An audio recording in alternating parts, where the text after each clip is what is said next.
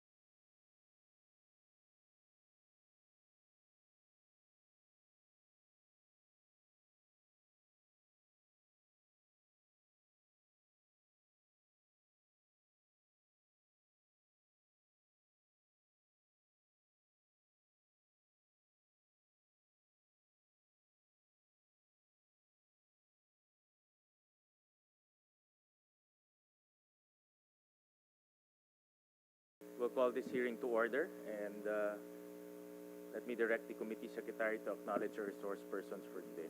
Good morning, Your Honors. For today's public hearing on House Bill number 11360, we have the following resource persons. From the Department of Finance, we have Director Maria Carla L. Espinosa. From BIR, we have Attorney Tobias Gavin Arcilia. From NTRC, we have Miss Maria Burley Limon Amburao. From NTA, we have Attorney Robert A. Ambrose and Mr. Saturnino Distor.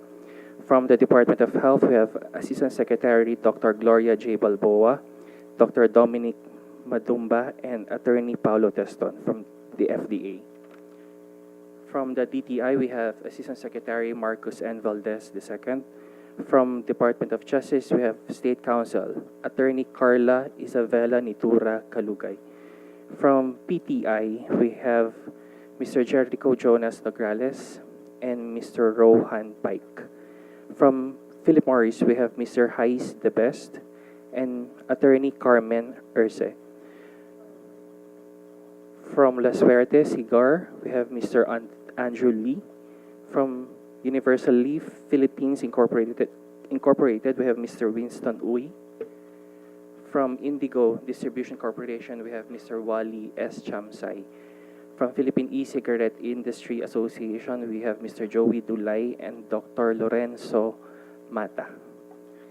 From Action for Economic Reforms, we have Mr. Adolfo Jose Montesa and Samuel C. Madriaga from the Alliance of Public Health Advocates. We also have Dr. Anthony Liachon, Dr. Antonio L. Dance, Dr. Anton Javier from SIATCA, and we have Attorney Fatima Laperal from Health Justice Philippines. From Social Watch Philippines, we have Ms. Riza Duro. From Nicotine Consumers Union of the Philippines, we have Mr. Anton Israel. From the World Health Organization, we have Dr. Yun Yong Ko. From One Tech Ventures, we have Mr. Thomson D. From Aerogen Consumer Electronics Trading Corporation, we have Mr. Robe Principe. That will be all, Your Honor. Thank you very much, Comsec. And just as an opening statement and also a brief backgrounder on the reasons on why we are tackling this House bill. This is House Bill number 11360. Just as a brief history, we conducted 3 hearings on slide 2 on illicit trade. This is on January 9, January 22, and April 2. April 2 particularly focused on the prosecution aspect on combating illicit trade. And with these 3 hearings, I would like to direct the committee secretary to insert into the records the discussions and the presentations during the 3 hearings that were conducted so that it will form part of this public hearing. And during those 3 hearings, we came up with recommendations to curb illicit trade. And let me just flash this. These are the 13 recommendations that we gave various agencies, including the DOF, enforcement agencies, and attached agencies of government. Please take note of number 4 and number 5, because during those hearings, we also detected that because of the huge difference between nicotine salt as well as free-base products, we are seeing technical smuggling happening in our country because it's very cheap, or it's cheaper to import free-base, almost 10 times cheaper. And because of that, we have seen an increase in uptake of vape products by the younger group or the younger segment of our population, particularly the adolescents. So that's why part of our recommendations is to impose a single tax rate on vapor products, meaning free-base and nicotine salt, and also impose ad valorem on vaping device. This is a global practice. In fact, I remember I think one of our resource persons mentioned that the Philippines is the only country in the whole world imposing a two-tier tax system on vape products. No? In fact, our team also reviewed, we are indeed the only country in the whole world. No? So to eliminate that arbitrage, so to speak, we will propose to come up with a single tax rate on vapor products and impose ad valorem on devices, so that we can curb the increase or hopefully eliminate the increase in the use of vape products among adolescents. We also recommended, on the next slide, how to enhance prosecution rates. There. Can you remove that? Ano, meron kasing... Yeah. Can you remove that? Ano? How do you remove that? Anyways, we'll provide everyone a copy of this, but we also recommended some solutions on how to improve prosecution of cases being filed. And I'll give credit where credit is due. Our enforcement agencies have been working tirelessly to apprehend smuggling and illegal cigarettes in our country. However, if we don't prosecute them, then nothing's going to happen. And during the April 2 hearing, I'll just show you on the slide.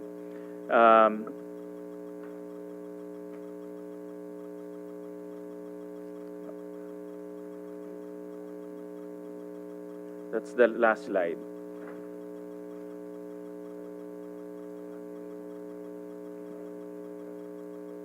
Hindi makita eh.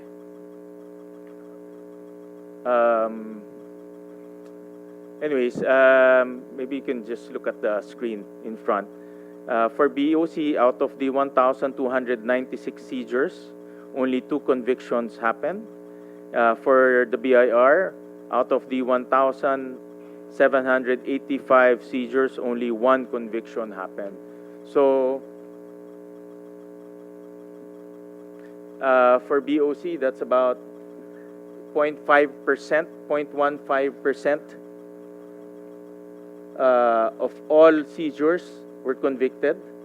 I apologize because there's a message on the screen. For the BIR, it's 0.06% out of the 1,636 seizures. So in other words, we are enforcing. The enforcement agencies are apprehending. They're doing their intelligence work there. Yan. But in terms of prosecution and actually winning the cases, we're very far off from winning cases. So in other words, there's no certainty of prosecution. If there's no certainty of prosecution, people will not be afraid of getting penalized or being imposed with penalties when they smuggle cigarettes in our country. So with that, I'll go back to slide 3. Because of the findings of the 3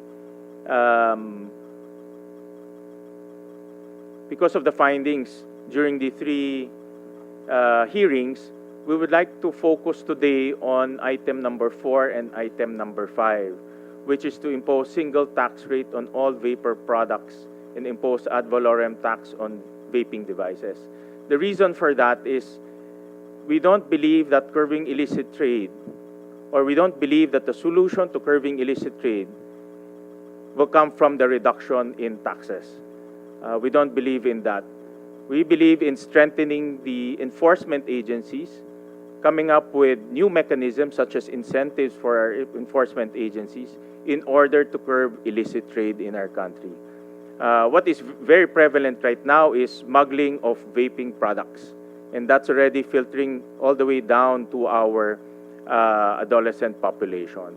So today we would like to focus on these vaping products because the arbitrage is creating a lot of disincentive or a lot of problems insofar as our adolescent population is concerned. So, and just as a matter of procedure, I read this morning the press release of the group Sin Tax Coalition. As a matter of procedure, all taxes emanate from the lower house. So in other words, we cannot tackle any tax measure if it doesn't come from the lower house. That's in our constitution and that's the procedure. And the only measure that that discusses vape products is House Bill number 11360. No, this is the only measure that discusses the increase in taxation in vaping products. So as a matter of procedure, we will tackle this so that we can tackle the vaping products or the taxation of vaping products. This committee will not tackle the provisions related to cigarettes. Let me just be clear on that from the onset.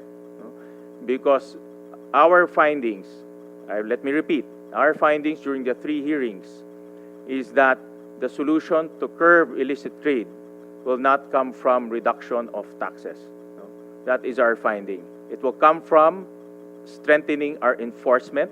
It will come from giving incentives to our enforcement agencies and also mobilizing our LGUs, as well as, of course, winning the cases. Without winning the cases, then nothing's going to happen. So with that, we'd like to focus on, again, focus on the vaping products right now. I also read in the news that how come there's no one who filed legislation pertaining to vaping products in the Senate. We are on recess right now. So even though we filed that bill, it will not be referred to this committee. Hence, we will not have any way of tackling increase of taxation in vaping products. This is the only measure right now in the committee that deals with taxation of vaping products. So this is the ruling of the chair for today, and we would like to focus on the vaping products aspect of this bill, and we would like to start off with the Department of Finance, because I remember during the hearings, the Department of Finance is inclined or supports the increase of taxes of vaping products and to put them at parity because of the technical smuggling that is happening in our country. So we would like to hear Director Carla Espinosa regarding their comments on the vaping products. Good morning, Mr. Chair, and to the honorable members and guests of this committee. We confirm, the Department of Finance confirms the recall of the honorable chair. The DOF indeed supports a unitary specific tax rate for all vapor products. This is to improve efficiency in tax collections and to encourage increased tax compliance. However, we defer to the Congress on the specific excise tax rate. We begin with that, Mr. Chair.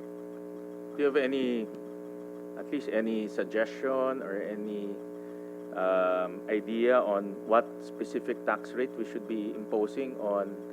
I believe that it should not be lower. It should not be No, lower. that's number one. But on a specific tax rate, do you have any recommendation on what tax rate we should be imposing vape products?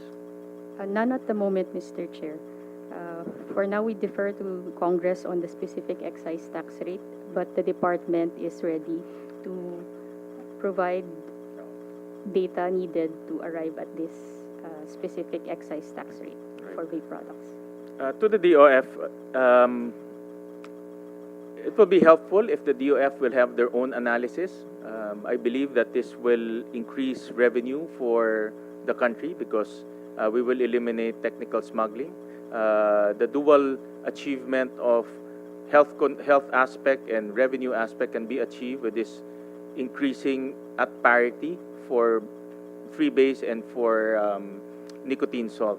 But we would like to get more details on that. Like, for example, how much additional revenue can we generate from this unitary tax rate?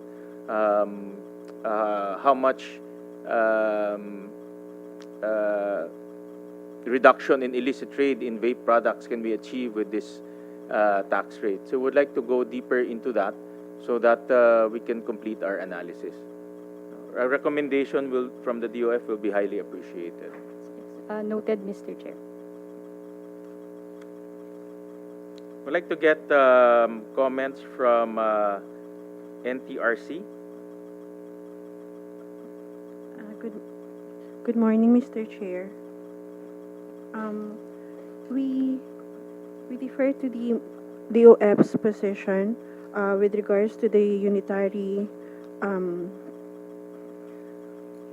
tax rate for the vape products. We would like to emphasize that the critical role of enforcement with regards to the proposal. While the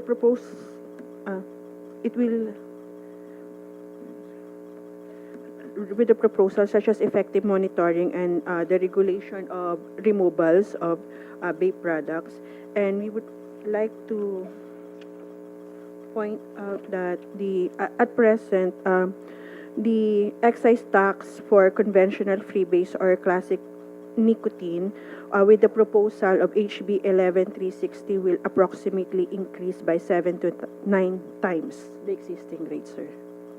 That will be all, sir.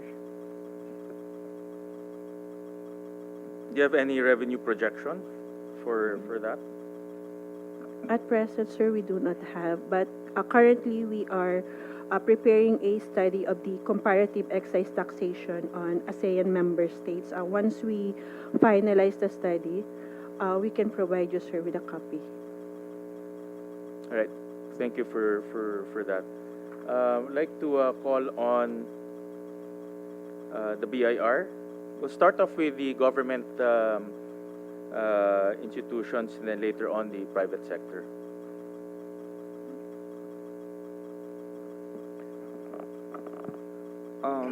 Good morning, Senator Gatchalian, Mr. Chair. We share the same position, and today we filed manifestation from the Office of the Commissioner, a comment from the Office of the Commissioner. Basically, I understand this might not be the subject of today's hearing because you have categorically stated on that the focus of this hearing will be on the vapor products.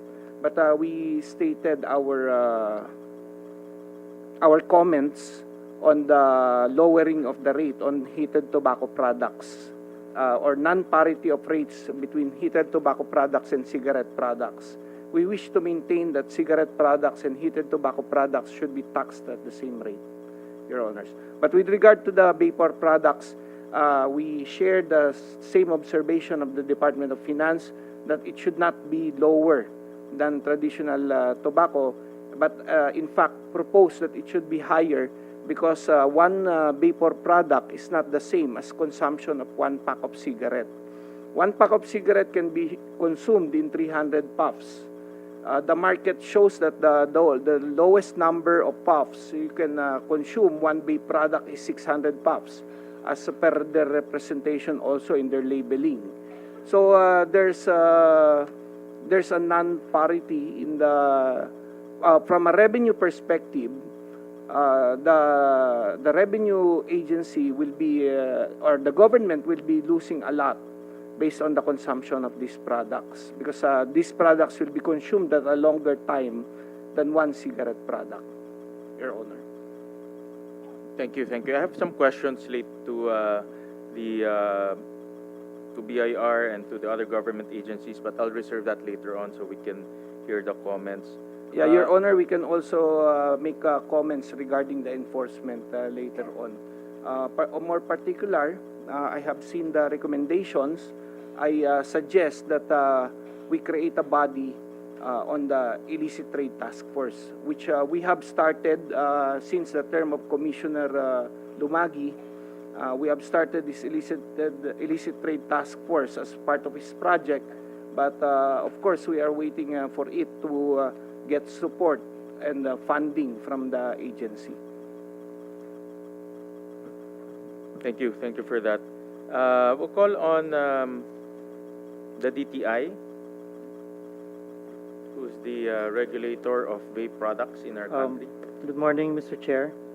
The TTI position is still being finalized, Mr. Chair. However, in general, Mr. Chair, we defer to the wisdom of Congress as well as the expertise of the DOF, the BIR, and the NTRC on the tax rates. But we do support the proposal of a unitary tax rate for salt nic and free-based nicotine, as well as we do also support the proposal to increase the tax rates. However, we're taking a different position as to the parity, Mr. Chair, that we're proposing that the excise tax on vape products should be lower if the purpose is to instill health consciousness to the public. But again, Mr. Chair, we defer to the wisdom of Congress as well as the experts on the tax rates. Thank you for that manifestation. I'd like to ask the DTI, how many free-based products have registered with the DTI? Thank you, Mr. Chair. For right now, we have 14 brands of free-base vape products registered with the DTI. There are ongoing applications for 164 more brands also free-base, Mr. Chair. How about for nicotine salt? We have we have not issued any license for nicotine salt, as well as ongoing applications. So zero license for nicotine salt. Yes, Mr. Chair. Okay. I asked my staff to go to the market and look for nicotine salt. And here, nicotine salt is available in the market right now. Sinasabi niyo sa amin walang nag-register, Yes, Mr. Chair. pero merong available in the market. Yes, Mr. Chair. With our suspensions last year, we have seen the reduction of illicit vape products from September to February. However, as of late February to date, there's again an uptick on the illicit products in the market. So right now, what we're doing is we're finalizing administrative complaints as well as criminal complaints against the retailers this time, Mr. Chair. So is this a clear indication that technical smuggling is happening in our country? I agree, Mr. Chair. So dahil mas mura ng 10 times ang free base, May I so also people add- can just declare this as free base, pay 10 times lesser, and bring it in. But clearly, ito kakabili lang to. Kailan binili to? Kahapon lang binili to. May I also add, Mr. Chair, that there are also instances of local production of what you're holding right now, Mr. Chair, is a vape juice. It's the refill for the vape product device or system. Yeah, whatever it is, this is nicotine salt, Yes, Mr. correct? Chair. And because none of the vendors registered with DTI, so dapat walang nagbebenta sa merkado Yes, ng Mr. Chair. nicotine salt. But it's available. This was just bought yesterday. I agree, Mr. Chair. That's the reason why. Whether it's smuggled in or it's manufactured here, this should not be the case, Yes, Mr. correct? Chair. And if it's still manufactured here, they will be paying lesser because they will be declaring as free base. Yes, Mr. Chair. Well, they're declaring a free base. But after the April 2 hearing, we've coordinated with the local government, ULAP, I believe. So we will be connecting with local health offices so that we can go into private subdivisions where the vape products are manufactured and stored. Before I continue my si Mr.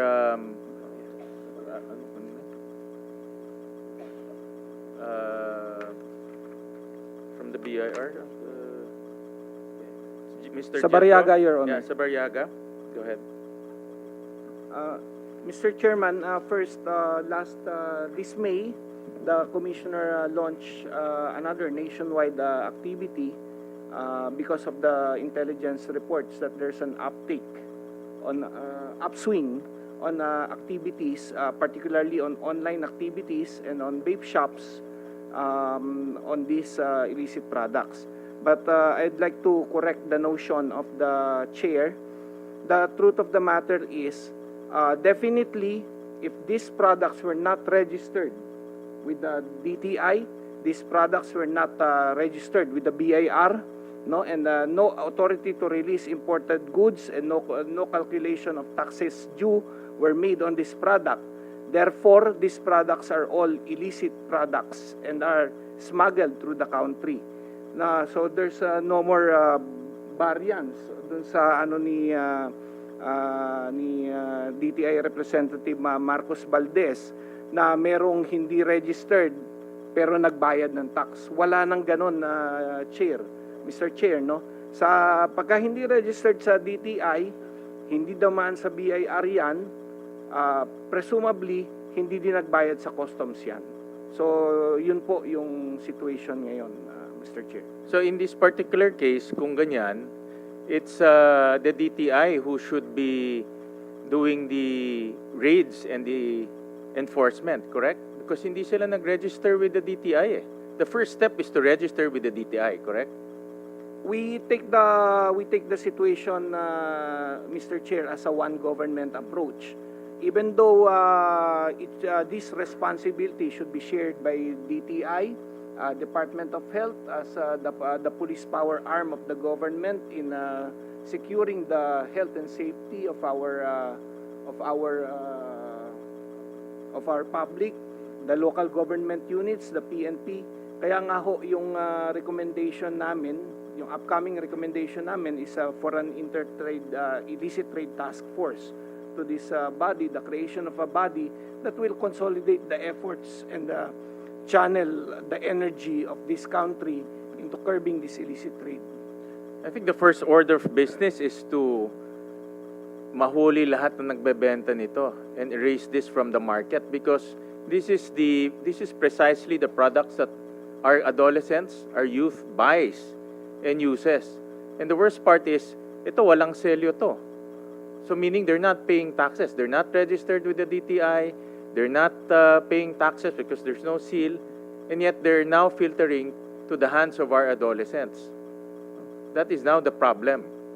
I agree, Mr. Chair. And actually, now that Mr. Marcos Valdez has shared that observation, medyo sobrang crafty na din ng market.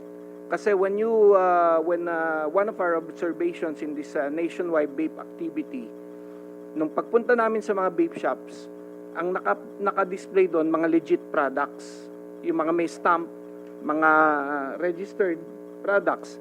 But when you look at the Facebook pages of these vape shops, and if inquiries are made with the vape shops by people other than enforcement people, madidiscover natin na may ibinebenta sila at may pinagtataguan sila ng mga illicit vape products nila. And usually, tama ho yun, nasa bahayan. Recently, the BIR seized 81,000 illicit vape products, unregistered, unpaid ang taxes, in a night raid sa isang bahay being used as a warehouse. So ganun na ho kalala at ganun na ka-pervasive itong activity na ito.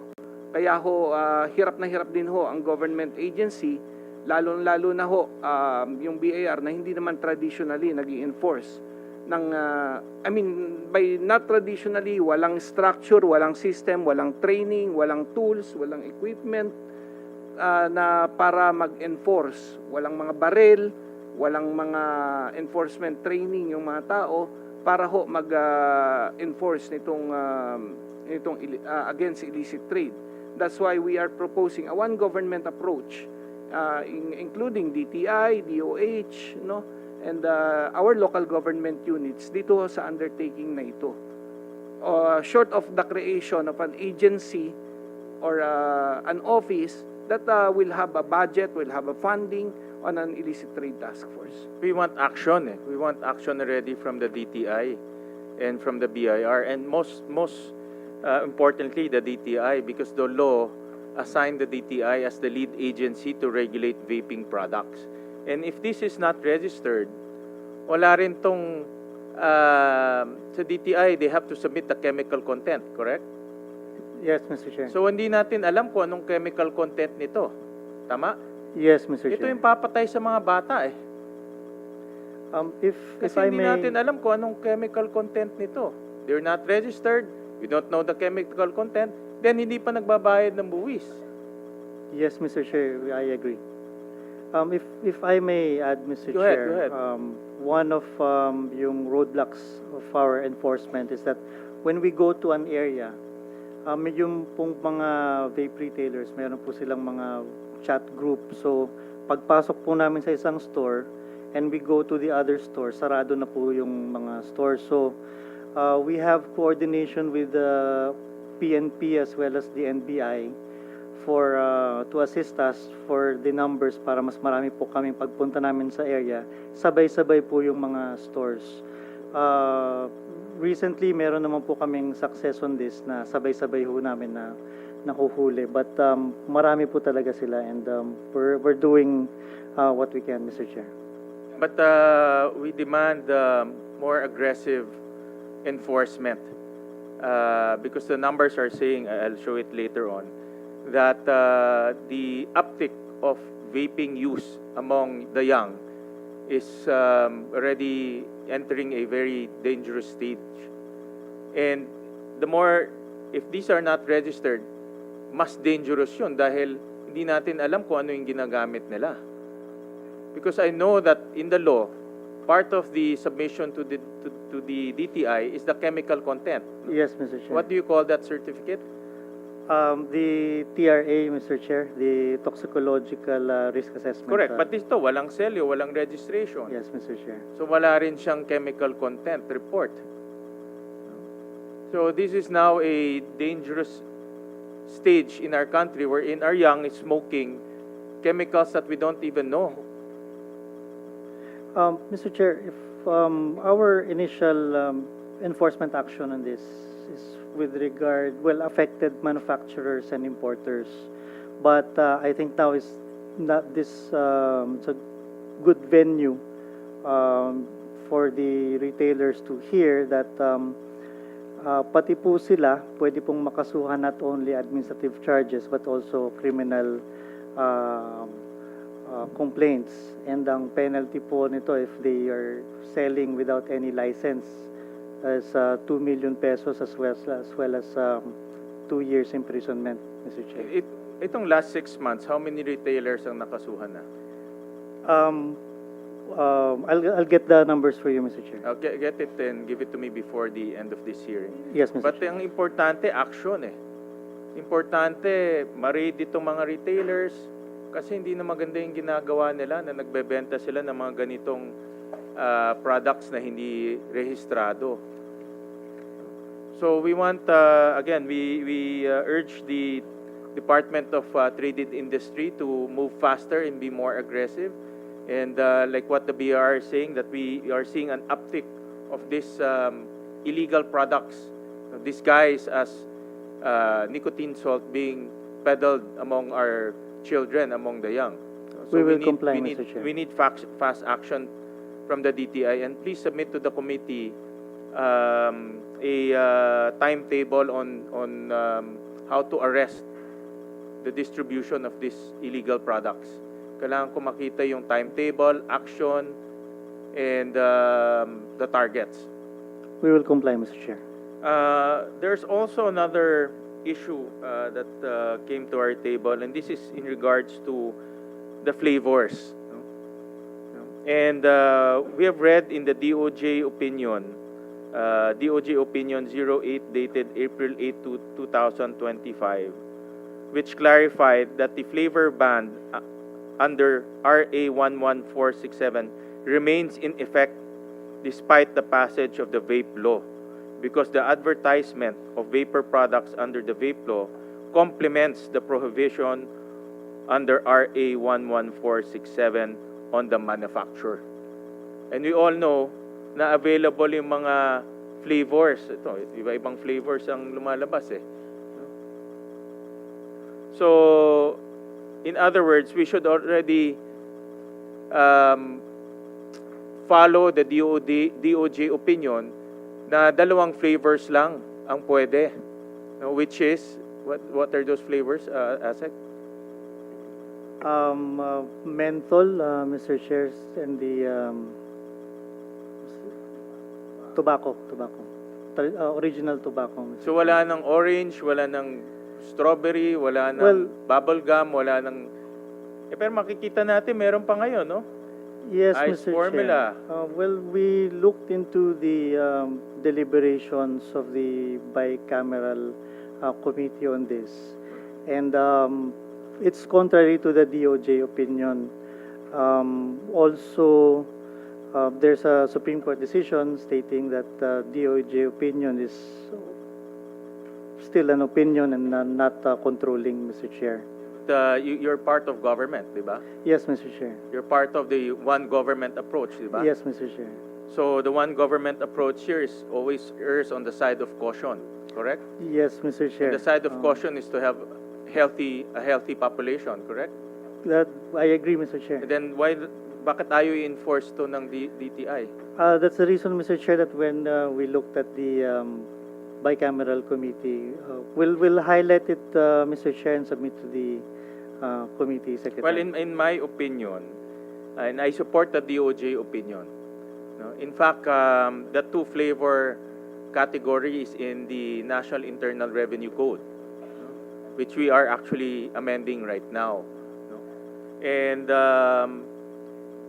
ang goal kasi natin is to arrest the increase of vape use among the young.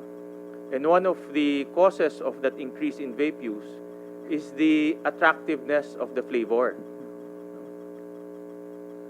So, binebenta nga nila illegal na, iba-ibang flavor pa, talagang tataas yung paggamit ng mga bata. So, I urge the DTI is to comply with the DOJ opinion, because what we are trying to address right now, or what we are trying to arrest right now, is the increase of use of vape products among the young. Yun ang ayaw nating mangyari at mangyayari. Thank you, Mr. Chair. We'll take note of the position of the committee as well as the chair, and we'll revert on the Because matter, the Mr. goal Chair. right now, the goal of the committee is to have a unitary tax system between freebase and nicotine salt. And the reason for that is to arrest smuggling, because smuggling is filtering to our youth. And because the goal of the committee is to arrest that increase of use in our youth. And one of the reasons that we saw also is that flavoring of vape products. And that's why I support this DOJ opinion number 8, dated April 8, 2025, because it clearly states here that there should only be two flavors, menthol and tobacco, so that the youth will not be enticed with bubble gum, with strawberry, with ano ba yung iba? Green apple, watermelon. So we urge the DTI to comply with this DOJ opinion, because sabi nga kanina ni Mr. Jetro, one government approach tayo eh. And we should always err on the side of caution and to make sure that we have a healthy populace. Yes, Mr. Chair. While we do support the proposal for a unitary tax rate as well as the increasing the tax rates, we will revert, Mr. Chair, to the committee on the DTI position on the DOJ opinion. Dapat wala nang report, dapat comply na. DOJ is here.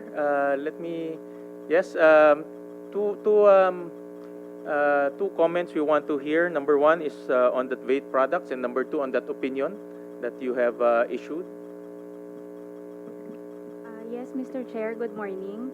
On the particular House bill proposed, Mr. Chair, we defer to the appropriate agencies and the wisdom of Congress as this pertains to the imposition of taxes.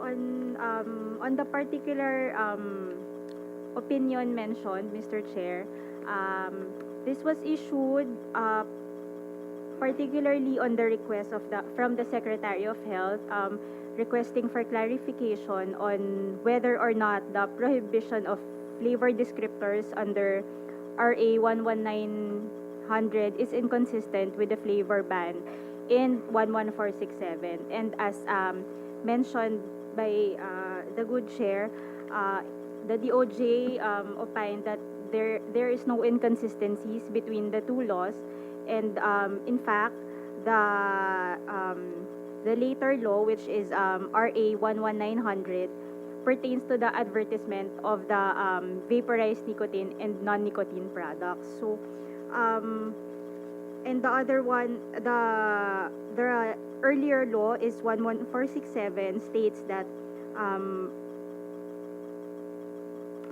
there shall no the manufacture, importation, and sale of vapor products with flavoring other than plain tobacco or plain menthol shall be prohibited.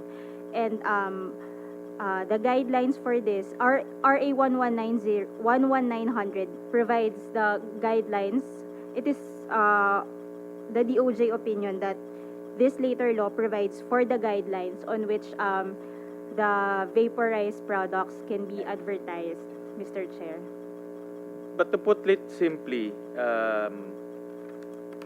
Attorney Nitura Kalugay, to put it simply, what should be allowed is only the sale of 2 flavors. Tama? If we are to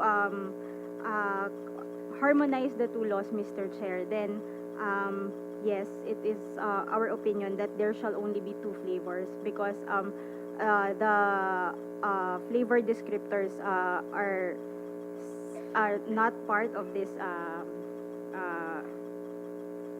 tobacco or plain menthol.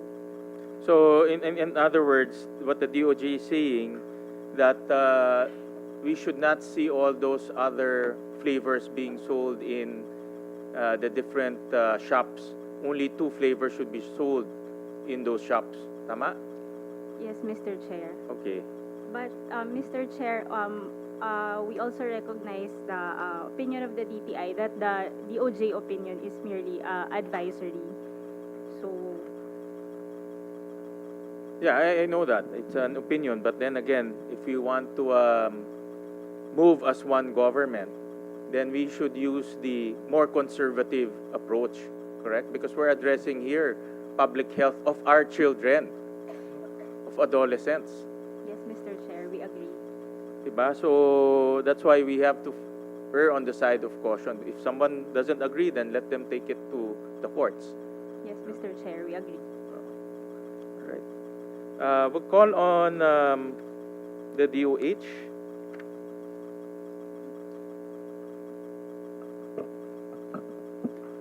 Good morning, everyone.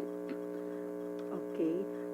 Well, for the Department of Health, we'd like to express our appreciation to the statement of our chair that reducing taxation on tobacco and vapor products is not the solution, and to reduce illicit trade on cigarette and vape products. Thank you for that, sir. And I would like to read our official position paper of the Department of Health regarding House Bill number 11360. The Department of Health firmly opposes any and all measures that seek to disturb the existing tobacco excise tax indexation, and strongly supports the strengthening and implementation of a unified excise tax measure for vapor products. According to the 2023 FNRI survey, adult vaping rose from 1.4% to 9.9%, while adolescent use surged from 7.5% to 39.9% from 2019 to 2023. This shift highlights the urgent need to regulate vapes with the same rigor as tobacco products, including through taxation, to prevent a new wave of nicotine addiction. Currently, there is an evident imbalance in taxation between tobacco and electronic nicotine delivery systems, with vapes taxed for a lower rate despite rising use. The government is losing on all fronts, both in terms of public health and revenue, because vapes are being taxed cheaper than tobacco. Given its mandate to safeguard public health, the DOH expresses support to any measure that underscore the national health goals and offers the following recommendations for any other legislative measures. Number one, to continue with and strengthen the implementation of excise tax measures for tobacco and vapor products. Number two, to include violations of Republic Act number 10643 or the Graphic Health Warnings Law in the definition of illicit trade and its covered products. The number three, to include provision on citizen participation as a key strategy, including the provision for citizen suit. Any person may file a complaint and or report violations to any member agency of the Anti-Illicit Trade Council, provided there is evidentiary support. Then to ensure monitoring of earmarked tax collections to Virginia tribe and Burley and native tobacco producing local government units with 15% but not exceeding 17 million pesos and 5% but not exceeding 4 billion pesos respectively to be allocated for the exclusive benefit of the farmers. And then finally, to strictly enforce the prohibition on vapor product flavors other than plain tobacco and plain menthol and the marketing of these products pursuant to the provisions of RA 11467 and RA 11900. The DOH shall continue to advocate for the health and economic benefits of higher tobacco and vapor products taxation, emphasizing its role in funding the implementation of the Universal Health Care Act, reducing the national disease burden, and optimizing the use of funds from sin tax collections to achieve the goals of Republic Act 11467. These measures are critical for reducing consumption, safeguarding revenues for health programs, and addressing the health risks associated with tobacco and vapor products. That's all, Mr. Chair. Thank you po. Thank you for We will submit po, Mr. Chair, our signed position paper po on this matter. Thank you very much. I'll show a slide on this is the. We showed this last time during the hearing, and I will just show it. Slide 26. It's here, slide 26. There. Prevalence of vapor product users in percentage form based on current percentage based on current smokers. So if you look at 2023, the smoking, the biggest increase in terms of prevalence in smoking vapor products or vape products came from the adolescents. Almost 40% of the current smokers came from the young population. Siya yung pinakamabilis pag-increase. 9% adults, 8% elderly, but 40% of the current smokers right now came from the adolescents. Is this the number that the Department of Health is also seeing? This is based from FNRI. Yes, Mr. Chair. And can you give us the reason why, the top 3 reasons why we are seeing this phenomena? Kasi laki, from 2021 it's only 7.5%. Now it's reached to 40%. And what am I afraid of is what we discussed earlier. The products being sold in the market is unregulated, unregistered, unregulated. So we don't know what they are smoking. No, it's being marketed here. It's being marketed as nicotine salt, being marketed as freebase, but we don't know what is the contents. Hindi natin alam kung anong talagang laman niya. No? So in other words, at 40%, we don't know what they are smoking. So can you give us a reason why we are seeing an uptick, a strong uptick of vape product use among the young?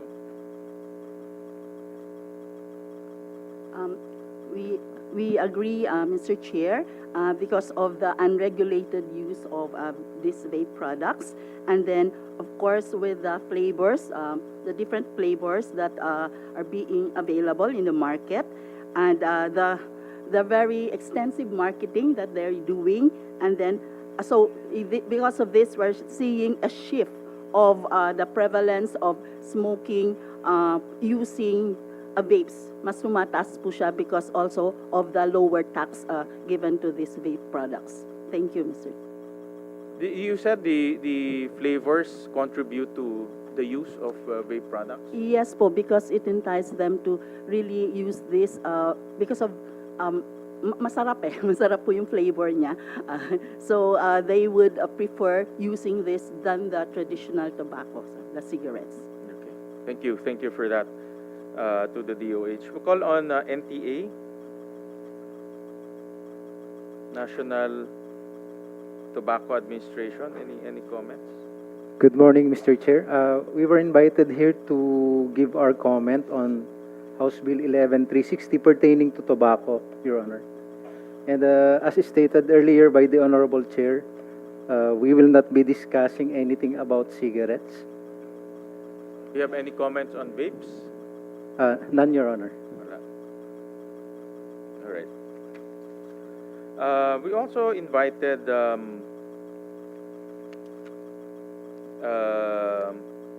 health advocates to this hearing. We'll call on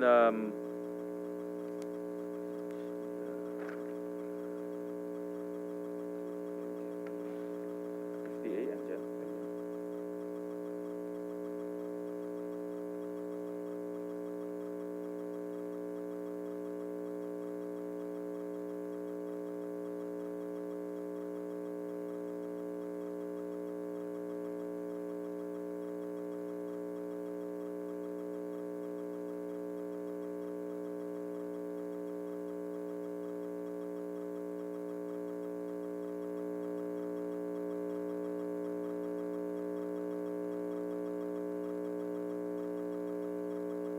We'll call on Dr. Limpin of Action on Smoking and Health Philippines. Your Honor, if you could allow me to give you a presentation, short presentation. Yes, go ahead, ma'am. I will just give it to the Secretariat, Your Honor. Okay. While Dr. Limpin is preparing for her presentation, we'll call on Dr. Liachon of the Independent Health Reform, an Independent Health Reform Advocate. Good morning, Senator. I was prepared for the tobacco tax issue, but I'd like also to more or less comment on the problem related to the vape. I think, Your Honor, the tobacco and vape products are actually intertwined because there are actually toxic and addicting products that actually would actually hurt the Filipinos. And next slide. So therefore, this is actually not related to the H Bill 11360, but I'd like to summarize my recommendation. Since in 2012, we know that the Republic Act 10351 has been effective in terms of reduction of the burden of non-communicable diseases, and of course, tripling the funding for the Department of Health and of course to the PhilHealth. And with this, there has been a downshift towards the addiction, as shown a while ago by Your Honor. there has been a downshift in terms of the addiction to tobacco and then targeting the young ones. So therefore, the win-win solution, pun not intended, Senator Win, the win-win solution here is actually to increase the tax rates both for tobacco and also for vape. Since the target population for the vape will be the younger population, in which their formative years should actually be curbed at this point in time. So therefore, if we start increasing the tax rates at the same level of rigor with the vape, then we actually can prevent the onslaught of non-communicable diseases. And we know for a fact that non-communicable diseases, heart attack, cancer, stroke, COPD, are actually attacking the young and the poor. So by attacking the tobacco and the vapor products with the same impunity and the same rigor and the same tax rate, the same unitary tax as you would propose, with the same penalties and everything, then actually we can resolve the issue. So I don't have a slide for this one because I was informed about the HB 11360, but perhaps in the next presentation I can prepare something and give way to the presentation, of course, of Dr. Maricar Dimpin. Thank you, Your Honor. Thank you, Dr. Leachon. We'll call on Dr. Limpin. Wala pa. We'll call on, while we're waiting for her presentation, Dr. Mateo of the Philippine College of Physicians. Good morning, Your Honor. I'm Dr. Mateo. I'm representing the 14,000 internists of the country, and I came here too for the House bill, but if I may give statements on the use of vape or e-cigarette in the youth especially. So it has increasingly been popular in the Philippines over the past few years, particularly among the youth demographic. And these are the key statistics, some of which you have mentioned. There's already growth in use in the youth, according to the 2021 National Tobacco Control Program. Approximately 20% of the Filipino youth, that's ages 15 to 24, reported using e-cigarette. This is a significant increase from previous years. And the 2020 study conducted by the Tobacco Control Research Group also reported 12.5% of high school students, indicating the rising trends in experimentation with vaping products among adolescents. And you're correct, Your Honor. It's really the strategy of the producers, the manufacturers, to entice the youth because of attractive flavors and appearance. And in the general population, a survey done by the Department of Health in 2021 revealed that around 4.6 million Filipinos were already using electronic cigarette or vapes, which is a rapid increase in users compared to previous years as well. So why do they use vape? This is because of the flavor preference, perceived safety compared to traditional smoking, which we have proven to be false.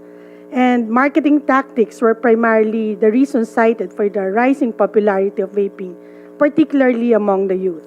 And compared to traditional smoking, while it has declined, the traditional smoking has declined in the Philippines, vaping has really emerged as a popular alternative.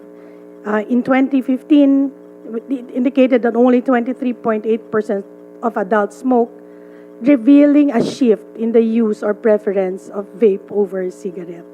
So on the health concerns, which is to us, this is mostly a health issue. No? It's more than health, than economics, while on the health side, it will also be reflected on an economic burden to the country.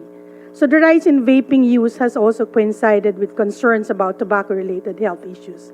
DOH has reported rising instances of respiratory illnesses often linked to vaping. And us in the front line, the healthcare professionals, especially me as a pulmonologist, we have seen a lot of cases of COPD occurring in the younger age group, whilst traditionally or by science, we have COPD is usually seen in smokers for 50 years and above. Now, we have seen as young as 16 years old, 21 years old.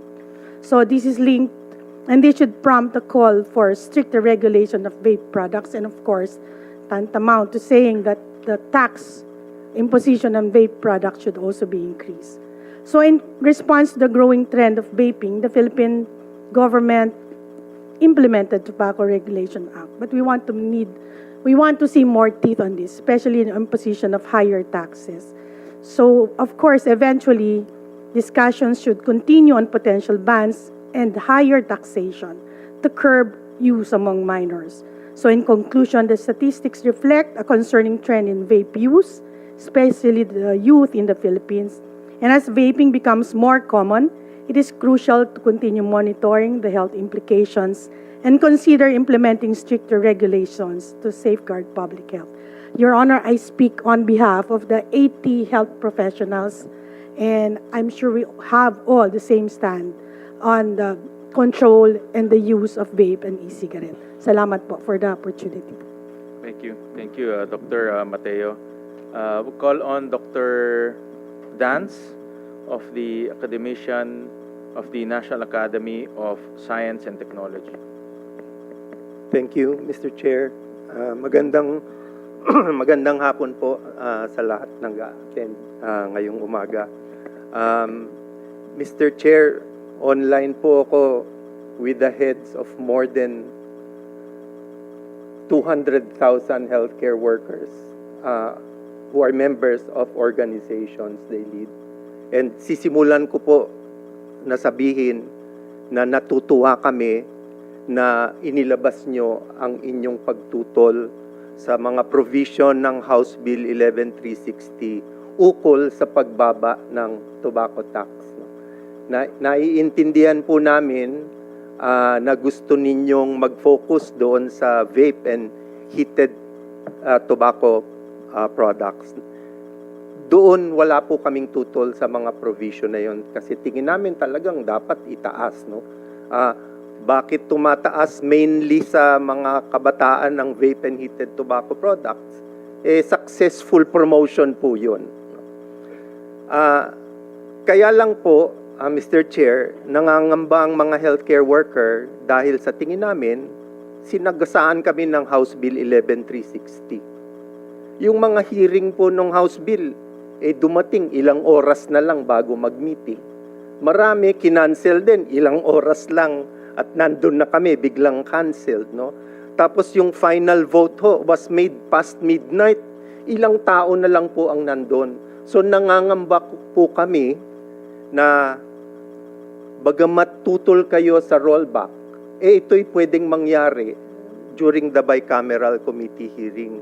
Kasi po, opaque po yung hearing At tingin namin, pagkakataon itong 11360 at nakatago dyan yung rollback ng tobacco tax.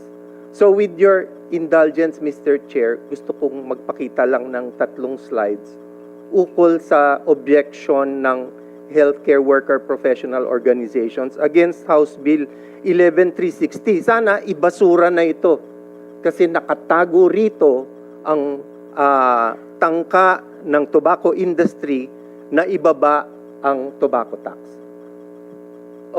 Kung okay lang po sa inyo, it's just 3 slides. Sige po. Go ahead, Dr. Dance. Bihira po kasi magsama-sama ang healthcare workers. Lagi kaming nag-aaway tungkol sa maraming bagay. Tungkol sa best way to take care of various diseases. Friendly arguments po. Bihira ho yung magkakapit-bisig kami in just 48 hours. Kasi nung nabalitaan po ng heads of healthcare organizations, professional organizations na pag-uusapan ng 11360, within 24 hours po, 6 na po na ang pumirma na heads. At ngayon po, this morning, 80 na po ang gustong pumirma sa aming petition. So ito po yung first slide lang. Pinapakita pa ang tingnan natin yung current smokers, no? since the 1980s, nasa 30% po ang ating current smokers. No? Pero nung naipasa po ang sin tax nung 2012, next please. So 2012, tingnan natin kung ano nangyari. Bumaba po, tingnan natin. Next slide. Next slide, yan. Bumaba to 25% at nung 2021, 18.5% na lang ang smokers.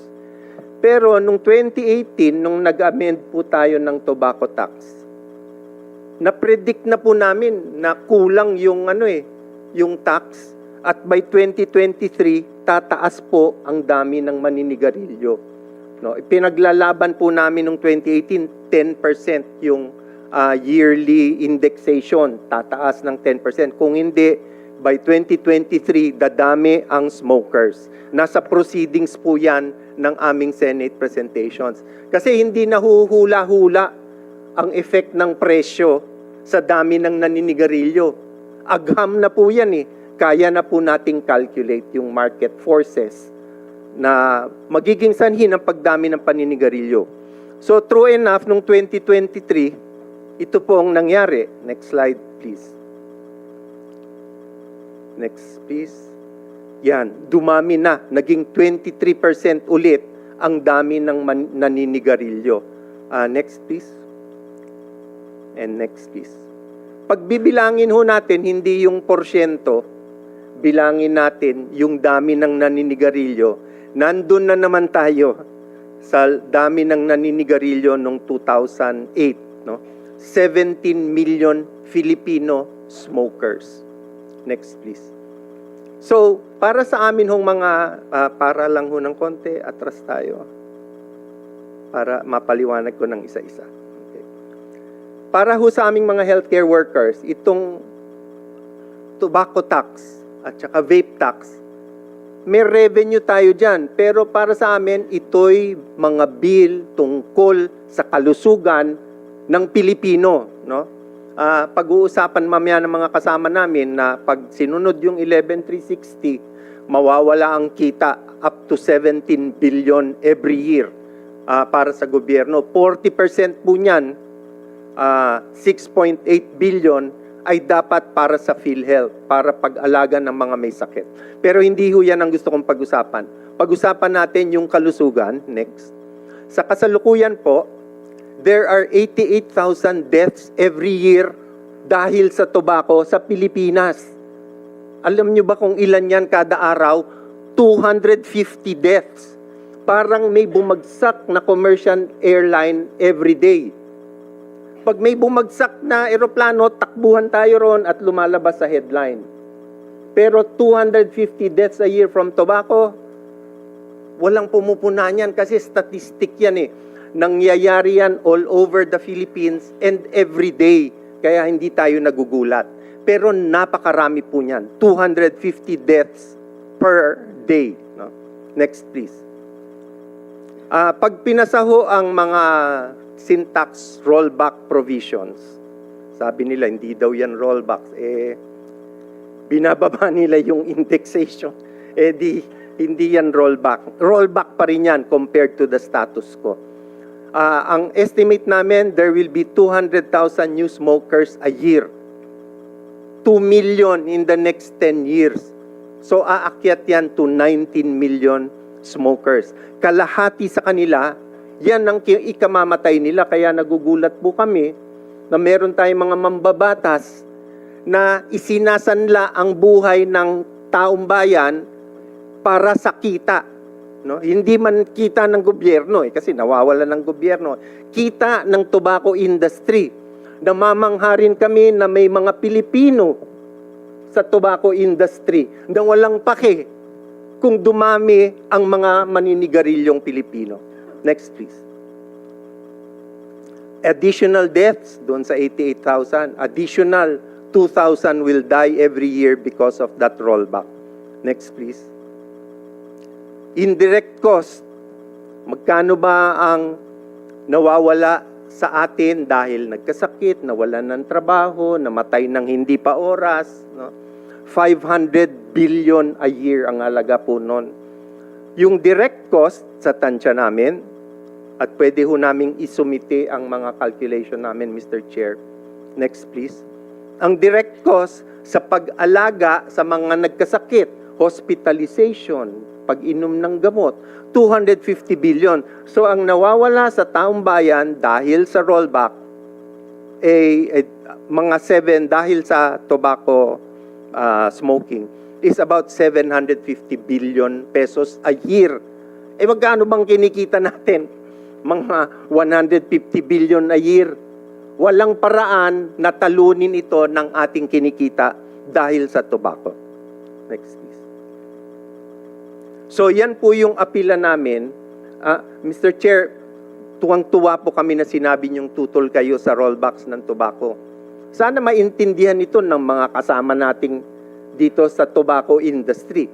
Ilan sa mga tobacco companies, sila na nga ang nagsabi na gusto na nilang pababain ang dami ng naninigarilyo. Ngayon, ibababa na naman natin ang buwis sa tobacco at pararamihin na naman natin ang mga naninigarilyo sa Pilipinas. Hindi ba parang tinitinda natin ang buhay ng Pilipino para sa kita ng isa lang na industriya? So, ito pong, next please. Ito po yung mga iba-iba hong mga signature ng iba-iba. No? Babasahin po ni Dr. Mateo mamaya yung aming petition. Ang petition po namin, ibasura na yung 11,360 kung di man yung provisions nito tungkol sa tobacco. Nangangamba po kami kasi kayang-kaya i-railroad during the bicameral committee meeting.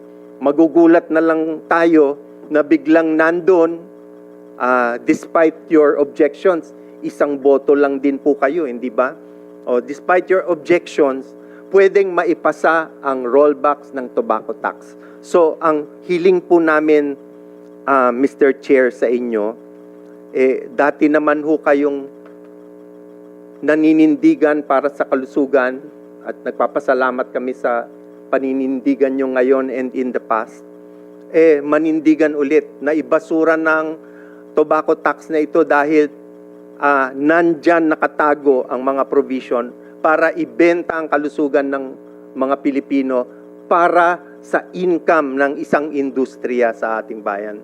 Babasahin po ni Dr. Mateo yung sulat with your indulgence, Mr. Chair. Yeah, go ahead. So this is the statement from the leaders of healthcare professional organizations. Yeah, we urgently call our Senate Ways and Means Committee Chair, Senator Sherwin Gatchalian, to filmly reject House Bill 11360, the bill that lowers current excise taxes on tobacco products. House Bill 11360 lowers the annual increase of tobacco excise tax rates from 5% every year to an average of 3% every year.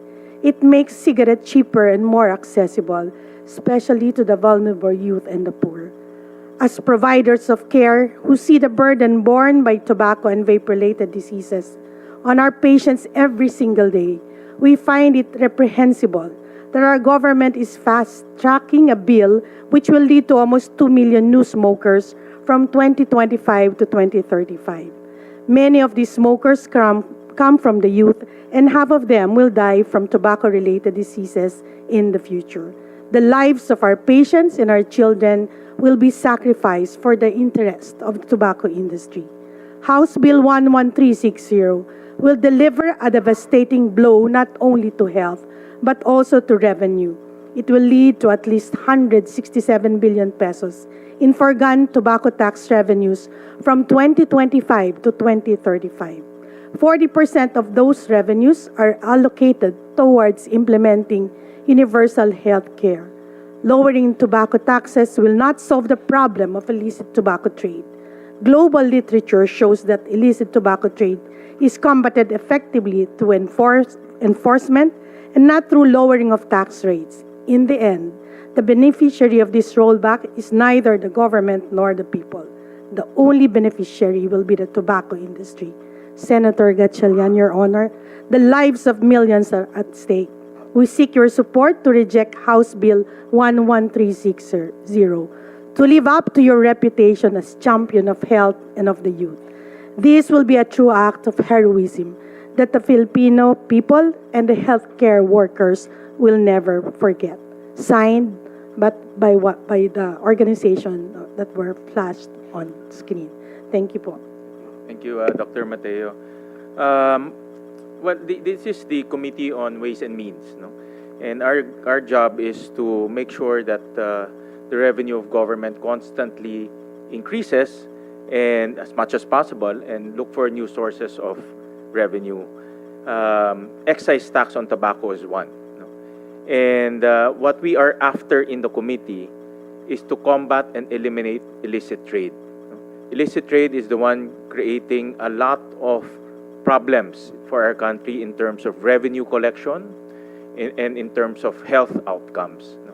Illicit trade is the devil, no, in our country. Now, that's why I flashed on the screen earlier recommendations that we found out through the 3 hearings that we conducted, and to include prosecution, the legal aspect. Meron tayong enforcement aspect, may legal aspect, so that we will have an effective mechanism to combat illicit trade. And in those hearings, we did not see that lowering down taxes can combat illicit trade effectively. What we should right now enforce and fund is the enforcement side of illicit trade. That's why we are even open to funding the different enforcement agencies such as DTI, BIR, and the Task Force on Illicit Trade from the BIR is a good suggestion that we might, during the budget deliberation, we might put together and fund it so that we will have a full-time composite team to combat illicit trade. Yan talaga ang objective natin. Now, having said that, during the hearing, I mentioned earlier that we found that the arbitrage or the difference between freebase and nicotine is creating creating problems and also incentivizing technical smuggling in our country. And that's what we want to stop. That's why, if there, to address Dr. Dan's comment earlier, habang ako po ang chairman ng Committee on Ways and Means, hindi ko papayagan na maipasok yung cigarette component in the bicameral conference committee. If, with all due respect to our counterparts, and let me put this on record to our House counterparts, kung yan ang i-insist nila, mag-usap na lang tayo sa 20th Congress. Because we will not allow that. What we are after right now is to increase or make or come up with a unitary tax system for vape products. Kasi yun yung talagang obvious na lumabas sa aming mga hearings. So, yun nga, nasabi ko nga, I checked with the committee secretary, wala kasing nag-file ng vape unitary tax system of vape products here in the Senate and also in the House. And we cannot move without any legislation or any bill transferred or transmitted from the House to the Senate. For the Ways and Means, we have to always wait for the House counterpart. Pero pagdating dito, pwede naming i-tweak or i-amend, no? Depende sa usapan na during the hearings. That's why we have hearings, no? So that we can hear everyone. So that is our ruling as chair of this committee. All right. So, Dr. Limpin, is your presentation ready? So we can discuss that. Thank you, Your Honor. First and foremost, I'd like to thank for this committee, especially Your Honor, in inviting us to this hearing. I am Dr. Maria Encarnita Blanco Limpin, the Executive Director of Action on Smoking and Health Philippines. I am a practicing internist, pulmonologist, and critical care physician.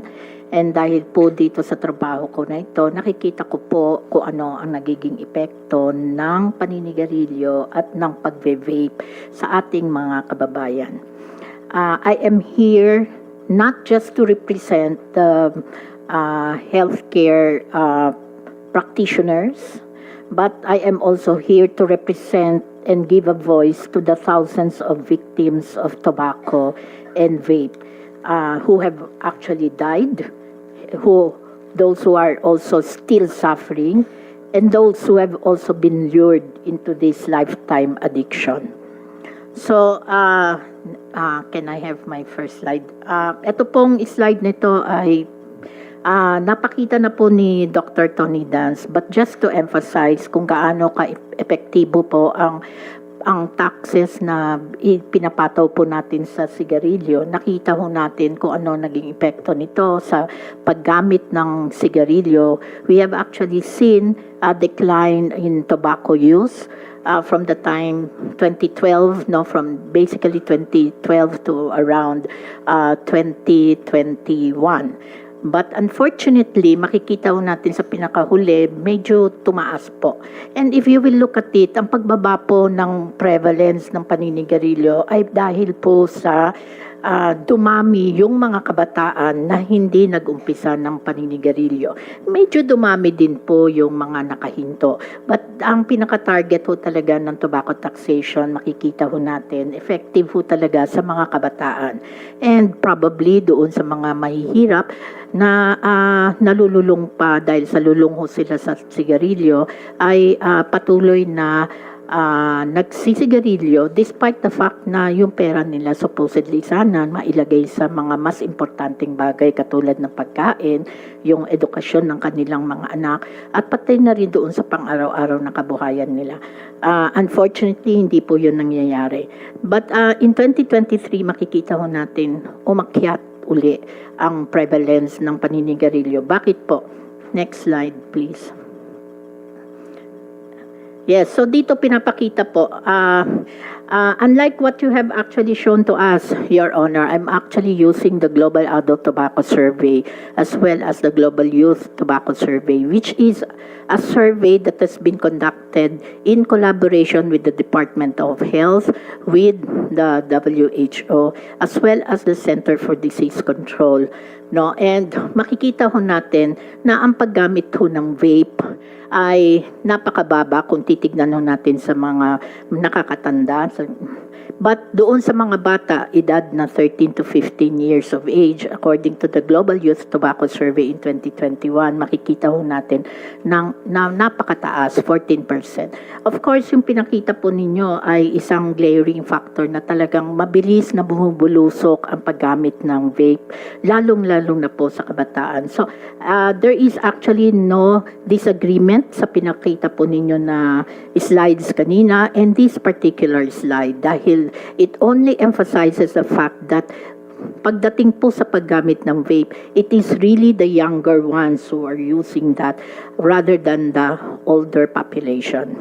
Next slide.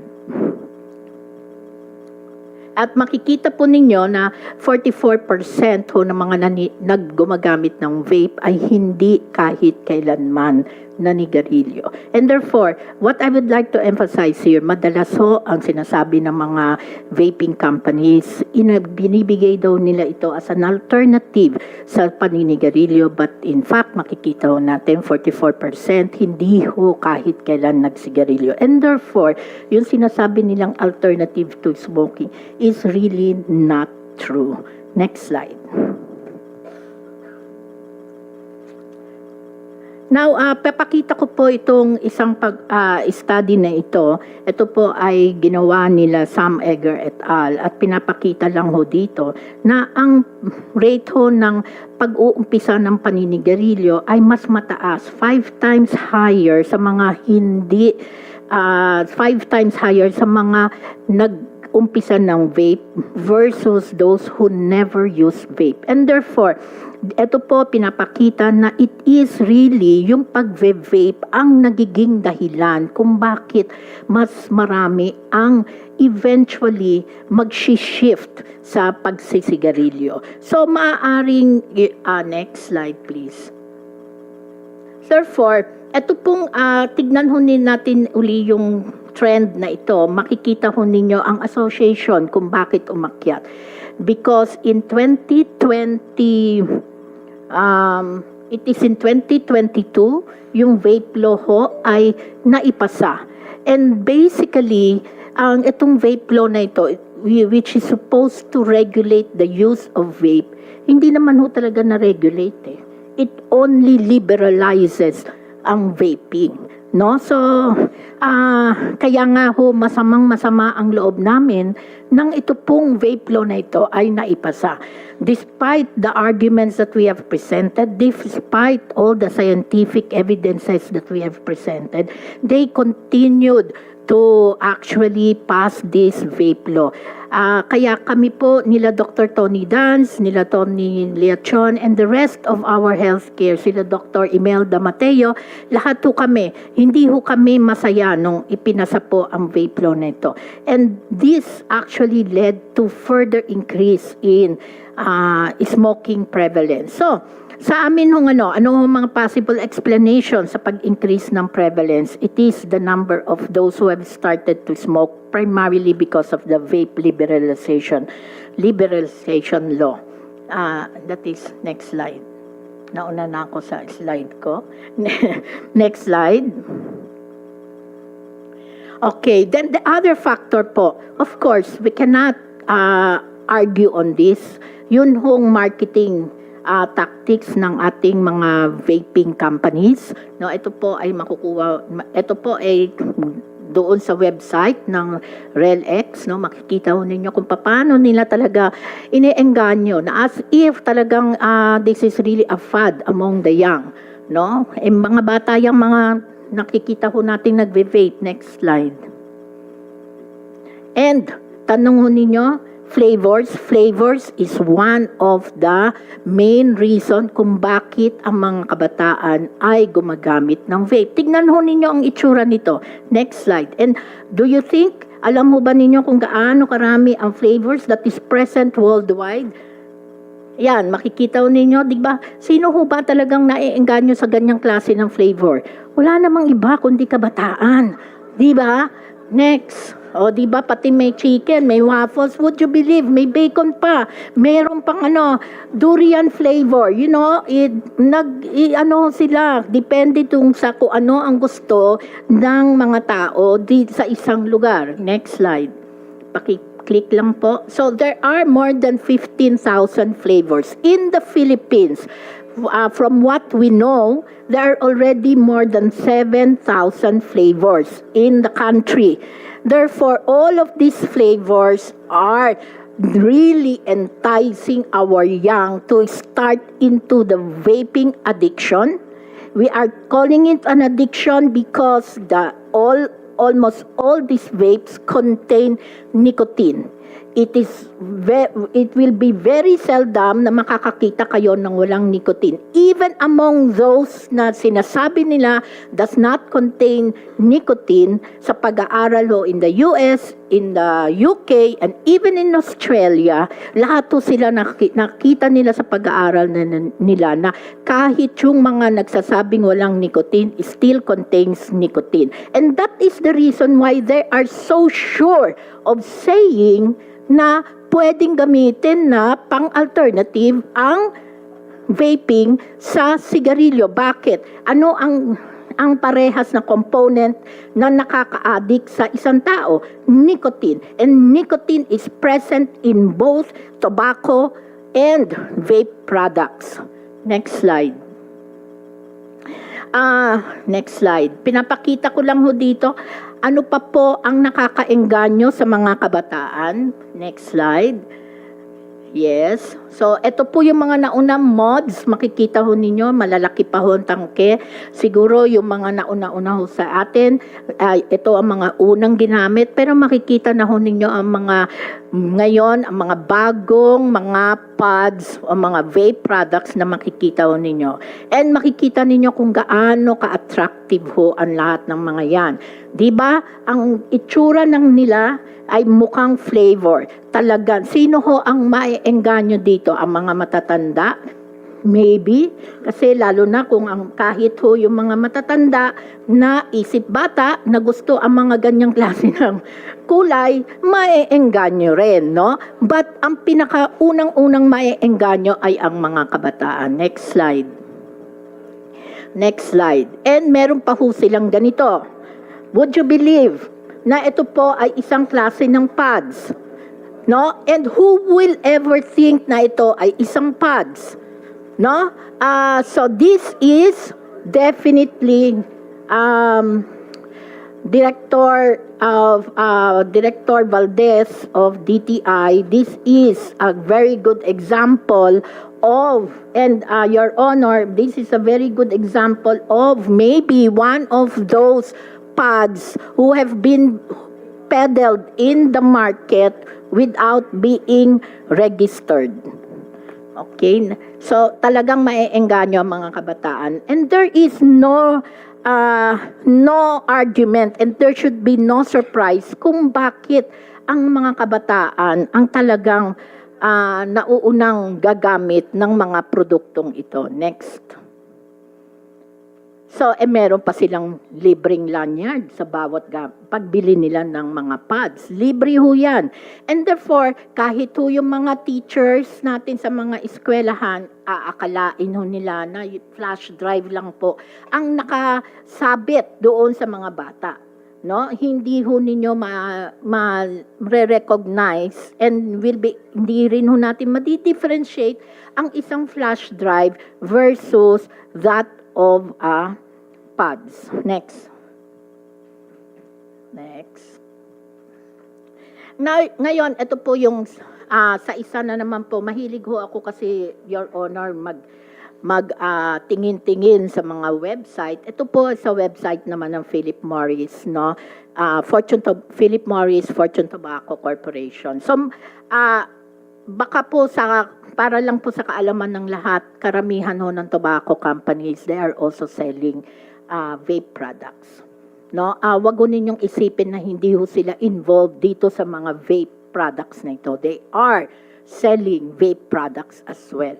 And therefore, that is the reason kung bakit talagang masyadong puspusan ang pagpapa-advertise nila na hindi ho sila, na ngayon ay they are now smoke-free. Kasi ang sinasabi nilang smoke-free, nagbebenta ho sila ngayon ng isang produkto na supposedly walang smoke, pero meron pa rin pong smoke.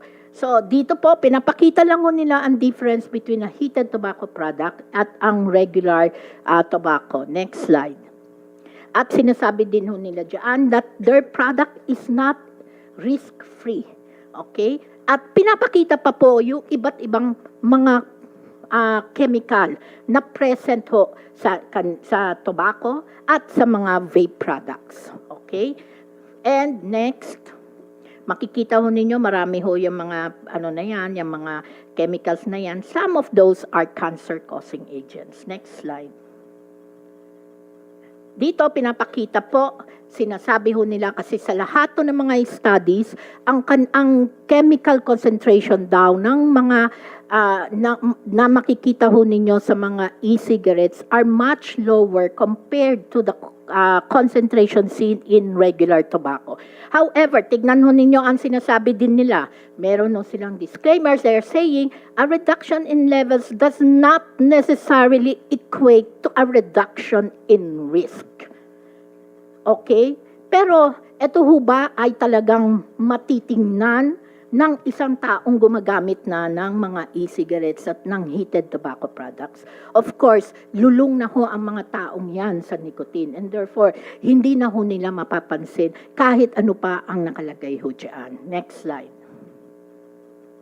And this is actually just to show to you study on TSNA. Ang TSNA po ay tobacco-specific nitrosamines. No? Ang ibig lang hong sabihin yan, itong tobacco-specific nitrosamines na yan ay known to be cancer, can cause cancer. And makikita ho ninyo, lahat ho ng mga electronic cigarette devices, mga fluids na pinag-aralan, lahat ho sila, they contain tobacco-specific nitrosamines. Therefore, iba-iba lang po ang ang dami sa lahat sa iba't ibang klase ng e-cigarette liquids na yan. But ang pinaka-importante ho diyan, meron ho siyang mga nagkokos ng cancer. And therefore, whether malaki ang volume amount, maliit ang volume na amount, a person who uses e-cigarettes, a person who uses vape products will be at higher risk to develop cancer. Next slide. At dito po pinapakita din that there are some chemicals that may kahit ho i-try ho i-detect if the DTI is already looking into the chemicals that are present in the e-liquids, you may not be able to detect some of the chemicals. Bakit? Dahil yung mga chemicals na yan ay nagagawa lang po upon interaction of the e-liquid at the moment na i-hit mo ang e-liquid na yon. And therefore, yung interaction po upon heating ng glycerol with the heating element can actually result in the development of acrolein, a known cancer-causing agent. Yung propylene glycol, everybody knows this. These are the most common and the regular component of any e-cigarette. It will lead to the formation of formaldehyde and acetaldehyde, also known carcinogens. Okay, and therefore, what I am actually showing to you now are people are at high risk of developing cancers. Hihintayin pa ho ba natin na talaga magkaroon ng cancer ang mga tao bago ho tayo kumilos? Pero yan na po ang nangyari sa tabako. Pag tiningnan ho natin ang history ng tabako, hinintay pa ho natin milyon-milyon na ang namamatay sa tabako bago tayo merong gawing aksyon. I hope na hindi naman ho umabot doon sa ganoong sitwasyon. Now, we know better. Alam na ho natin at hopefully, sana mas matatalino ho tayo ngayon para meron na ho tayong gawin na aksyon. And nobody among us, kahit ho siguro mga nasa industriya ng sigarilyo at ng vape, gusto ho nila na makakita ng mga tao na namamatay. I hope lahat ho tayo, we will all come out really very strong against the use of vape and tobacco. Next slide. I'm also going to show to you the latest study. Next. This is the latest study na nagpapakita na ang pag-vape, parehas lang ho ng paninigarilyo, can cause damage sa DNA. And that is actually the reason kung bakit nagkakaroon ng cancer. With the exposure to all those cancer-causing agents, nagkakaroon ho ng pagkasira, ng damage sa ating DNA, sa genes po mismo natin. And this is the reason kung bakit magkakaroon ng cancer ang isang tao from smoking. And now we are seeing that that is also true from vaping. Next slide. Dito po sa isang slide nito, pinapakita yun po ang result ng kanilang pag-aaral. At tiningnan ho nila between a pods and a mods. Pinakamataas po ang DNA damage doon sa paggamit ng pods, followed by the use of mods. At pagdating po sa mga flavors, and that is the reason kung bakit I will agree, we should actually ban the flavors instead of what we have now under the vape law. Kasi tignan nyo ninyo, sweet flavored the vapes have the highest levels of DNA damage, followed by mint and menthol, and fruit-flavored vapes. Your Honor, if you are looking into banning flavors, I would recommend na iban na lang ho talaga. If you want to maintain a certain flavor, maybe it is just tobacco. Kasi the menthol and the mint flavor will only increase the risk also of people from developing cancer. So, we have to maintain. Dati, dalawa. Actually, our recommendation is just to limit it to tobacco. Next slide. And of course, alam naman ho natin yung E-Valley. Actually, I've heard Secretary Herbosa said yesterday over the radio interview na kaya siya against sa paggamit ng vape ay dahil nga dito sa mga cause na katulad ng e-valley o yung e-cigarette vape associated lung injury. Next slide. Na nakita natin sa Amerika. And of course, next, meron din po tayong nakita dito sa ating bansa. This is a 22-year-old male, sudden onset of chest pain, wala pong comorbidities, but yung 2 years history lang po ng paggamit niya ng vape. Ni-work up po siya ng husto. May baraho ang kanyang ang ugat sa puso. Next. And ang chest x-ray po, next, merong ground glass consolidation na parang pneumonia. But nung ginawan ho ng mga cultures and pneumonia panel, lahat ho ito negative. And that is the reason kung bakit sinabi ho namin that what this patient had is what we call the E-Valley. Because it fulfilled the criteria for E-Valley. May mga narinig ho ako na nagsabing, isa lang daw ho ito sa mga nangyari ho at hindi ho po pwedeng sabihin na that is true for all. Excuse me, kung sino man po ang nagsabi nun. Kami po ang nakakakita sa mga pasyente na nagsasuffer because of vaping. Sa ngayon, may mga nakikita na ho kami talagang nahihirapang huminga. Pero kailangan ba nating makakita pa ng higit sa isa na mamatay na magkaroon ng sakit sa puso at magkaroon ng E-Valley dahil sa pagbe-vape? Do we need to really see more and more people dying before we do something? And that is why ngayon pa lang kailangan may gawin na ho tayo. Next. So, ang sinasabi ho ng mga manufacturers, reduced harm with vapes. Definitely, sa mga pag-aaral ho, scientific evidence will show there is increased risk to develop heart and lung diseases. And ngayon ho, we have studies showing the presence of cancer-causing agents in e-cigarettes and heated tobacco products, and therefore increasing the potential risk to develop cancer. For us healthcare workers, we always take the precautionary principle. We take caution until proven safe only on anything that can cause disease or death. And definitely, now that we are getting more and more evidences, scientific evidence, we cannot and we will never be able to recommend the use of vape for anything. Next. So, sinasabi madalas ng mga manufacturers, vapes are smoke-free products and are less harmful. Next slide. Wala pong katotohanan yan.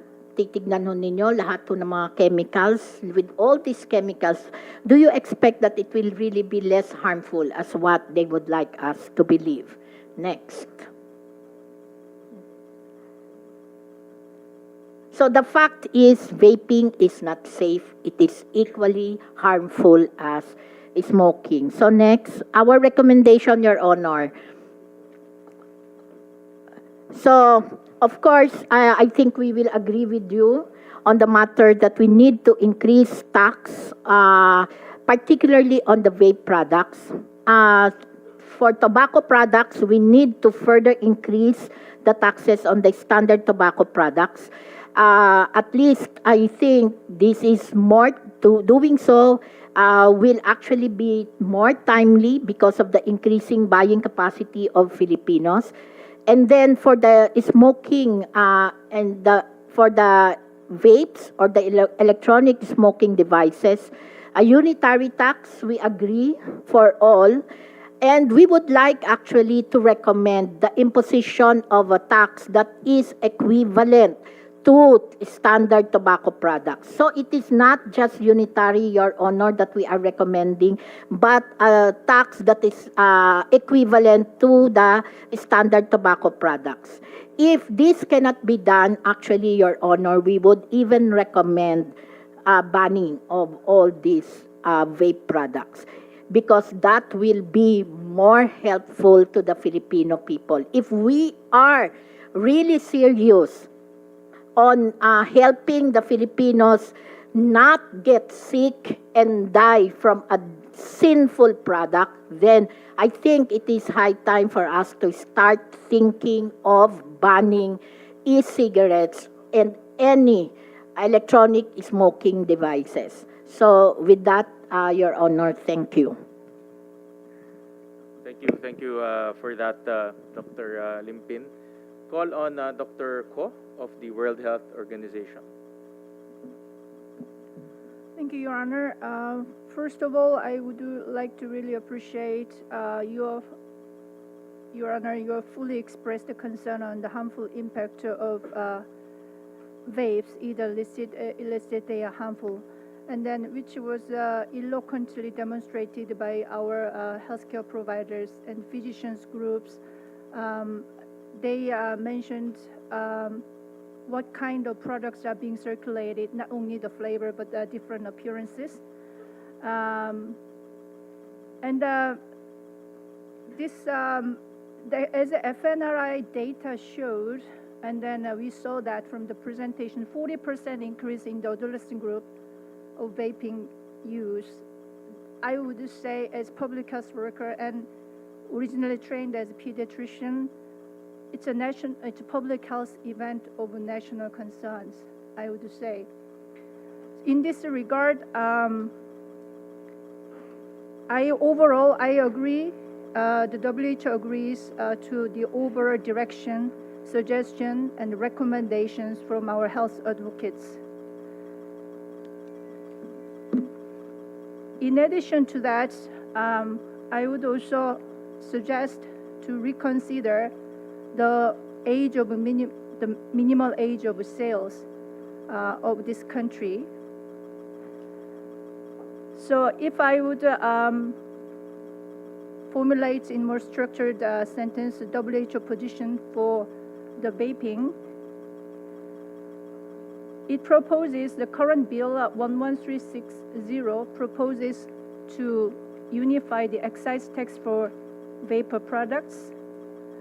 It raises it to a level comparable to that of a pack of cigarettes and establishes clearer guidelines for minimum pricing. WHO views this policy change as a step in the right direction, as it is expected to simplify tax administration and increase the product prices that make the vape product non-affordable.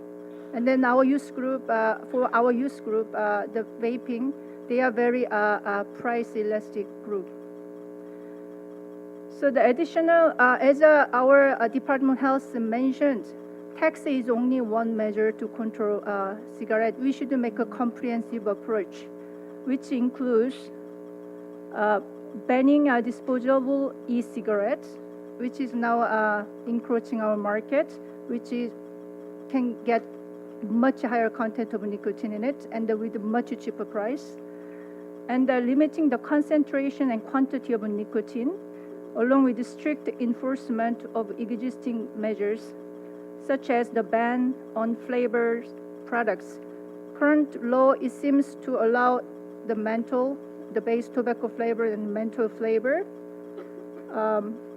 But I would suggest to go even bolder for the complete ban of flavor.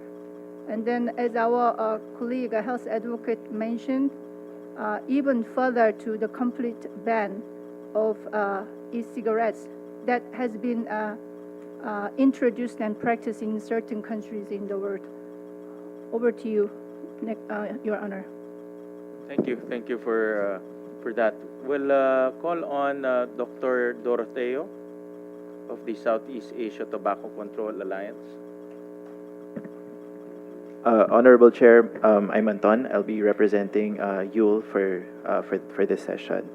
So, with your indulgence, Mr. Chair, we'd like to respond to one of the questions that was raised earlier about why these products are actually more common among children. So, Dr. Tony Dance, Dr. Maricar have already discussed how extensive tobacco advertising, promotion, and sponsorship is. How children are basically inundated with tobacco advertising, promotion, and sponsorship. But I'd like to flag other other possible channels that are being leveraged by the industry in order to reach this much younger target market. There's other things, of course, that we should consider, like cross-border advertising. Back then, tobacco advertising, promotion, and sponsorship was just TV, radio, the newspapers. But right now, you have the internet, and along with it are online streaming services. So there are themes in Netflix shows that seem to normalize the act of smoking or the consumption of electronic cigarettes. And there are themes in even your music streaming services that are also related to the use of cigarettes.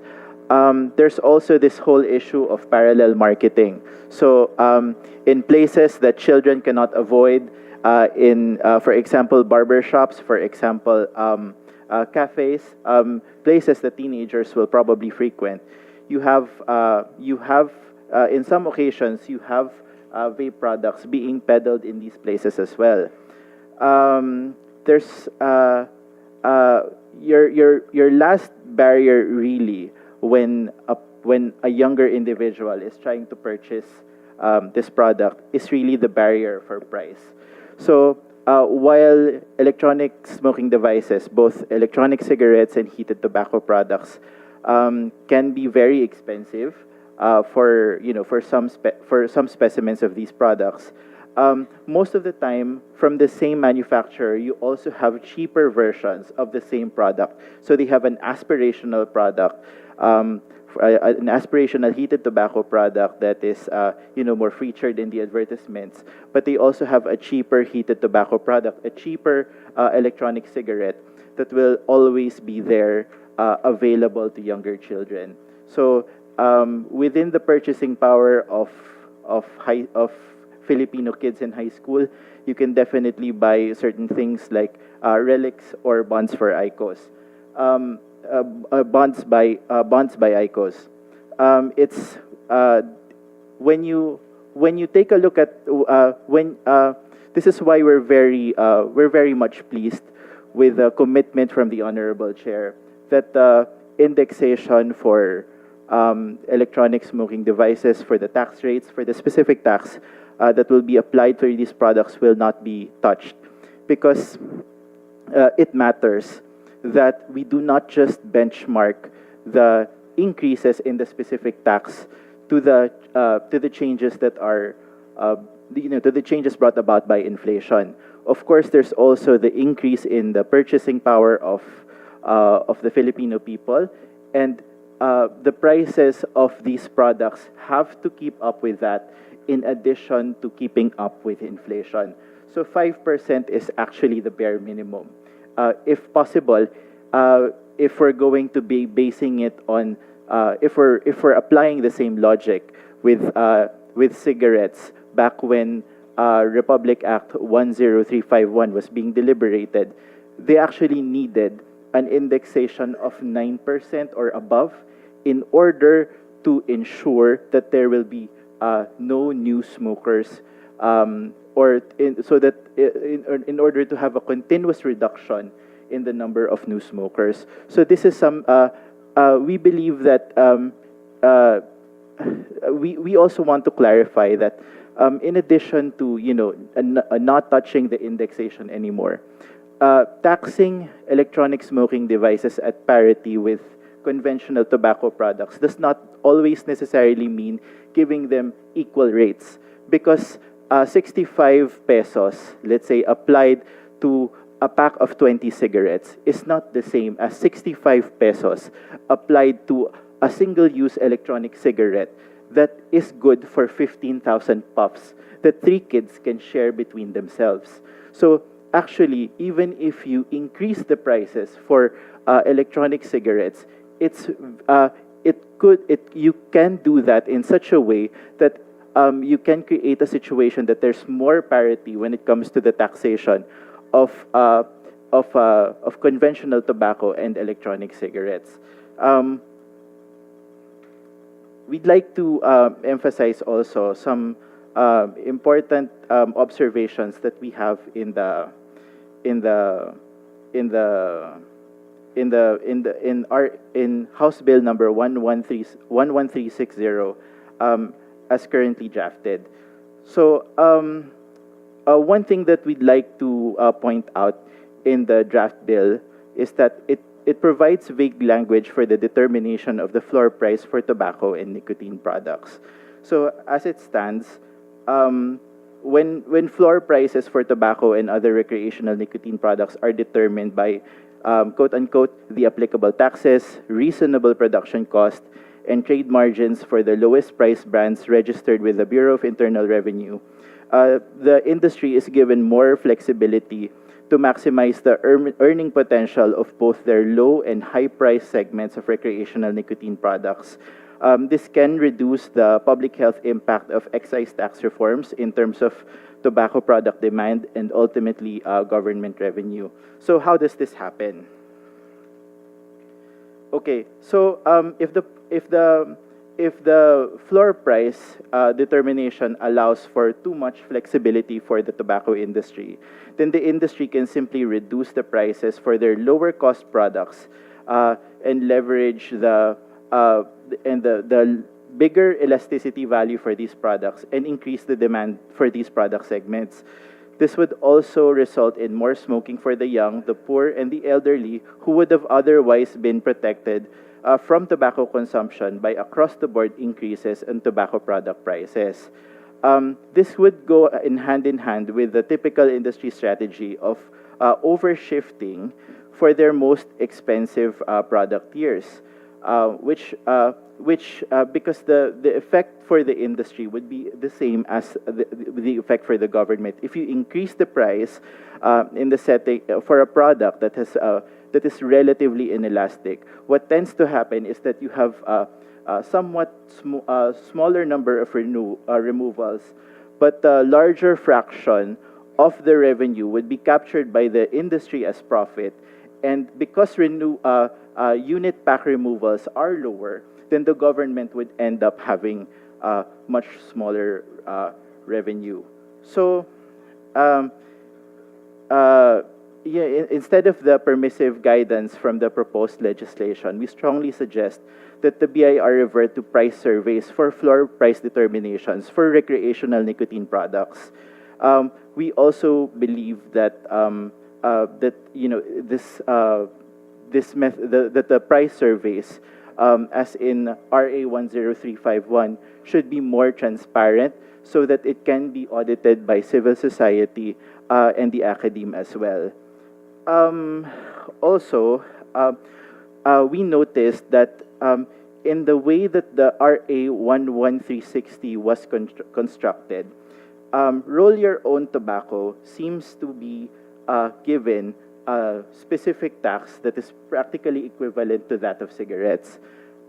Best practice from learnings in Europe, for example, from the experience of the Europeans, is that it's usually better to have a slightly higher specific tax for roll your own tobacco. This is not to contradict the statements of having tobacco products being taxed in a manner that there's similar burden among the products. Actually, with roll your own tobacco, what tends to happen is that you have lower tax burden for roll your own tobacco because you can usually make more cigarettes from the typical amount of tobacco that is being dispensed as a unit in most countries.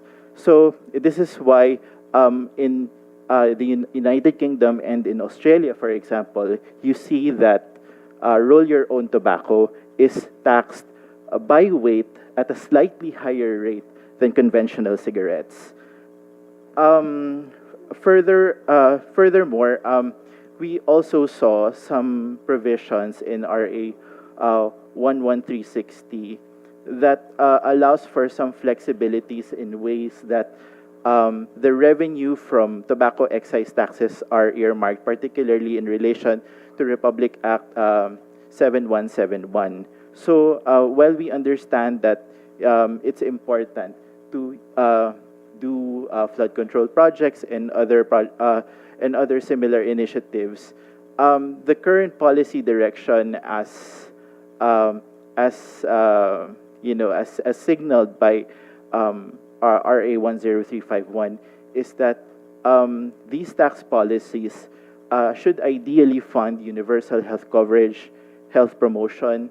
It should fund the transitioning of farmers to alternative livelihood programs that would hopefully result in economically viable alternatives. And it should also fund other worthy initiatives such as education, increasing the flexibility for the number of initiatives that could be funded by RA 7171 could slightly water down the intent of RA 10351. So we hope that these comments are considered, Honorable Chair. So we will be submitting a position paper with all of these points considered. Thank you. Thank you for that. We'll call on Health Justice Philippines, Attorney Laperal. Good morning, Mr. Chair. We join our partners in civil society in urging the Senate to reject House Bill 11360. But first, we are grateful for the commitments made by the Honorable Chair today. And we also support the move to impose a flat tax on all vapor products, regardless of nicotine content. We recognize this as a step forward. But as earlier recommended by Dr. Limpin, it should go hand in hand with harmonizing tax rates across all tobacco products. All of these products are harmful and should be taxed accordingly. The principle is that to be effective, tobacco tax systems and administration must be efficient, predictable, and easy to enforce. And also following this principle, we do express our objection against the alternating tax rates, which is also present in the vape provisions of the bill. Far from promoting efficiency, the proposed alternating tax increases complicate what is straightforward fiscal policy, and it increases the likelihood for misreporting, underdeclaration, or compliance delays. We reiterate that retaining a uniform annual rate or inflation index mechanism would reduce administrative burden and safeguard against any manipulations. Your Honor, we also want to caution against this because we saw in the proposal that there is a delegation to the President of the power to raise excise taxes. The Constitution allows such delegation only for tariffs and duties, not for internal revenue taxes.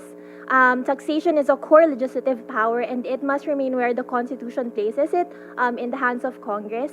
And this is a clear violation of legislative authority and a dangerous precedent for public finance.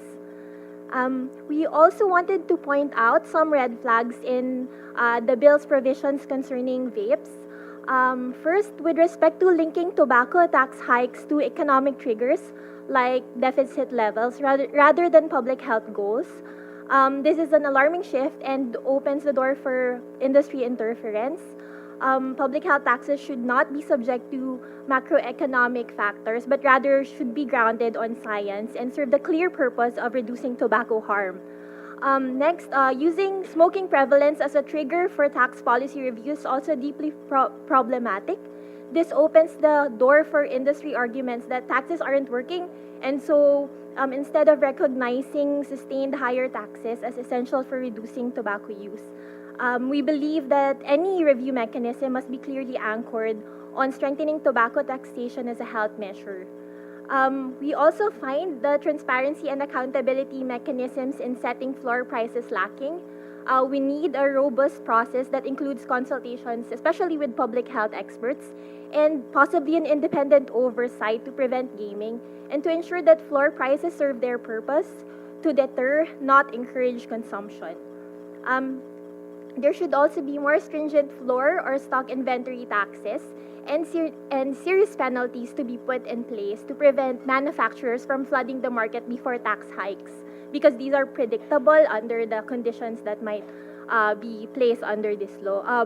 We have to make sure that we do not undermine the health and revenue goals of this tax measure. Finally, Mr. Chair, as mentioned by Dr. Anton, we do notice the proposed revenue allocation in the bill. and it reduces the funding. We are afraid that it reduces the funding for universal healthcare and redirects it to sectors less directly linked to health outcomes. This counters the policy adopted in our existing laws and dilutes the polluter pays principle at the heart of sin taxes. That is that revenues from these harmful products must prioritize the health systems burdened by their impact. Worst, it creates discretion-based transfers that are vulnerable to political interests. Again, Mr. Chair, we join our civil society partners in urging the Senate to reject House Bill number 11360, to stand firm against industry interference and to uphold the mandate to protect public health.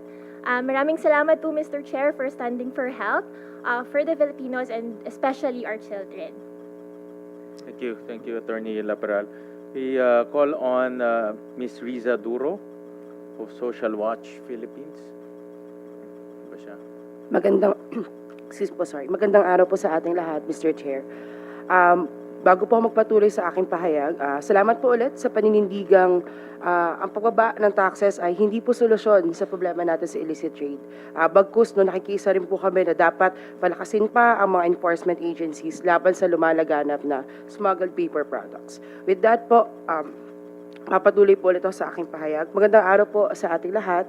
Maikling pakilala po, ang Philippine Smoke-Free Movement ay isang pambansang koalisyon na binubuo ng mahigit 100 organisasyong sama-samang nagsusulong na isang smoke-free at vape-free na Pilipinas. Isang bansa kung saan ang bawat mamamayan, lalo na ang kabataan, ay ligtas mula sa panganib ng paninagarilyo at paggamit ng vape.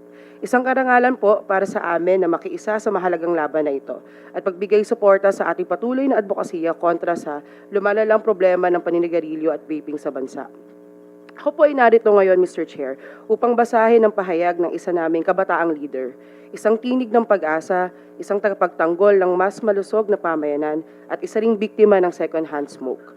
Ang kanyang kwento ay paalala sa ating lahat kung bakit kailangang ipaglaban ang bawat hakbang tungo sa proteksyon ng ating kalusugan at ang susunod na henerasyon. Narito po ang kanyang pahayag at panawagan. Ako po si Shaina Fernandez, isang kabataang leader mula sa Valenzuela City, miyembro ng Philippine Smoke-Free Movement Youth at isang biktima ng second-hand smoke.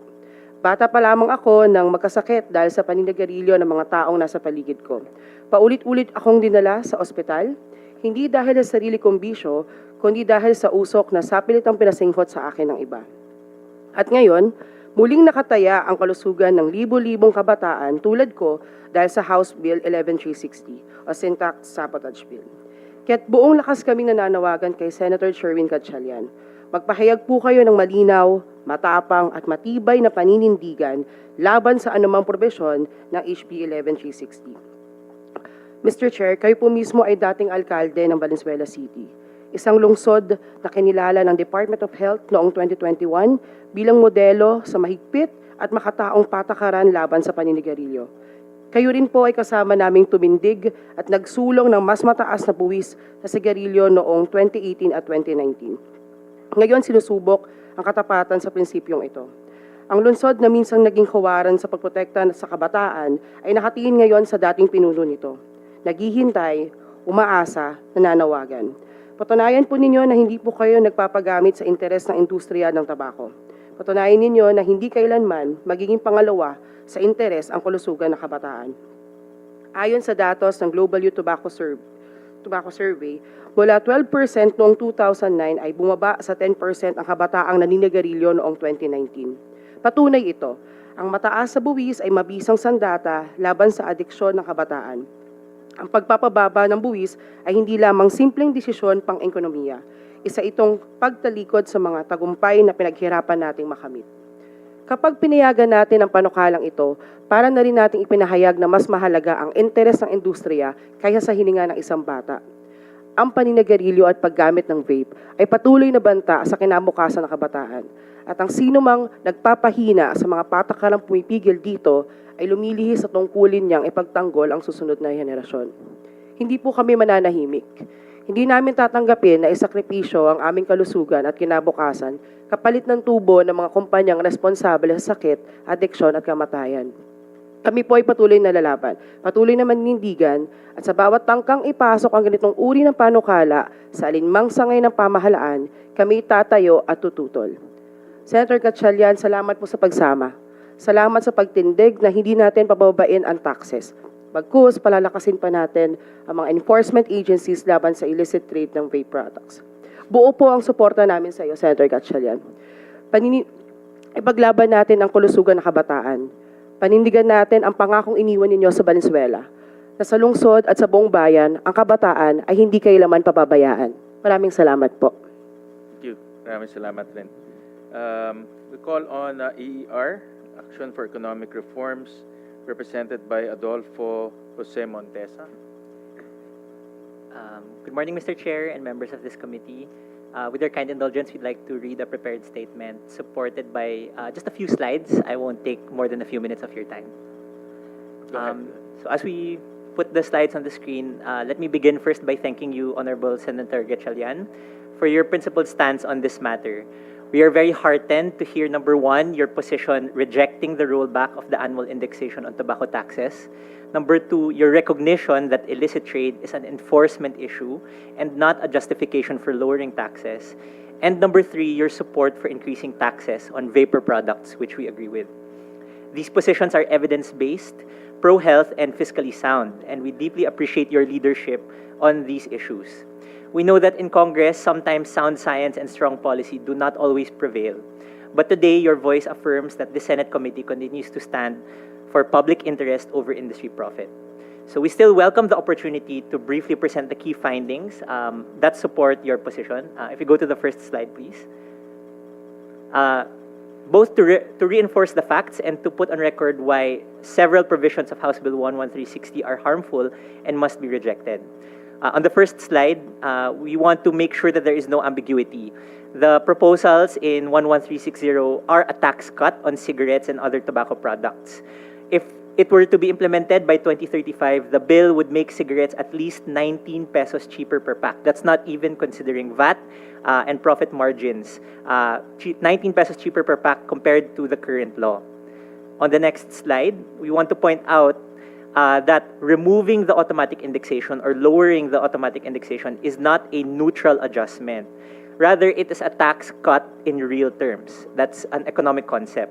When tax rates don't keep up with inflation and income growth, then the real value shrinks, which both weakens the price signal for smokers or the incentive impact, and as well as reducing government revenue. So you'll see that on the slide, that in years when we didn't have indexation, tax collections as a percent of GDP fell in those years, even if nominal taxes increased.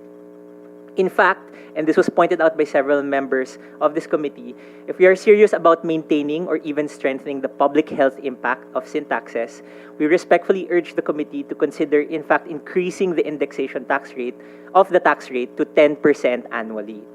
This accounts not just for inflation, but also rising incomes and purchasing power, and helps to sustain the deterrent effect of higher prices. Next slide, please. Third, we strongly agree and echo your view that illicit trade is a problem of weak enforcement, not of high tax rates.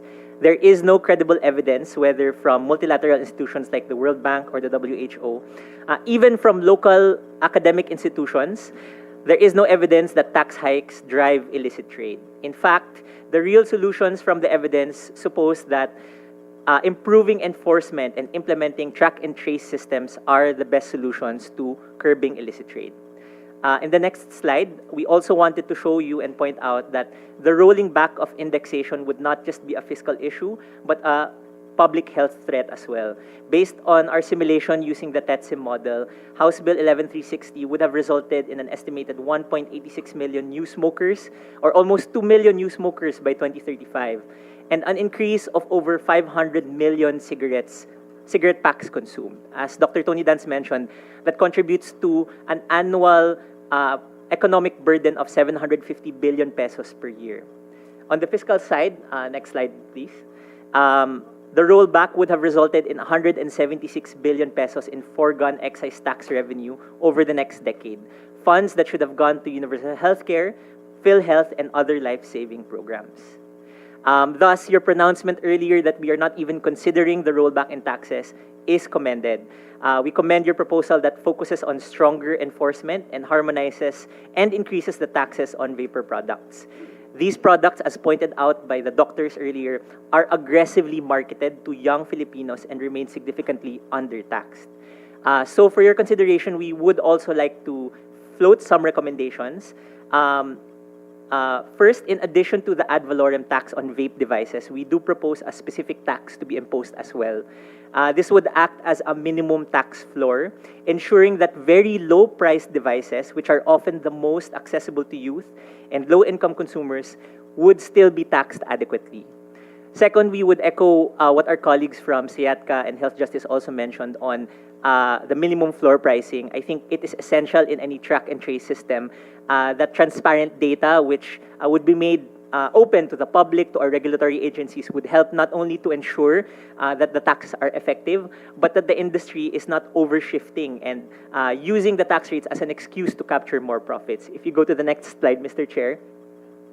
What we're actually observing, we use data from publicly disclosed financial statements from the SEC, from the tobacco companies, comparing them side by side with government revenues. So it was pointed out that government tax collections are fluctuating, have been fluctuating in the past few years. But we point out that the revenue and profits of the tobacco industry has been stable over that time. So it really does beg the question, if we're collecting less taxes, and yet the tobacco industry is generating the same amount of revenue and profit. These are not illicit traders, quote unquote, Mr. Chair. This is the legitimate tobacco industry that's here present today. If they are collecting more revenue and profits, that really does beg the question, if government is receiving less, then where is the money really going? So it's important and crucial to have a discerning view and a track and trace system on this matter. That said, Mr. Chair, we would like to respectfully raise one note of caution. While we fully support the advancement of these discussions to increase vape taxes, we hope that the proceedings are not used at any stage of the legislative process to justify any reduction in taxes on other products, tobacco products. This has been an industry tactic in the past to concede on one front to win rollbacks on another. We are hopeful that you as the committee chair would remain committed and vigilant against these tactics. And we believe it is important to state this for the record, as you have done, that any weakening of the tobacco tax policy in the guise of compromise will ultimately harm both health outcomes and government revenues. Thus, we respectfully place on record our hope that this committee's firm stance today serves as a clear policy signal that protecting public health and fiscal integrity takes precedence over commercial interests. Mr. Chair, on the last slide, we just like to again reflash the next slide. Our final policy recommendations. Number one, to increase the indexation to 10% annually to reflect inflation, income growth, and to strengthen deterrent effects. Number two, strengthen tax administration as you have outlined in your policy proposals earlier, including measures on track and trace, minimum floor pricing. And number three, we do support the increase in the tax on vapes, and please do consider having a specific component to ensure that there is a minimum tax floor on vape devices as well. So to close, Mr. Chair, we'd like to thank you for your openness to dialogue and to evidence as well. Your leadership on this issue is not just about this one bill. It will be about defending the health and fiscal future of our country. Your decisions today and in the remaining weeks of the 19th Congress and beyond will send a powerful signal about the direction of the Senate and the government's priorities as well. We are counting on you to continue putting public health and fiscal integrity above commercial interests. Thank you for this opportunity to present your position. Good afternoon. Maraming salamat. Thank you for that.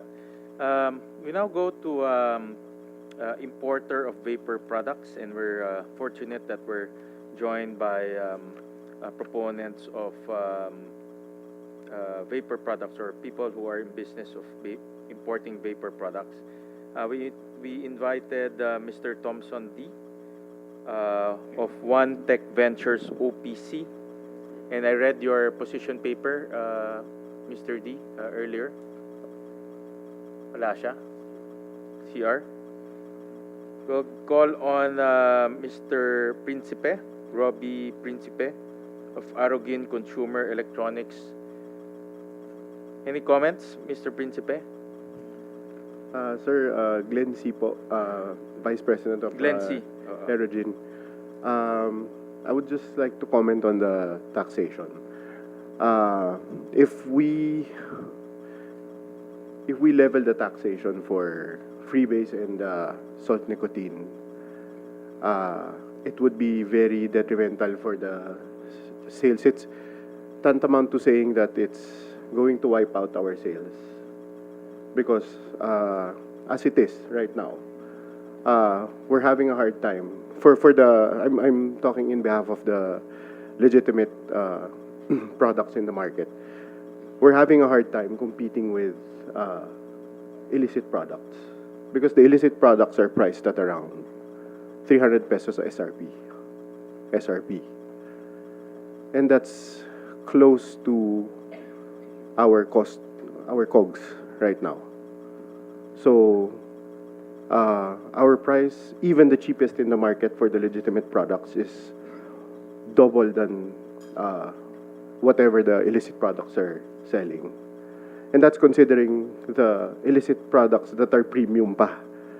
The non-premium illicit products can be sold as low as 150 pesos.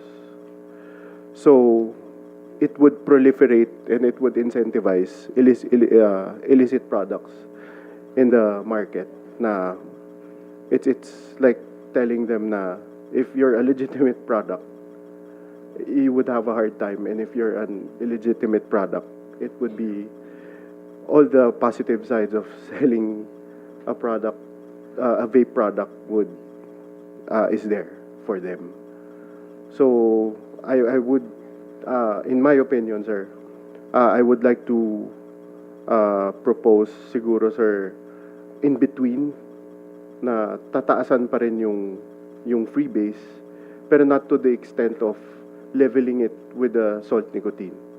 Because the salt nicotine products, when I'm one of the first siguro, sir, na one of the few na nagsimula magbenta ng vapor products dito sa Philippines. I started selling 2014, 2013, around that time. So I could say na medyo grassroots na nakikita ko from the ground up. And a lot of the sellers right now are kumbaga umaaray na sila dun sa taxation natin ngayon. And that's one of the reasons why they kumbaga para sa kanila, kung magbebenta sila ng illicit products, kahit mahuli sila, kumita pa rin sila at the end of the day. So, kumbaga, it would wipe us out na we're trying to be 100%, well, we are 100% legitimate and we sell only legitimate products. As it is, again, sir, we're having a hard time. And if we take it to the next, take the level of the freebase to the salt nicotine, we could be non-existent in the future. And kumbaga, if we're talking about taxing legitimate products, kung hindi kami makakabenta, then there's no tax to be collected.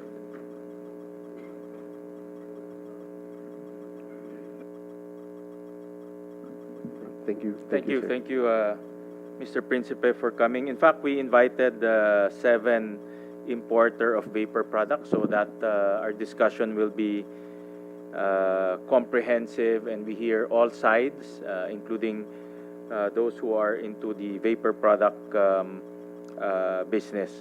So, but only 2 responded.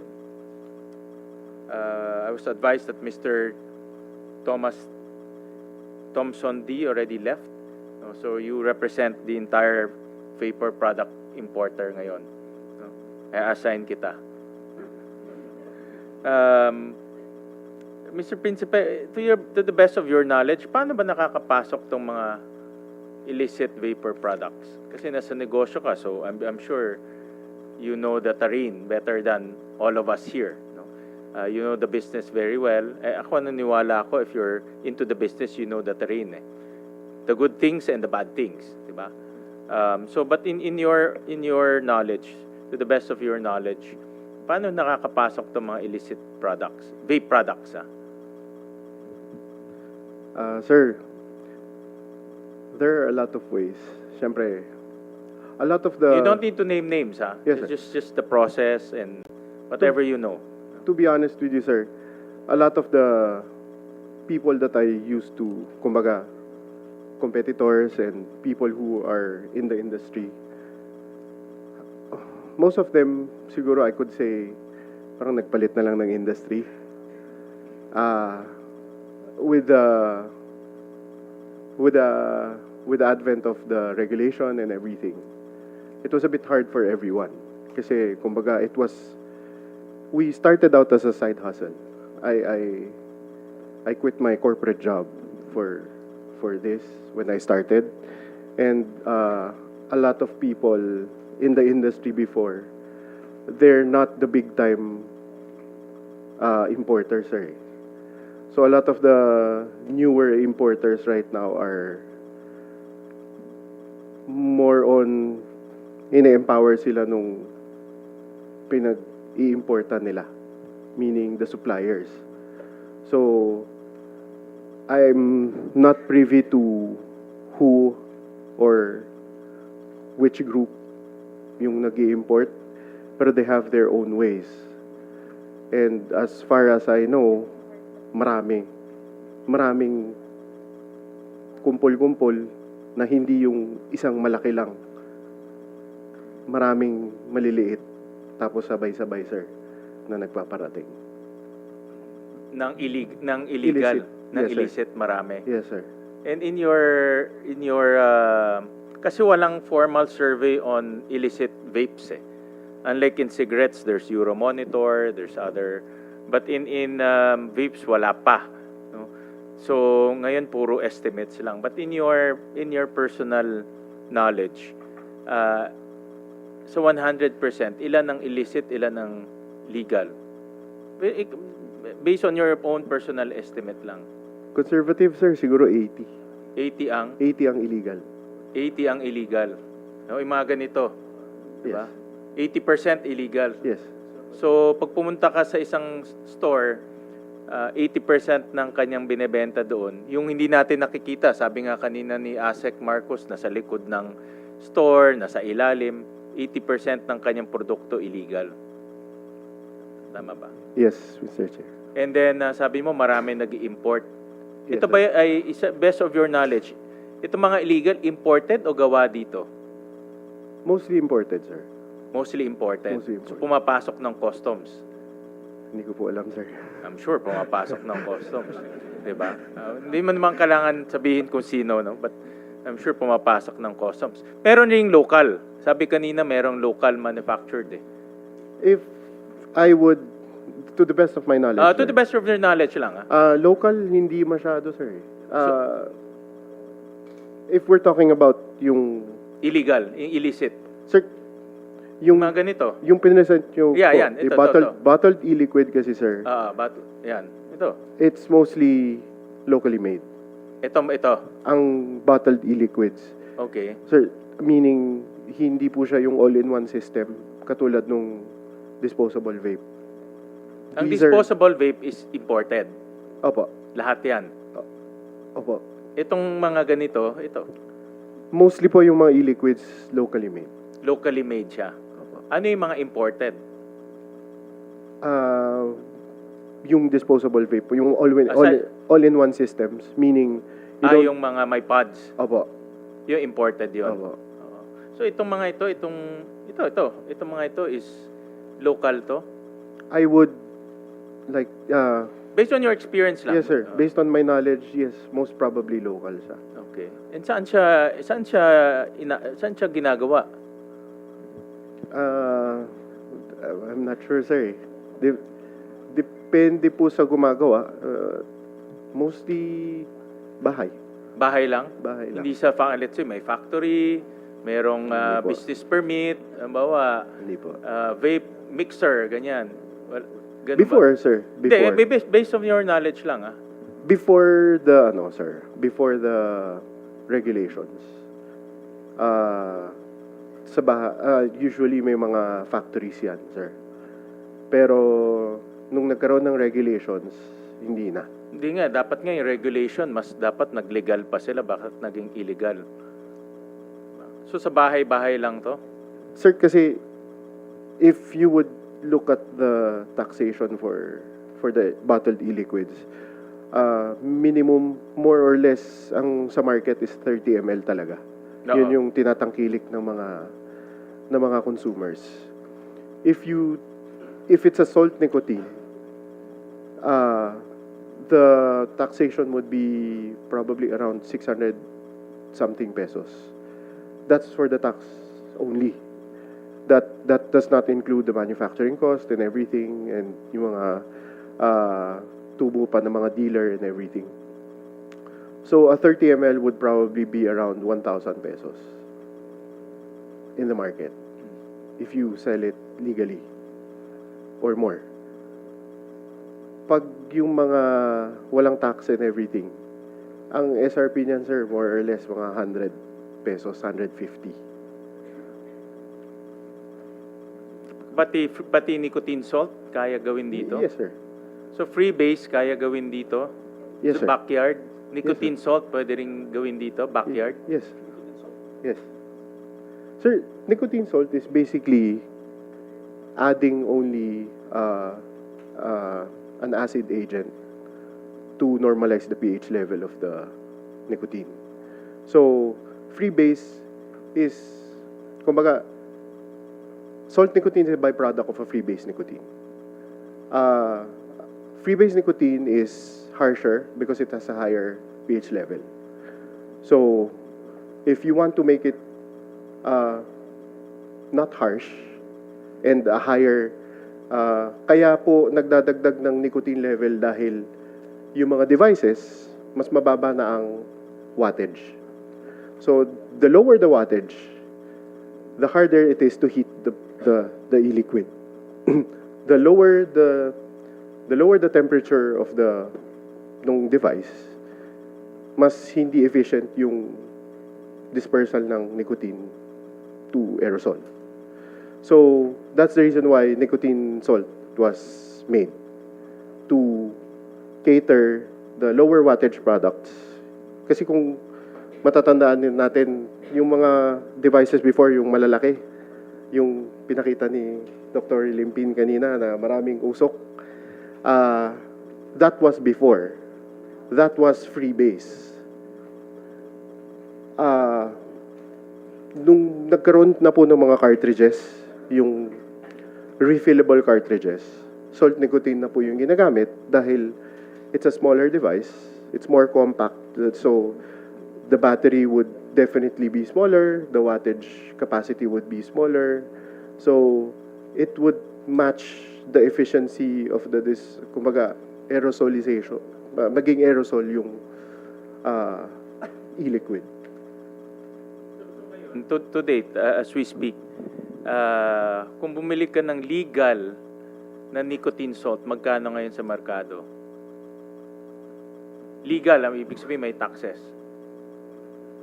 Merong isang brand, sir, na meron. I think ang 10 ml nila, sir, nasa 600 pesos. I'm not sure. More or less, sir. Ang legal. Legal. Pag illegal, magkano? Kung 10 ml, sir, Nicotine salt, Nicotine salt, most probably, nasa mga 100 pesos. So 100 pesos lang. 150. Sabi mo na, sir, kung premium, 200. So ang layo ng presyo, 600 versus 100. Even Yes, sir. premium, 200. Yes, sir. And then, itong 100, 200, sa bahay lang ginagawa to. Yes, sir. Sa bahay lang. So yun ang trabaho nyo, DTI. Dapat kunin nyo nilang to si Thompson, no? Si Prinsipe. Diba? Siya nga, alam na alam niya eh. Diba? It's prevalent eh. Actually, alam ng merkado except gobyerno. No? Yun ang nangyayari ngayon eh. That's why I asked him to narrate to the best of his knowledge para malaman natin yung actual na nangyayari sa merkado ngayon. Kasi ang gobyerno lang ang inutil eh. Hindi alam kung anong nangyayari eh. That's why I'm urging DTI to act faster. Yes, Mr. Chair, we do have regular coordination with the industry. I just cannot say for the record who we're coordinating with. Kasi if the estimates are correct, 80% of the products outside are illegal, meaning they're manufactured here in the Philippines or they're imported illegally here in the Philippines.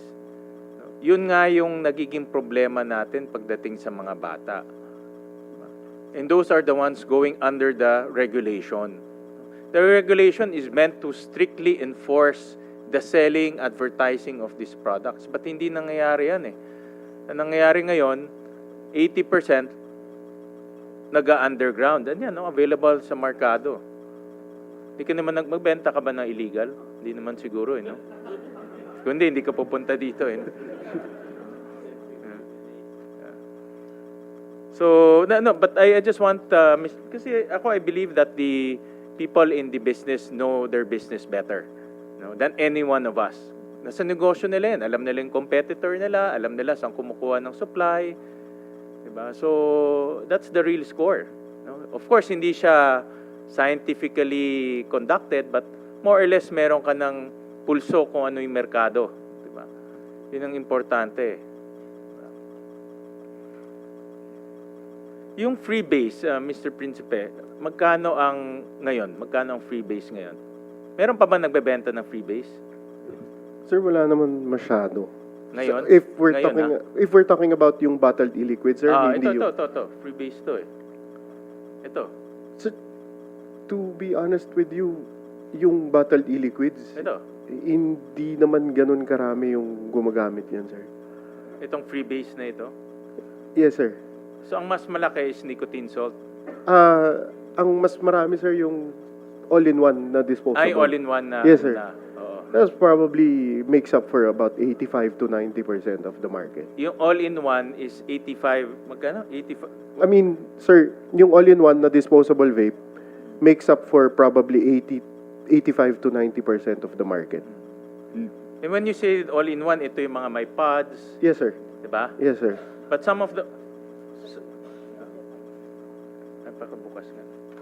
Ito yung mga, pero itong mga ibang pods, pwede mong lagyan rin ng refill, di ba? Usually, sir, yung mga all-in-one systems, hindi... Ito. Hindi na po. Once you consume the product, you throw it out. But this one is, in your estimates, is how many % of the market? This one? Probably around 80%. 80% of the market? 80% of the market uses it, sir. It's very convenient, sir. Kumbaga, you buy it, you open the product, tapos Ito ba you use it. mayroon bang illicit to? Yes, sir. Meron ring Yes, illicit sir. to? Yes, sir. But ito, hindi nagagawa, may gumagawa domestically ito? To my knowledge, sir, wala. Wala, so imported Wala, lahat yes, to? Okay. So itong mga ito is just mga 10 to 15% of the market? Yes, sir. What you're saying, this one is Yes, sir. 80 to 85% of the market. Yes, sir. Okay. Sir, kasi yung bottled Ang e-liquid... bango, amoy candy. Ito talaga. Actually, ngayon lang ako. So, ito ang mas malaki, in other words. Yes, sir. Okay. And, paano pinapasok na, do you know, kung... Sir, based sa company namin, sir, we need to have proper documentations first with Pero ito ba DIR. marami, yung illicit, marami bang nagpapasok nito? Marami, sir. Marami. Marami. Pwede mong sabihin sa DTI mamaya. Sir, to be fair, we've been, we're working with, especially the legitimate companies, we're working with BIR, DTI, na, kumbaga, we're working together naman. Well, obviously, you're a legitimate businessman or else you will not be here. Diba? I mean, you're, like I said, among these seven, only 2 responded. We wanted to be fair to all the sectors so that we invited everyone, no? So that we will also understand your business, of course, the impact to your business, and how to mitigate if ever there will be negative impacts. No? So we need to look at the entire picture.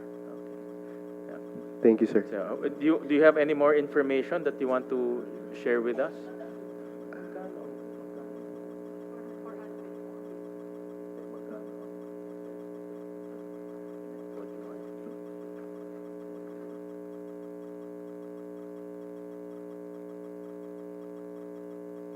So ngayon pala ang vape is sorry sorry for my ignorance. Ngayon ko lang kasi nakita ito no. So wala ni malalaki, puro ganito na. Wala Tama na, ba? sir. Yung mga pinakita ni Dr. Limpin. Wala na Parehong yun, sir. kasi age kami ni Dr. Limpin kaya yung mga alam namin, yung mga muluma na Ito yung mga bago na. Wala Yes, na yung sir. malalaki. Wala na, sir. Okay. Meron siguro a few. Very, very few. Pero ito na yung pinakabago. Yes, sir. And this is called freebase, di ba? Well,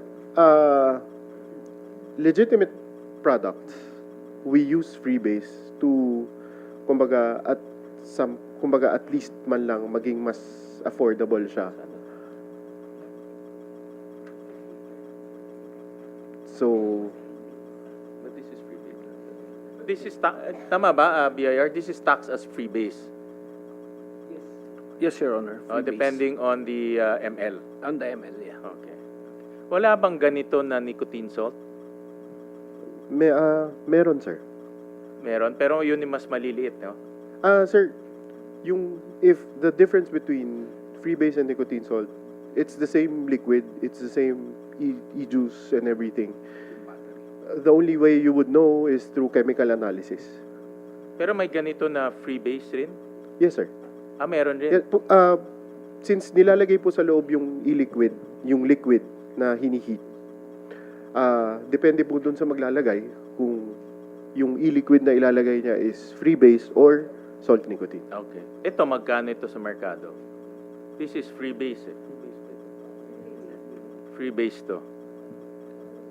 Usually, sir... Yung may tax, may tax. Yung may tax? Oo. Yung, more or less, sir, More or less lang.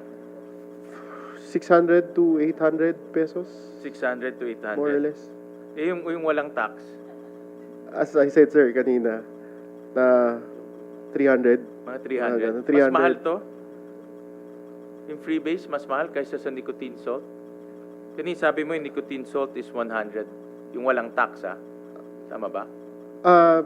Yung mga illegitimate, sir, na nagpaparating. Usually, ang ginagawa nila, ginagamit na nila is nicotine salt. So, kumbaga, hindi na sila gagamit ng freebase. Kasi, if you use freebase with that kind of device,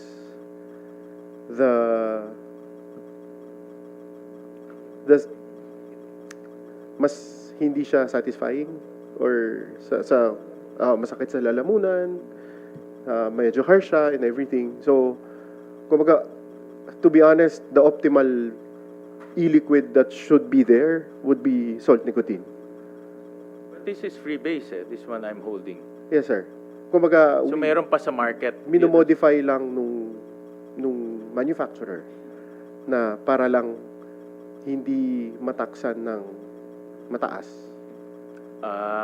Okay. Freebase na lang yung gagamitin. So, yung itsura ng freebase, tsaka itsura ng nicotine salt, yung, what do you call this? Integrated? All-in-one? All-in-one, yes, sir. Isa lang ang Yes, sir. itsura? Iisa lang po. Ito, isa Opo. lang? So, you cannot tell whether this is freebase or nicotine salt? Kung hindi ko po gagamitin. Kung hindi mo gagamitin? Opo.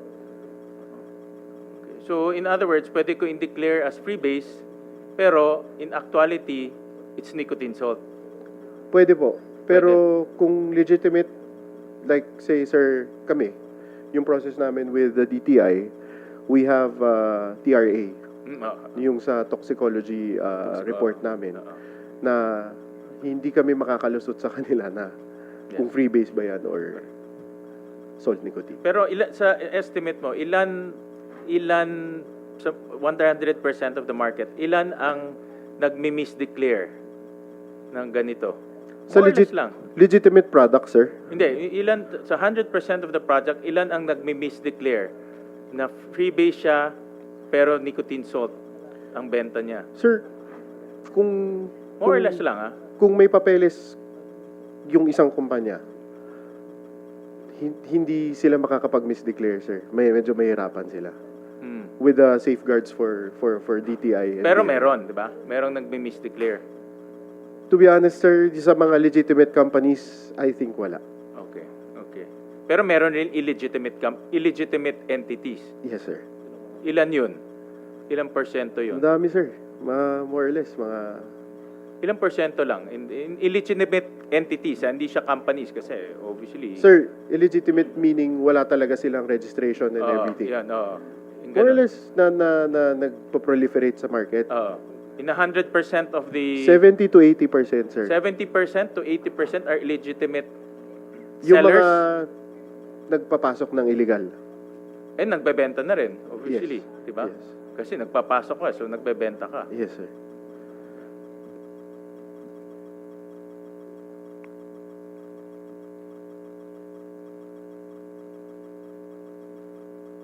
Gusto mo magtrabaho sa DTI, dapat DTI ka na yata magtrabaho, no? Kasi parang mas marami kang alam kaysa sa...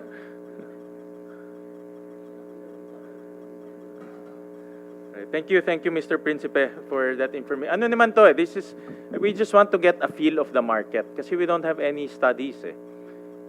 This vape issue, in all honesty, just came about maybe just a few months ago. So we just want to get a feel of the market.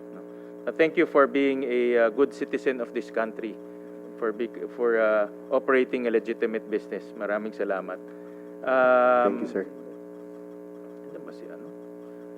Mr. Thompson, is that... akala ko you left na, but sige, Mr. Thompson, any comments on the discussion? Yeah. I think but I read your position paper, and thank you very much for sending your position paper. Yeah, It was thank you quite po. comprehensive. So you might want to discuss your position paper so that will be part of the records. Your Honor, we'll just read our conclusion regarding the House Bill number 11360. So what we see right now, Senator, if it is passed in its current form, it will not protect public health nor ensure effective tax collection. Instead, it will push the industry into the shadows where there is no safety, regulation, or revenue for the government. We urge our lawmakers to take a second look, not to destroy the industry, but to regulate it with wisdom and fairness. Because if the question is, how can we sell? We cannot. Under this bill, the answer, neither than the PIR can collect anything from what's left of it. Thank you. Thank you. Well, what's happening now, based on, and I don't know if you agree with Mr. Principe, that almost 80% of the products sold outside can be considered illicit. Yes, po. Do you confirm that? I mean, based on your experience, again, you guys mas kabisado niyo itong industriya more than us. Mas alam niyo yung negosyo niyo, so we just want to get a feel of the situation. Yes, sir. About 70 to 80% po. Of the products? Of the market, of the whole market. Of the whole illicit market. products po. And then in terms of yung mga nagbebenta, the entities, almost 70% are considered illegal entities, meaning they're not registered with the DTI and the BIR. Yeah, we can say that, yes po. So in other words, as we speak right now, almost 70 to 80% of the vape industry is considered illegal and illicit. Except kayo yung 20%, of course, no. But yung 70 I can categorically say yes po. Almost 70 to 80% of the products that exist right now are illegal products. And that's the one killing our children. Yes po. Kasi they're not passing through any of the medical organizations, the DTI, and even the BIR. So that's why to the DTI, and I can see why our health advocates are very disappointed with the regulation bill, because the regulation bill is not functioning. The regulation bill, the vape regulation bill, is aimed to regulate making sure that all products and all entities engaged in the selling of vapes are legal. But then again, if we don't enforce, kung nasa opisina lang tayo, wala talagang mangyayari.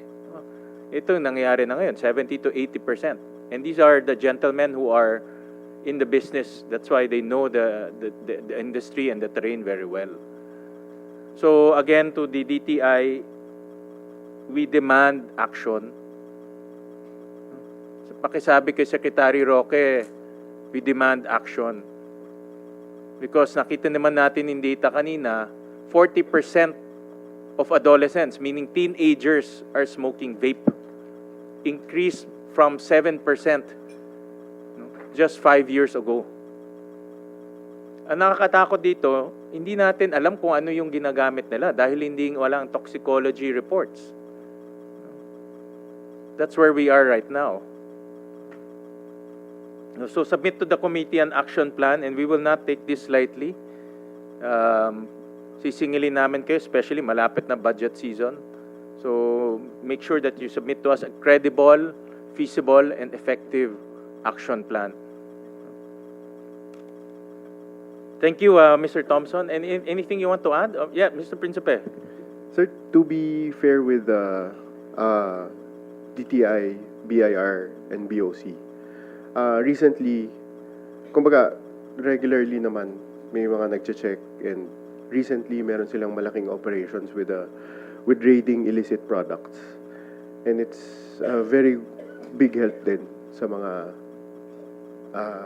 legitimate companies.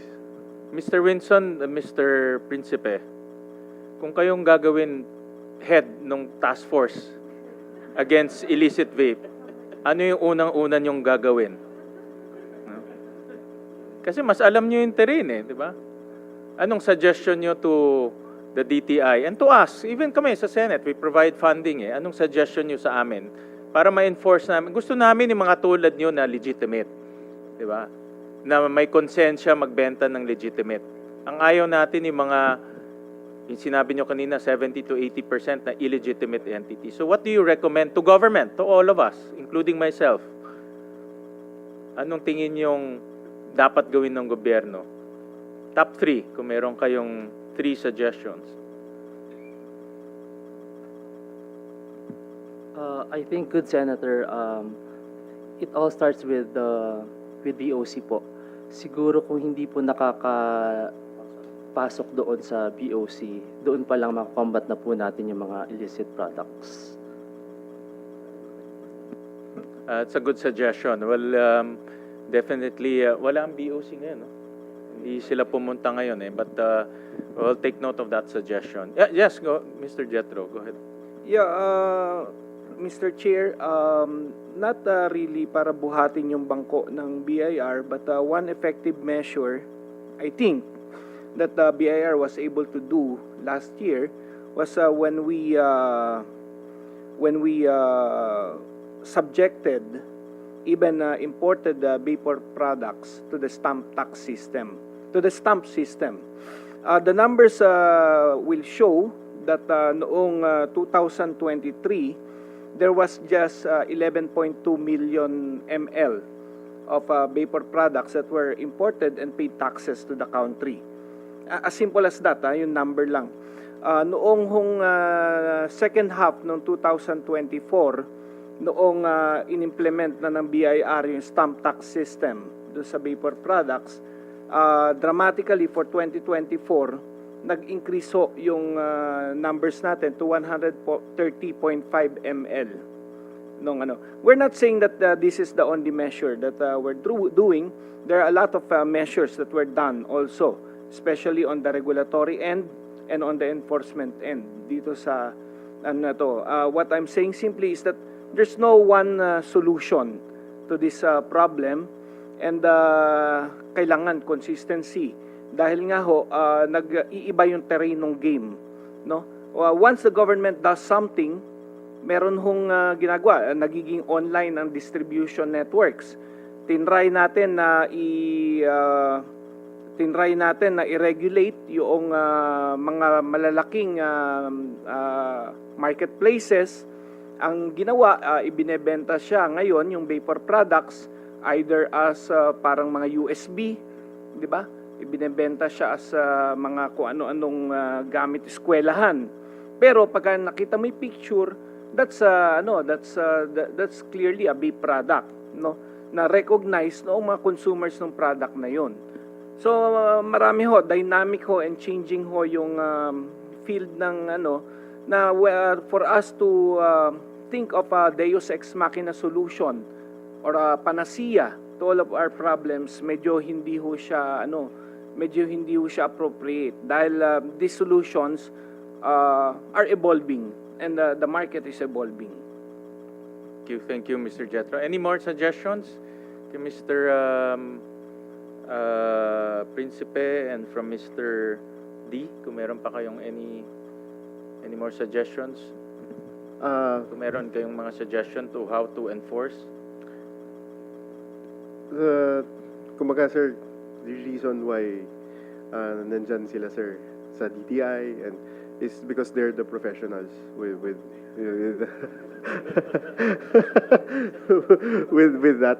Pero definitely kung ano man yung maitutulong ng private sector siguro, sir. We were here. Thank you for that.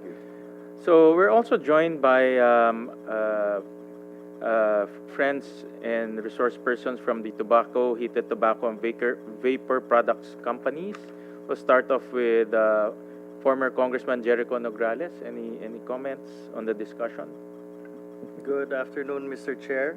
On behalf of the Philippine Tobacco Institute, I thank you for the opportunity to present our position on House Bill number 11360, which seeks to amend sections 144, 145, 147, 263-A, and 289 of the NIRC. And the PTI reiterates our continuing commitment to a balanced, data-driven approach to excise taxation. We'd like to thank you for integrating our comments on the past 3 hearings. I think those are very long hearings, each one of them. And if we count the number of hours there that we've put on and off, both from the industry, from our health advocates, from the government, and from the committee, we've really worked hard in stating our cases, in each of our cases. And I will not belabor the committee by reiterating things that have already been established. So we'd like to begin our position by reiterating the prerogative of Congress to determine the tax policy. It is not our place to dictate the rates, and rather we respectfully urge that such decisions be guided by sound evidence and grounded in the real-world decisions and the real-world consequences of policy implementation. As your partner in this process, we appeal for sobriety in discourse and policy formation, not rhetoric but facts. Earlier, we listened to a lot of the positions, and I'm sorry to say, Mr. Chair, I have not heard so many positions against, the health advocates on how to address illicit trade. They just want to junk the bill, throw these 4 hearings away. So we're here to help the committee fight illicit trade, to help the government officials collect taxes from legitimate industries and to stop illegitimate industries. I don't represent the vape industry, but listening to them, it's the death of a legitimate industry and the rise of an illicit industry.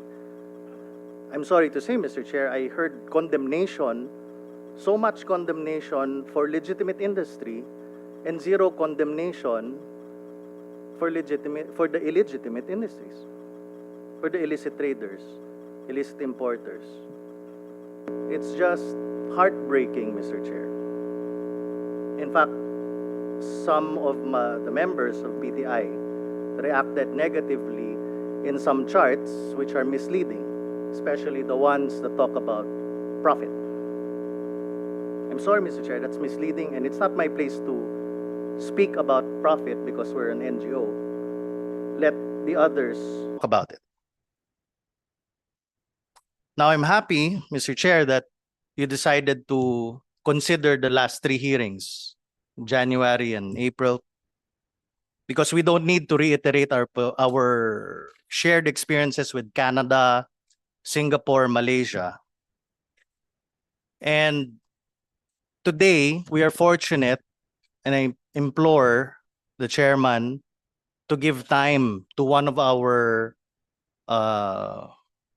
consultants for the PTI that we flew in from Melbourne, who has more than 30 years of experience fighting illicit trade.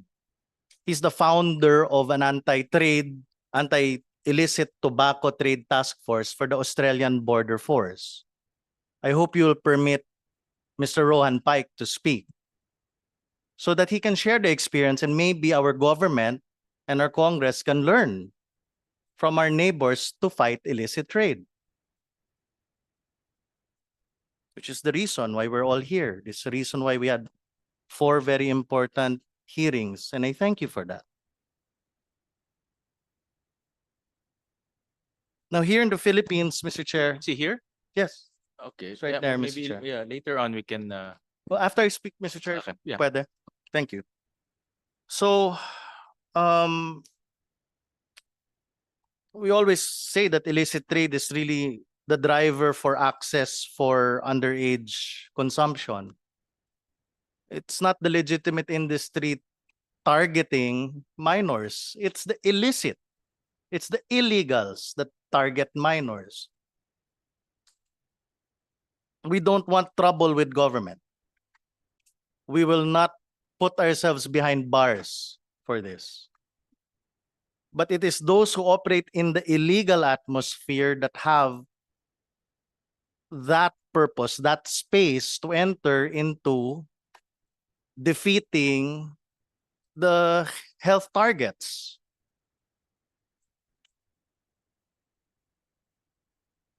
On the bill, just to be very objective, we express our support on minimum floor prices.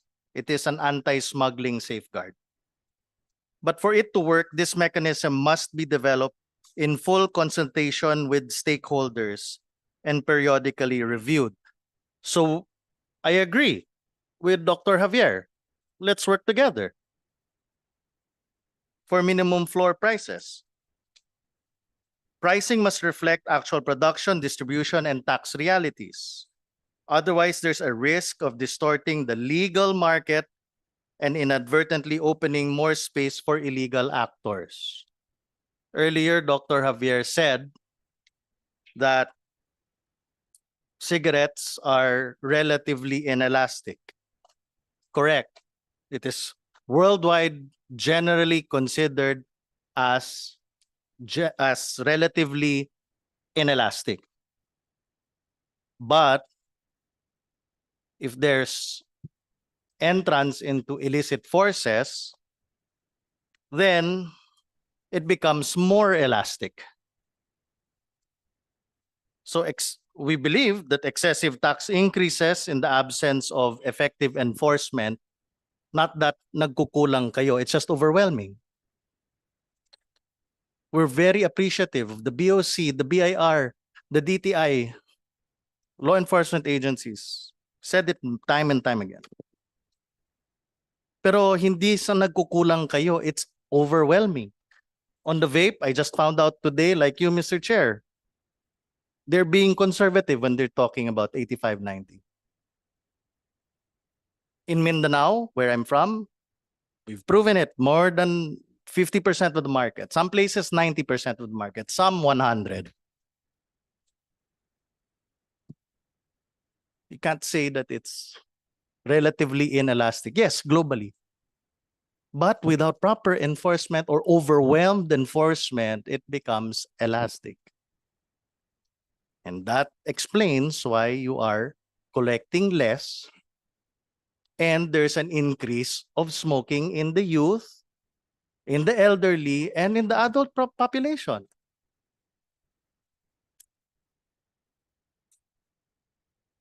On the proposed expansion on the definition of cigarettes to include roll your own tobacco, we respect the legislative intent.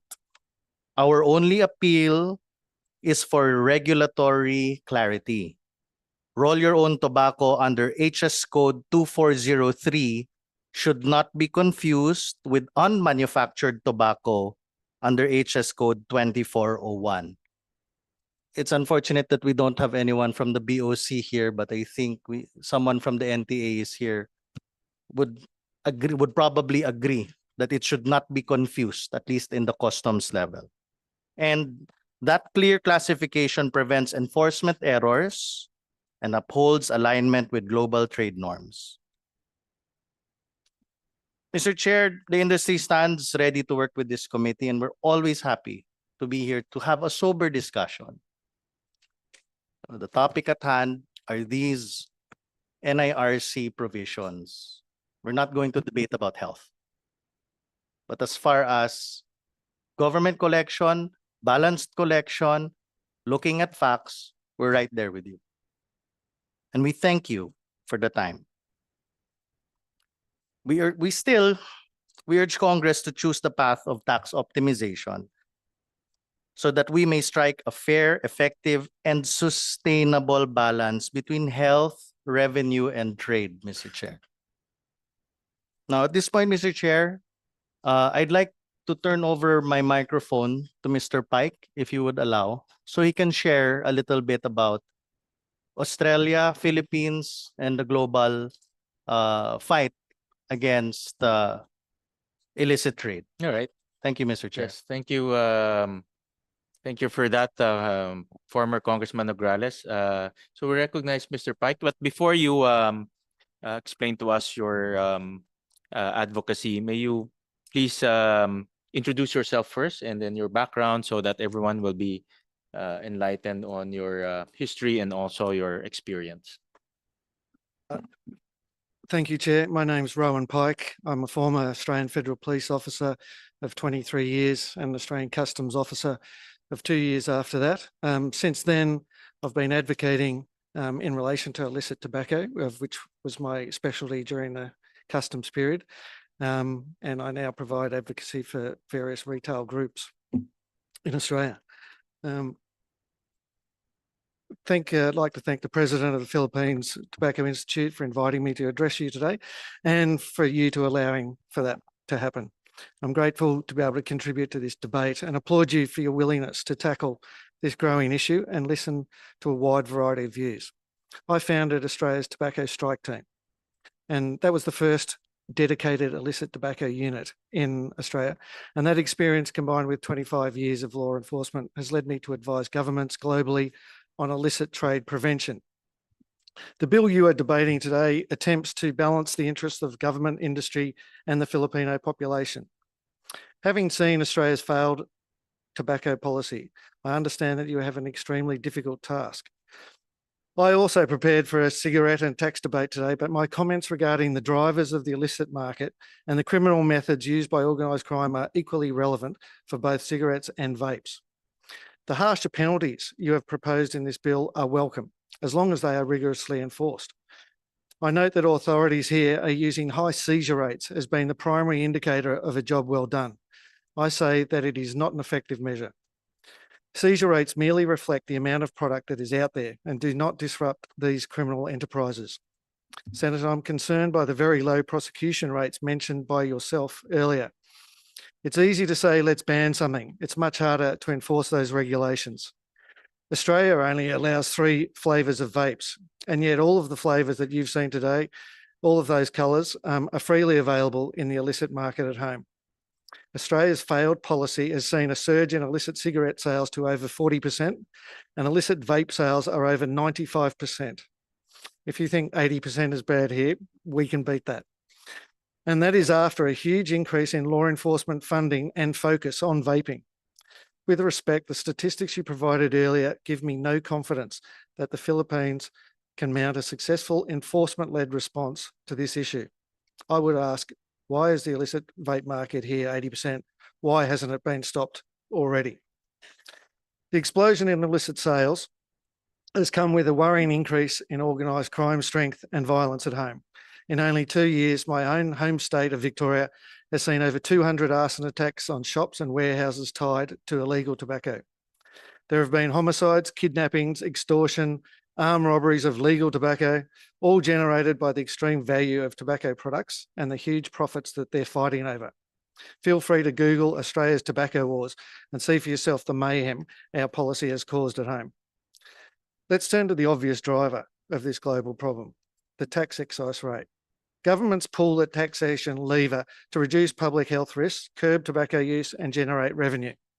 In principle, that makes sense, but the reality is that the annual rate increases mandated in both the Philippines and Australia are now producing diminishing returns in government revenue and also fueling organised crime.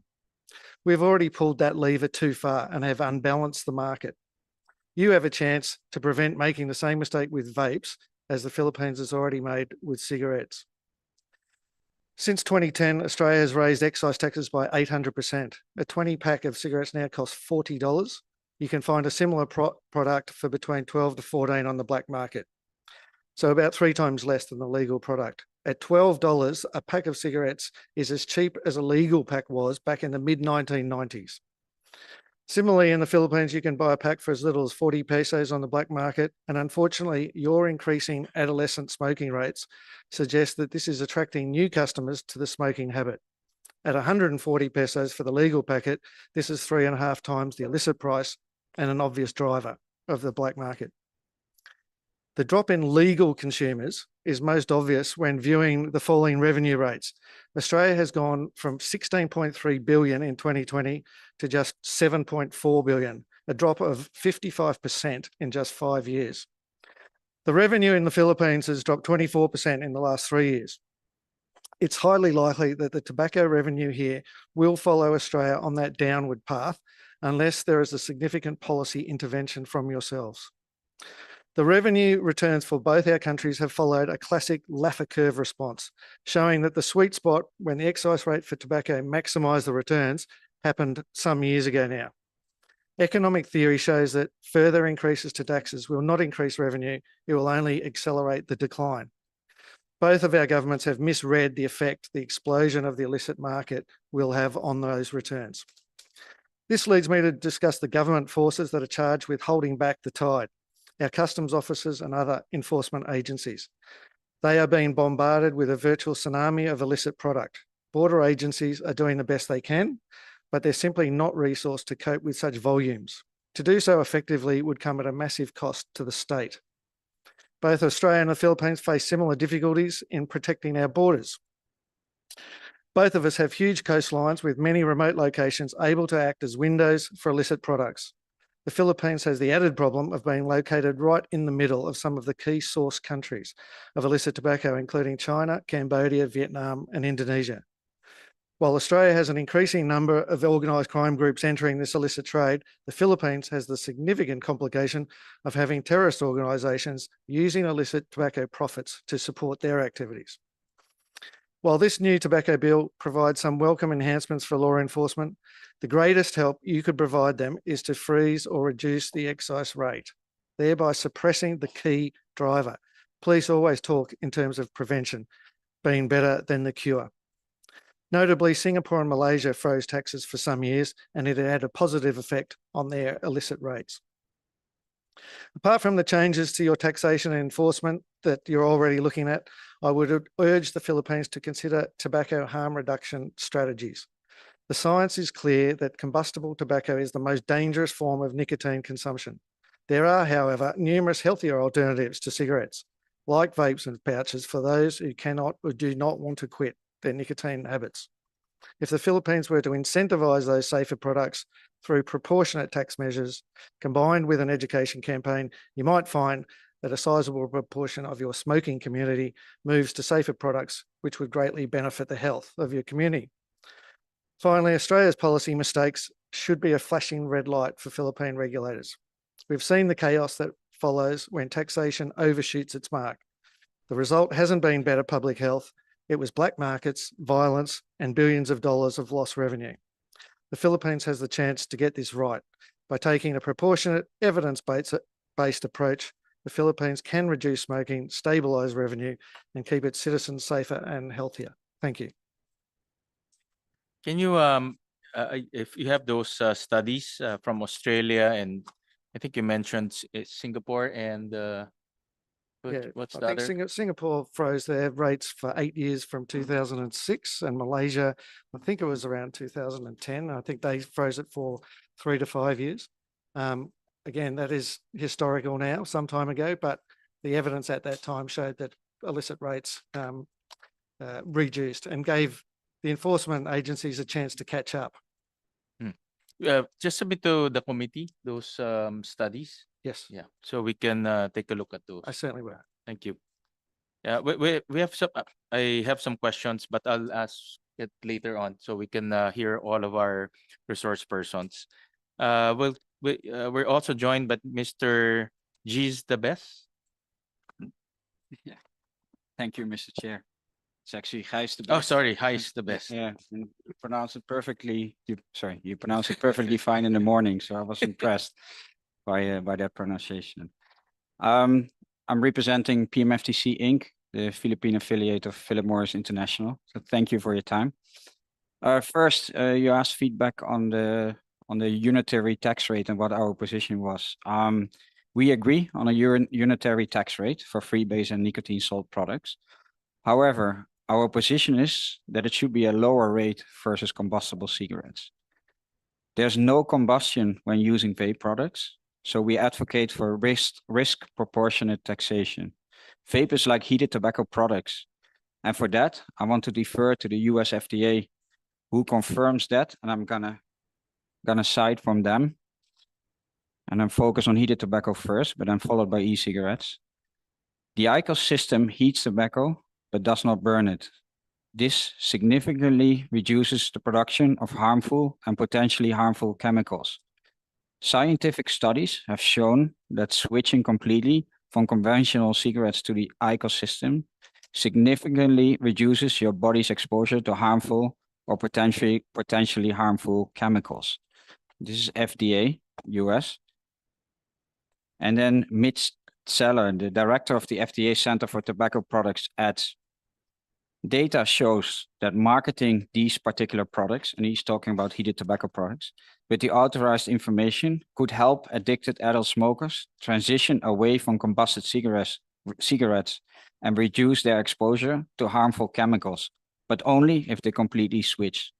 I'm just citing them.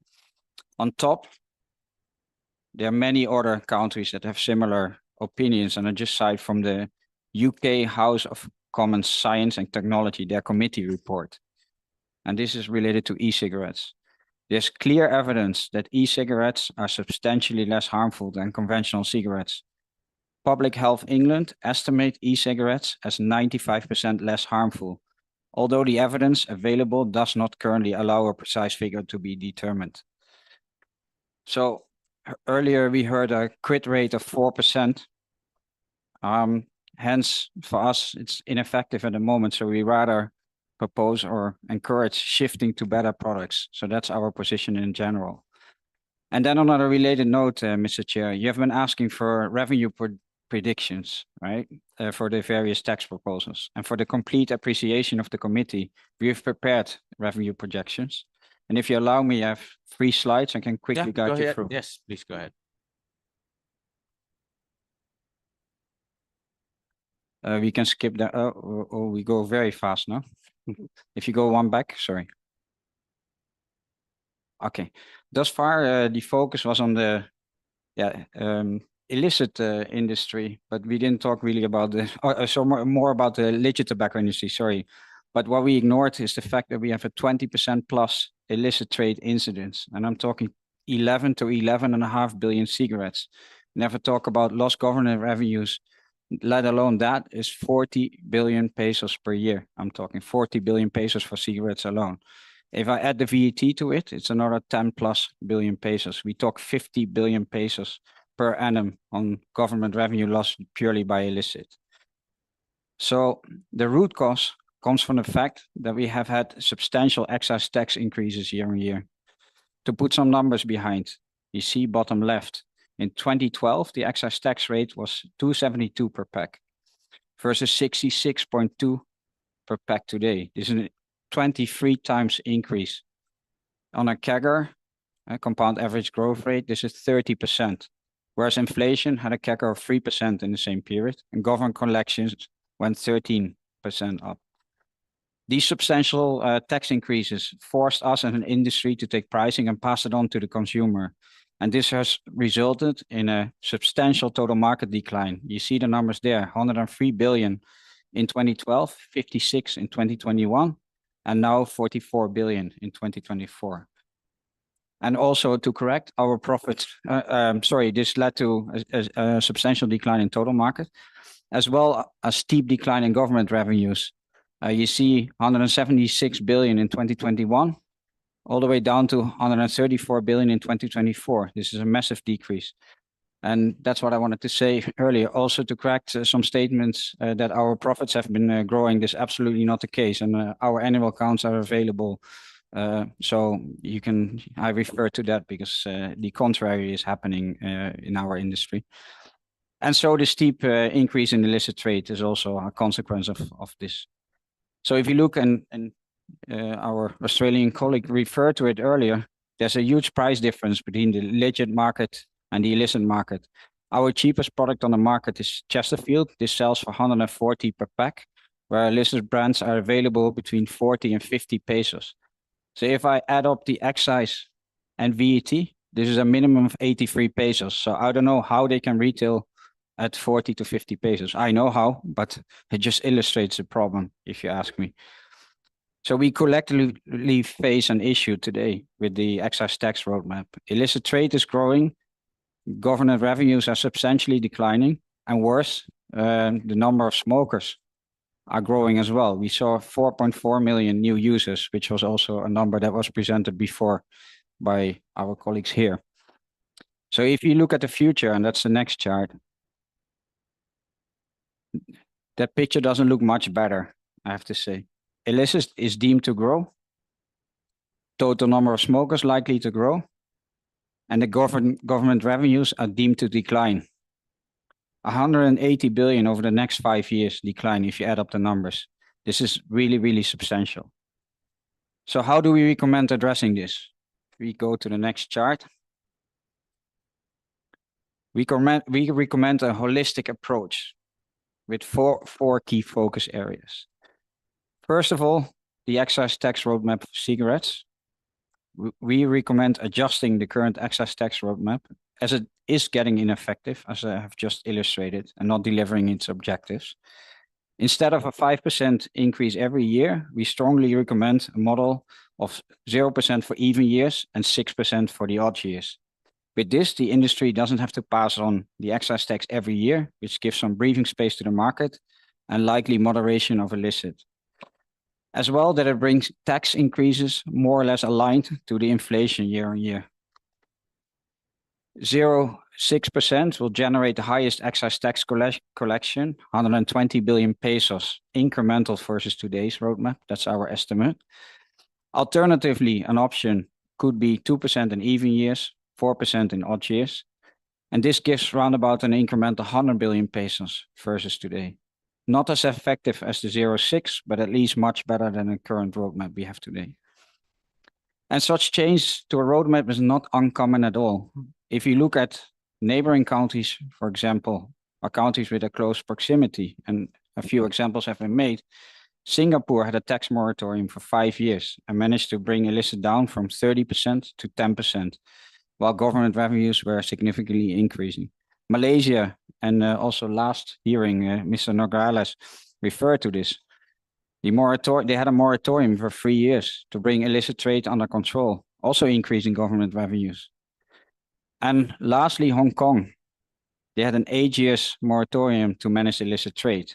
Subsequently, they decided to increase the excise tax again, but that had the adverse effect of increasing illicit again. So now in 2025, they applied for a tax break again. So it's very common that these proposals are being adopted by countries. Second, and we discussed this extensively, to create a level playing field, we recommend a unification of the excise tax rates for vapor products. I believe we all agree on this, having heard everyone here. And depending on the rate itself, this will translate into at least 10 billion incremental revenue for the government. In addition to this, we advocate for continuation and even scale up of nationwide enforcement and prosecution, also on the back of the Anti-Agri Sabotage Act signed last year by President Marcos. But also here we discussed extensively, and thanks, Mr. Chair, for all your support, and all the government law enforcement agencies for all the support in the past as well. It's much appreciated. And last, what we recommend is intensified government-to-government collaborations to address the substantial inflows from countries into the Philippines.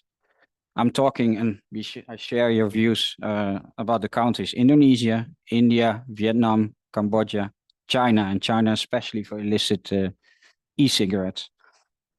A possible outcome, for example, could be that we implement regulation where a manufacturer needs to meet the regulatory requirements of the country they produce for, the market they produce for. We have that in the Philippines, and it helps us in terms of enforcement tremendously. But if I look at Indonesia, a major country of inflow, they don't have such regulation. So what I mean is it cannot be enforced. If you have a manufacturer in Indonesia and they produce, they don't, for Philippines, they don't need to have the tax stamp of Philippines on the pack. They don't need to have the health warning of the Philippines on the pack. So they cannot enforce in Indonesia. And that's why I'm currently seeking your help in government-to-government engagements on that front. And we can help as well because we have substantial footprint in a country like Indonesia, like we have in the Philippines. So we are very happy to collaborate on such initiative with you. So those were, in a nutshell, the key points I wanted to share. Thanks a lot for your time, Mr. Chair, and for the opportunity to share our perspectives. Thank you. Thank you. Thank you very much, Mr. Heiss. We'll call on Mr. Blake D. Is he still here? Wala na. Mr. Winston Uy of Universal Leaf Philippines.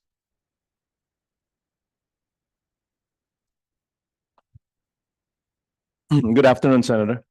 I represent Universal Leaf Philippines. We are the largest tobacco growing and processing company in the Philippines. We have over 100,000 farmers, and we have about 85% of the market here in the Philippines. I just wanted to relay again the concern of what everybody said. The illicit trade has I spend my life in trying to make the tobacco globally competitive, and we are globally competitive in tobacco. So it's a good livelihood for our farmers in up north. And the illicit trade has challenged our domestic manufacturers on their sales. And I've seen the sales being challenged and the demand going lower on a product that we feel is very globally competitive. This is in light of what we see right now. I commend the president in lowering the tariff for rice and corn, which benefits 100% of our population. I just realized that we're the only country that penalizes the common tao with basic food in that 35% tariff that we have. But in lowering it, it provides a tremendous challenge out there in the farm. I see them. I talk to them. We reinvent. We find ways. And I see the desperation now because all our farmers are basically rice and corn farmers. In Cagayan Valley, we have almost 200,000 hectares in corn. The average income of corn farmers right now has dropped from about 50,000 back, and then a perfectly grown crop without any problems will make 16,000. That's if everything is perfect. So almost all corn farmers is marginal at best. Rice farmers have gone down from 76,000 to 40,000 because of the tariff lowering, but world market prices are still high. but it will come down as well, which you've seen that already. So we are providing a lot of livelihood out there, good livelihoods, sustainable livelihoods, working together with our domestic manufacturer as well as our foreign customers. And I just wanted to reiterate the need for us to be responsible, to be sober-minded. The biggest problem we have, you asked a question earlier, why is everybody moving into vape? It is the cheapest form of nicotine. And the cheapest form of nicotine is in illicit vape. It's in illicit tobacco. So we're all here together with the health sector. Hopefully this health sector can understand the numbers that are skewed is based on the fact that illicit trade has gone up. It's not the business volumes of the legitimate manufacturers have come down. So there is, and for me, I face the farmers. I have a good crop, not as perfect. We worked our lives in making it globally competitive, but I see the pain of the farmers, and I'm providing. I've talked to our governors up north about coming up with a plan so that labor will go and plant tobacco, and the landowners can group together so that we can create industrial farm to grow corn, to grow rice. Industrial crops cannot compete against peasant grown. It just doesn't work. It just doesn't work. No equation can make it work. So we're here. I'm just here to just reiterate on the plight of our farmers. I'm providing them a vision of better livelihoods. We can grow more tobacco. We have demand from export, but I see our domestic the usage going down. Again, being responsible with everybody, but it's the illicit trade that's really killing us. They pay no taxes. They steal our health money, and they don't create local jobs. Most of the imported, the illicit cigarettes use tobacco from overseas also. So we don't get any benefit of that as well. So that's all I wanted to say. Thank you. Thank you for that. We're also joined by Mr. Wally Chamsey. I believe this is for vapes, no? Yeah, for vapes. So yes, Good afternoon, Mr. Chair. I'm not going to repeat a lot of the points that were already raised by many of the people in this table here, but a few things I wanted to just point out. The first thing, while it's very easy for a lot of health professionals to come forward and talk about raising taxes will solve the problem, there simply is no empirical data to show that. I think our friends from Australia have already said that every time you raise tax, I mean, you've heard the price differentials already that we're facing in the local industry. The local product is so cheap, and the legal product is almost 3 to 4 times more expensive. Increasing the prices will make this 8 to 10 times more expensive than the local product, and it's not going to stop the local product. So I think enforcement is a very, very big item that really needs to be brought forward. I think if people can recognize this, I mean, if there are no illicit products, that's where all your youth vaping is coming from. That's where all the youth smoking is coming from. You think some 12-year-old kid can afford an 800 peso device? No, he's going to buy the cheap 200, 300 peso device. That's where all of it is coming from. So that's the first point I'd like to make. The second point I'd also like to make is that there has to be a basis on the rate that you're giving us. You cannot arbitrarily double and say, oh, since 1 ml is equivalent to so much and is equivalent to a pack of cigarettes, we're going to charge you this much per ml. Because we have other costs that aren't associated to the industry. For example, we have very expensive device costs. A device would hit you $3 to $4 per device. So how do you compensate for that loss? Our retail price is already way, way higher than cigarettes, as you've heard from earlier. So you simply cannot sort of like create a arbitrage rate and just say, eto na yan.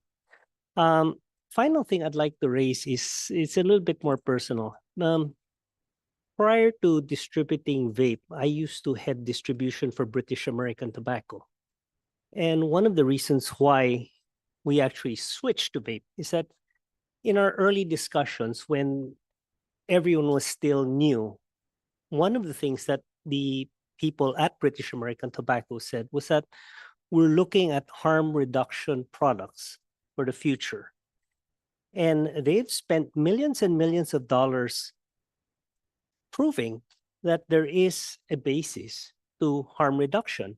Now, it might not be perfect, but I can assure you there's an enormous body of evidence to refute everything that was raised here. So what I'd like to say is this. As you know, 2 years ago, Rishi Sunak, Prime Minister of the UK, decided that his country would take an experiment. They would give away 1 million devices a year up to 2030. And he said, when this happens, by 2030, people will stop smoking. They will switch over to healthier alternatives. What if he's right? Can we actually afford to miss out on this opportunity today? So these are 3 things I'd like to raise. Thank you. Mr. Chamsi. You mentioned earlier the tax rate, no? In the proposal here in the House, their proposal is to raise it to have a unitary tax rate at 66.15 per milliliter for both nicotine salt and freebase. No, this is the unitary proposal. Yes. Any comments on that? It would be better if we could get 30. I think 30 would make the economics for us work so that we don't have to raise very much higher than what we have today. And I think if we can go on 30, you will get a more robust legal industry and people willing to pay taxes for better product. The illicit products are unregulated and they are, it's somebody cooking this stuff in his kitchen. The foreign products are subjected to so much inspection and so much regulation that you can safely say that the foreign products subjected to all, we have 3 different inspections for the products that come in. They're at least 50 times safer than the local stuff being made today. So everything, I think, will improve if we can just lower, at least be more considerate on the tax rate. So a 50% cut on that rate would be workable for us. The 66.15 is from the nicotine salt. Yes. And then we're just applying it to freebase on the same I understand. basis. I understand. Yeah. The reason why nobody use salt nic in their product is that it makes the product too expensive. So if we could find a middle ground somewhere that we can find a compromise between an increase in prices. But that in effect will lower down freebase nicotine salt by half. Because right now it's already 66.15. I have no idea how the 2 got split up and one was given a higher tax rate and one was given a lower tax rate. It's the concentration of nicotine. That's the basis. That's the basis in the past. I think that if you can lower the, I guess, well, not really lower. I guess if you can apply a uniform rate based on a 30 peso base, you would probably have less incentive for people who are bringing illegal product rather than raising it now. Because when you raise it, a legal product, a 10 ml device, one of those that you have there, the tax alone would already be 660 pesos, right? That's the retail price today. So you're talking about prices going up to 1,000. Now, great if we can stop the illegal product. If we can't stop it, you've heard that they're selling it at retail at 300 pesos. That's 300 to 1,000. It's very, very difficult to compete. Pwede pang kalahati. Kung sabi mo 500 is the legal product and the illegal is 300, some people will say, I'll go for the legal product. But if the price disparity is so great, people will go for the illegal product. I understand earlier that what's happening on the ground, no, based from the discussion earlier, is because devices and products are disguised as freebase because of the cheaper tax rate, but it's actually being sold as nicotine salt. So that's what we're trying to address. Sorry, I understand. Most of the That's the arbitrage that we're trying to address because of the difference. here is what you need to see. All the legal product, and you've heard, because all the people who bring in product legally will bring in freebase simply because the tax is cheaper, right? And all the illegal product now is salt nic. And the illegal product, everyone always asks, why is there such a big disparity between the legal?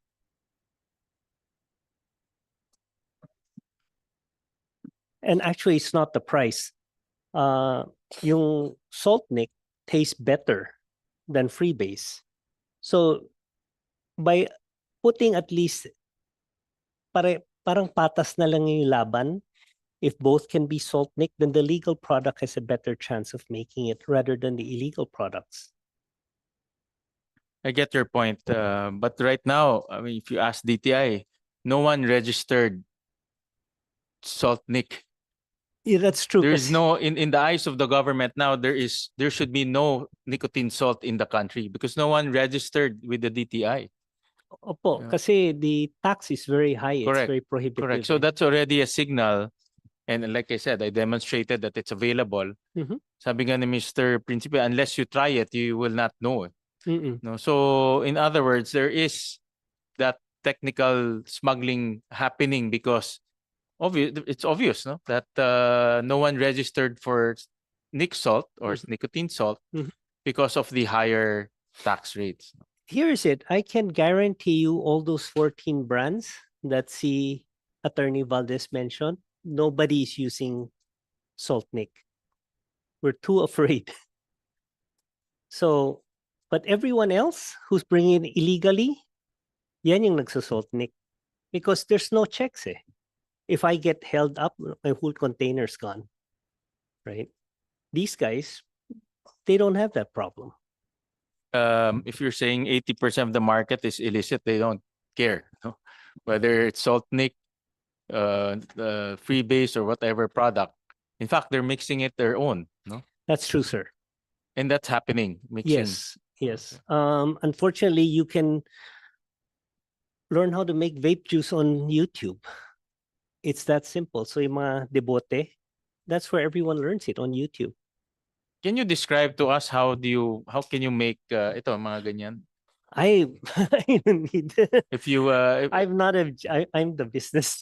I don't know how to make. Based on your information, it can be done informally. You don't need, let's say, a big machine or No, I understand, and correct me if I'm wrong, is that most of the components you can buy because they're baking components. Hmm. So it's not illegal. I think the only questionable product there would be nicotine. Hmm. But apart from that, everything else you can get locally from local distributors. All right. Thank you. Thank You're you for welcome. your comments. Thank you. We'll take a 5-minute break, and I forgot to mention that this is a working lunch, so please feel free to partake of your lunch. I know it's already 2 p.m., but we'll take a 5-minute health break so that people who wants to go to the use the toilet, they can. So this hearing suspended.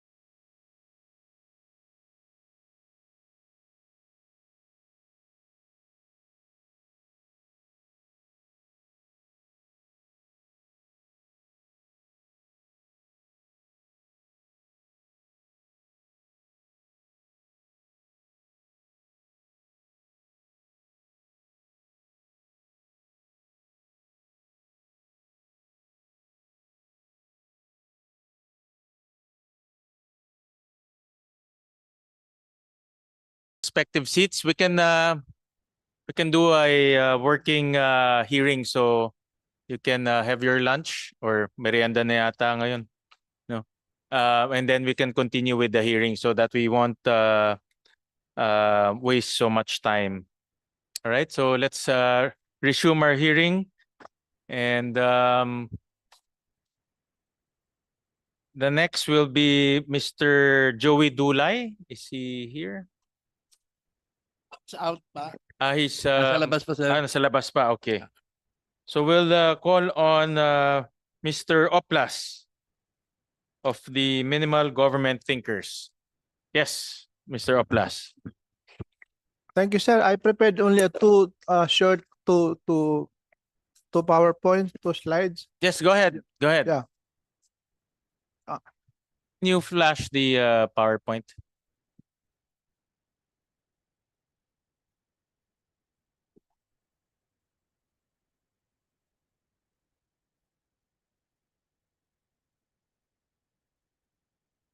It's about Laffer curve again, sir, because I updated the Laffer curve containing the latest data as of full year 2024. So the relationship between tax rate and tax revenue has been affirmed again. So the theory is correct. Then I devised another chart, the inverse of the Laffer curve, or you may call it a plus curve.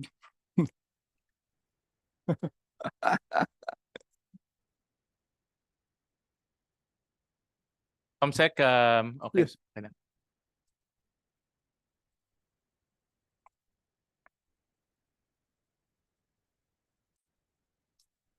Ayan, sir. Just two slides. So the first slide is about, this is my last column 3 weeks ago.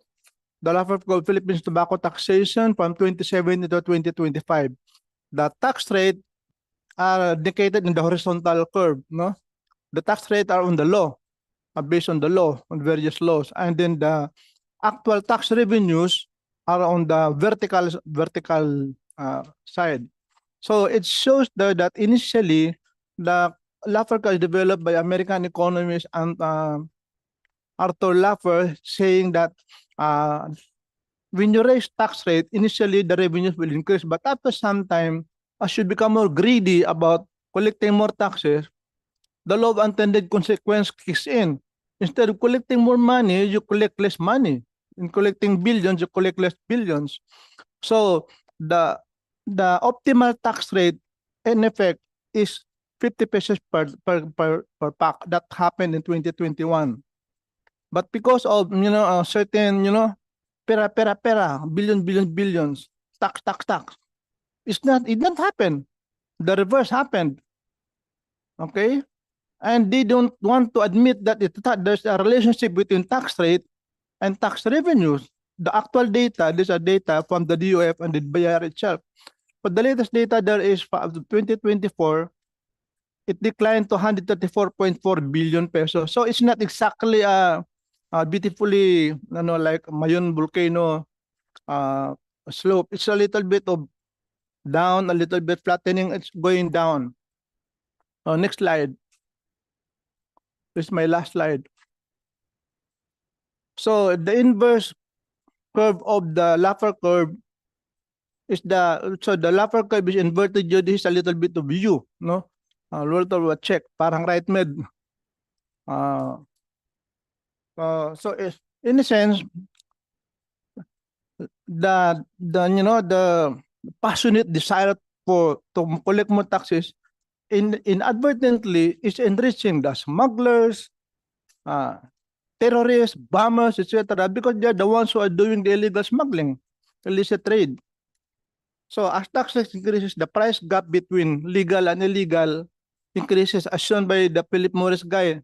The legal of Chesterfield, 150 pesos, and then the illegal is 50 pesos. So 100, kung ako, gusto ko lang mag-use, hindi naman ako pumapatay ng tao, hindi naman ako nag-rape. Gusto ko lang mag-use sarili ko. Bakit ako bibili ng 150 pesos, andyan naman 60 pesos? So it's perfectly rational human behavior. And some people think that is wrong. It is illegal to think rationally, no? dapat bawal, bawal, bawal. So the law of unintended consequences occurred. In effect, the health groups that want more billions have become the unintentional allies of the smugglers and criminals. So what to do? Instead of further raising the tax, reduce the tax and make the price gap between the legal and illegal small so that the price attractiveness of the illegal will be eroded. Thank you. Thank you, Mr. Oplas. Mr. Dulay, are you ready here, sir? Good afternoon, Your Honor. If you may allow me to read a short statement. Go ahead. Go ahead. I'm Joey Dulay, President of the PSIA. I'm here today on behalf of the Philippine E-Cigarette Industry Association, representing over 300 businesses and 10,000 allied vapers who serve more than 1 million Filipino adult consumers of smoke-free alternatives. Firstly, we want to recognize the significant progress the government has made in regulating our industry. The passage of RA number 11900 was a landmark step in establishing a clear fiscal framework for vapor products. It acknowledged the role of these alternatives in harm reduction and set the foundation for responsible marketing, age restrictions, and product standards. We also commend the government's intent in House Bill number 11360 to create a unified tax structure. The proposed 2% to 4% annual increase is a step forward in reducing misdeclaration and promoting compliance, goals we fully support. However, we respectfully raise concern over the proposed tax rate of 66.15 per ml for vapor products. This rate is excessive and unsustainable. It will place immense pressure on legitimate tax-paying businesses, many of which are already struggling to compete with the growing illicit market. And worse, it risks pricing vapor products at or above the cost of cigarettes, undermining their role in harm reduction. This is not just a business issue, it's an economic one. In 2024 alone, authorities reported 9.19 billion seized worth of illegal tobacco and vape products, more than double the previous year. The BIR projects 240.3 billion in lost excise tax revenues over the next 3 years due to illicit trade. If we continue down this path, we risk losing thousands of jobs, weakening government revenue, and empowering the underground economy. We are not opposing taxation. We are advocating for a fair and sustainable rate of 30 pesos per ml, a rate that supports compliance, protects jobs, and ensures adult smokers have access to regulated, less harmful alternatives. We believe in working with government to craft policies that are fair, practical, and aligned with public health goals. Let us continue this collaboration to ensure that the regulation supports, not stifles, responsible businesses, consumer safety, and national economic growth. Your Honor, may I comment on some things that I've heard this morning and this afternoon? Yeah, go ahead, sir. There were graphic pictures of how the industry sells its products. I would just like to correct the notion. It might give the impression that the whole industry is a rogue industry.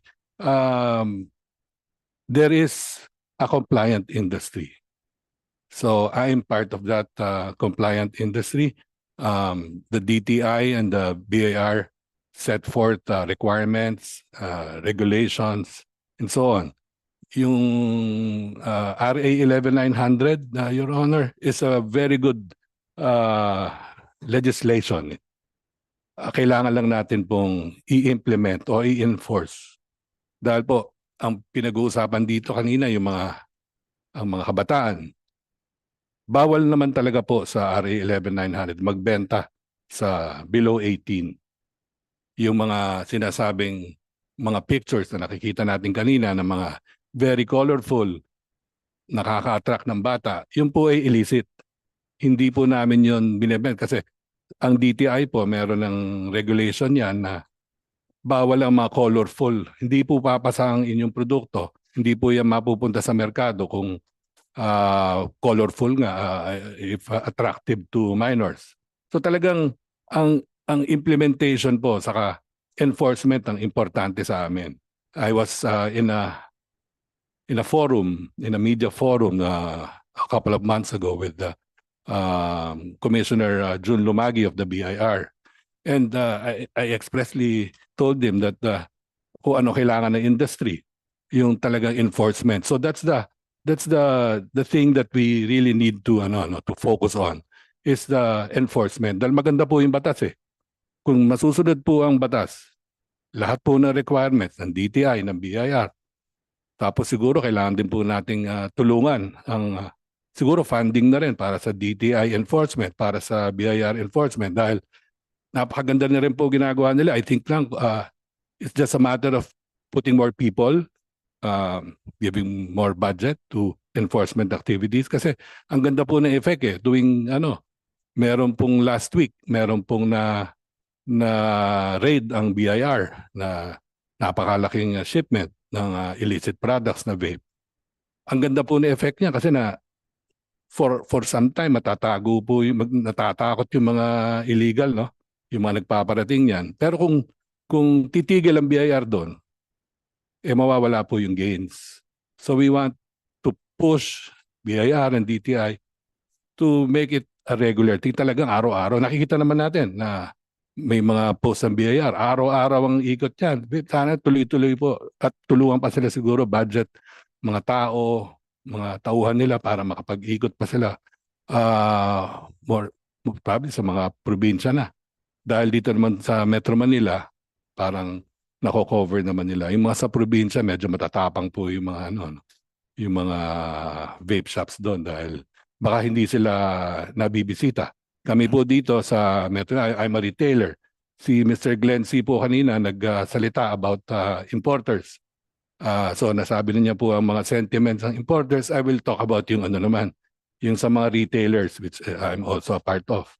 Kami po sa mga retailer na mga compliant, talagang hindi po kami bibili sa illicit. Hindi po kami gagaya doon sa mga sinasabing 70%, 30% or 80%, 20% na magdi-display po ng ng 20% compliant pero nasa ilalim ng mga stunty yung mga 80% na illegal. Marami po kaming ganyan, hindi po buong industry ang ganyan. Kami po 100% compliant. Sa aming association, tinatanggal po namin ang mga nahuhuli namin ganyan. Kaya nga po medyo nababawasan ang membership namin dahil nga sobra kaming sumusunod. Pero nga, yun po ang kailangan eh. Pero pag narinig naman namin na itataas pa lalo ang taxes, ang excise tax, masyado na humalayo yung yung pricing ng illicit, lalo kaming mamamatay. Pardon the word, mamamatay po ang industriya namin. Wala rin pong maibibigay na tax. Dahil po, ganyan po, pag tinasan mo, lalong magmumura ang illicit, mamahal naman ang compliant, mahirap din. Pati nga po na pag-usapan yung flavor, yung sinasabing 2 flavors lang may iwan o isang flavor na lang.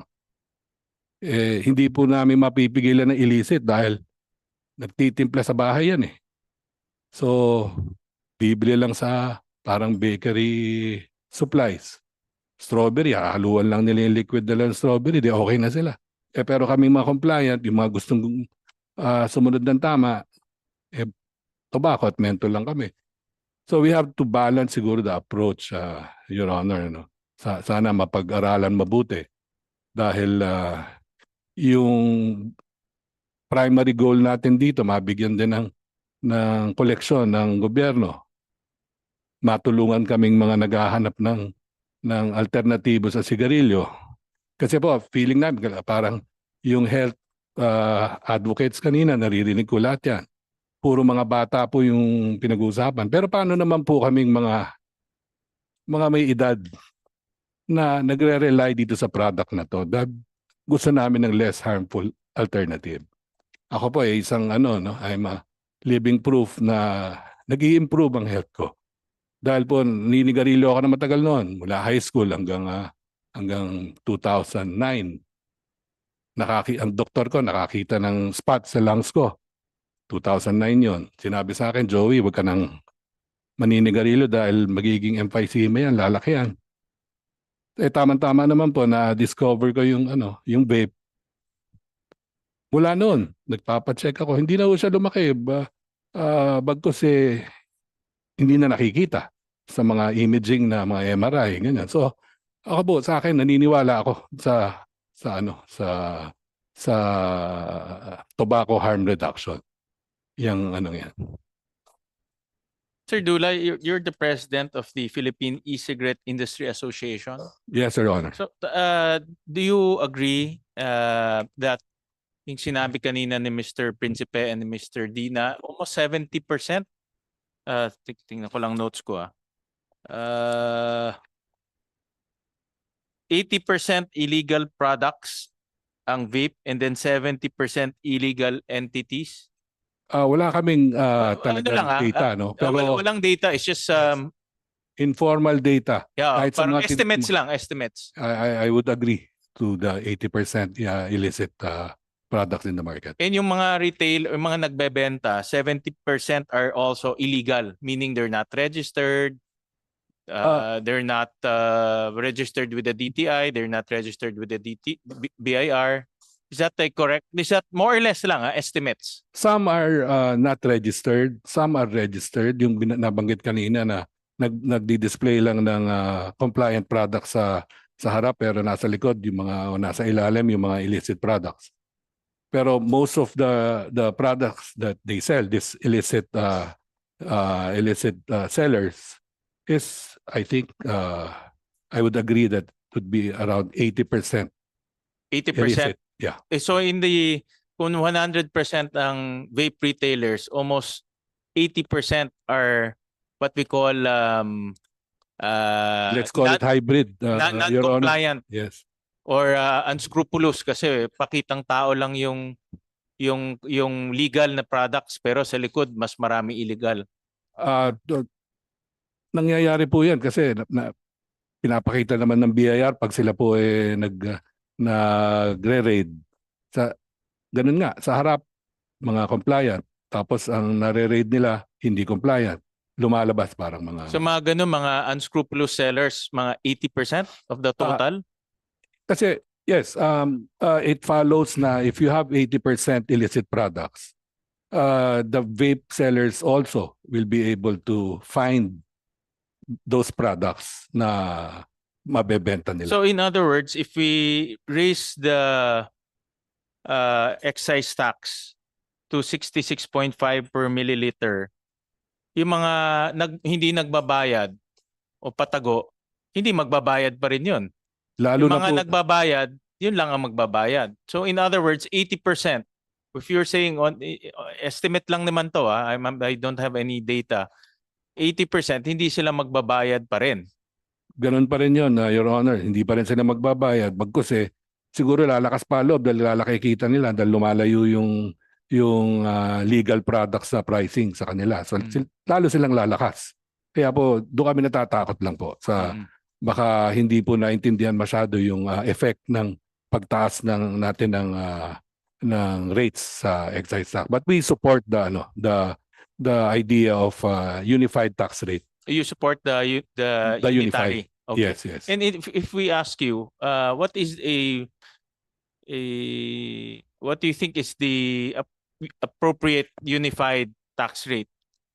We were before Kanina I heard si Mr. Chamsay at half ang kanyang nakikita. But in your opinion, just to enrich the record, Yes, I'm not saying naman na yun ang gagawin.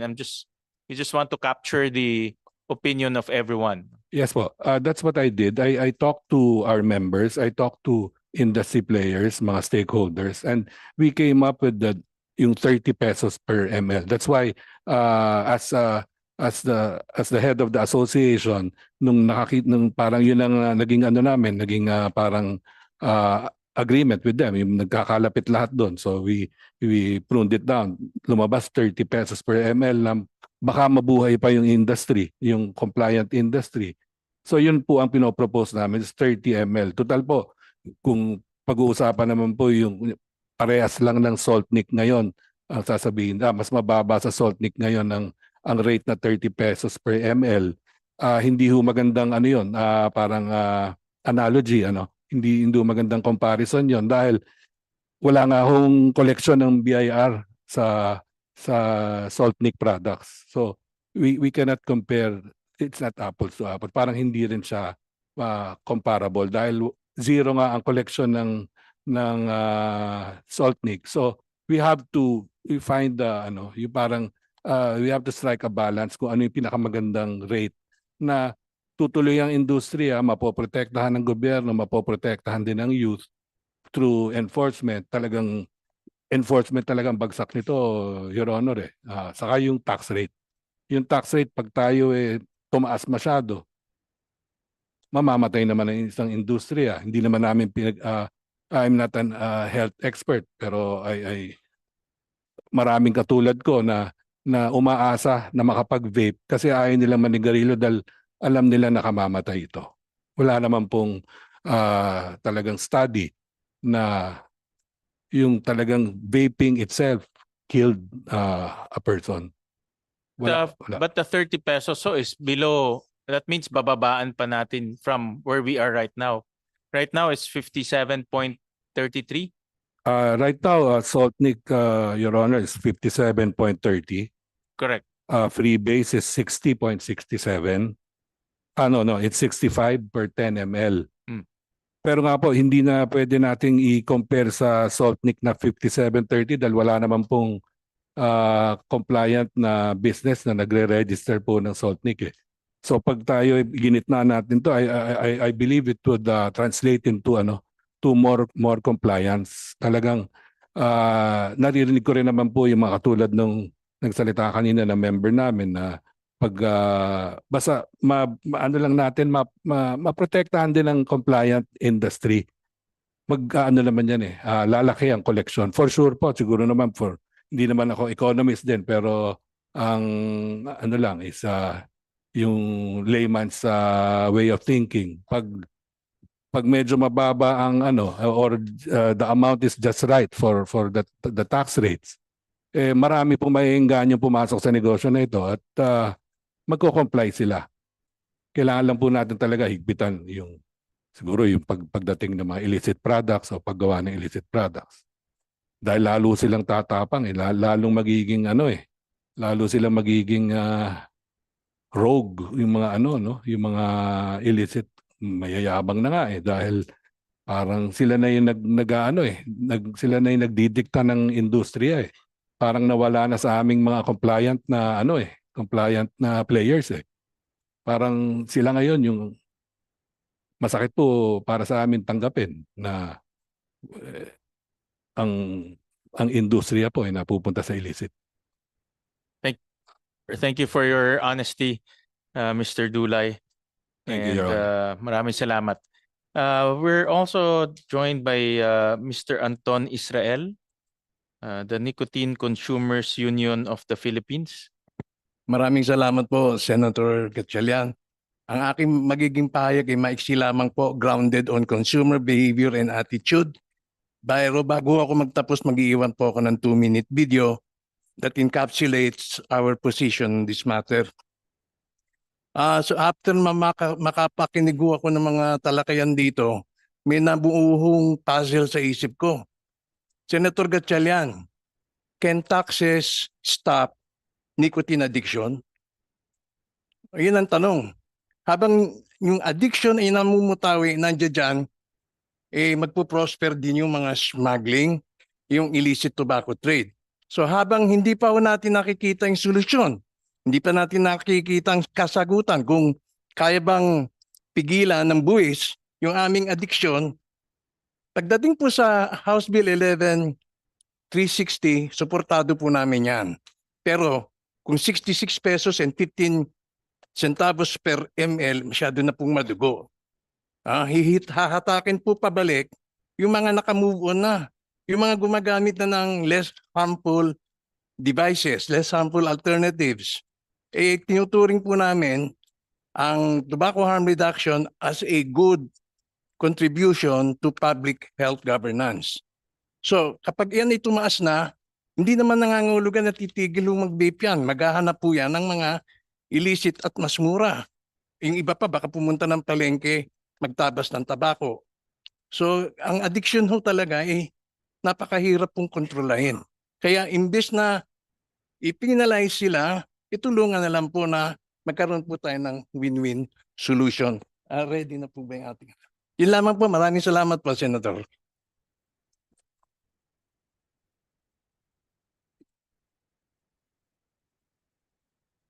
Audio? Audio.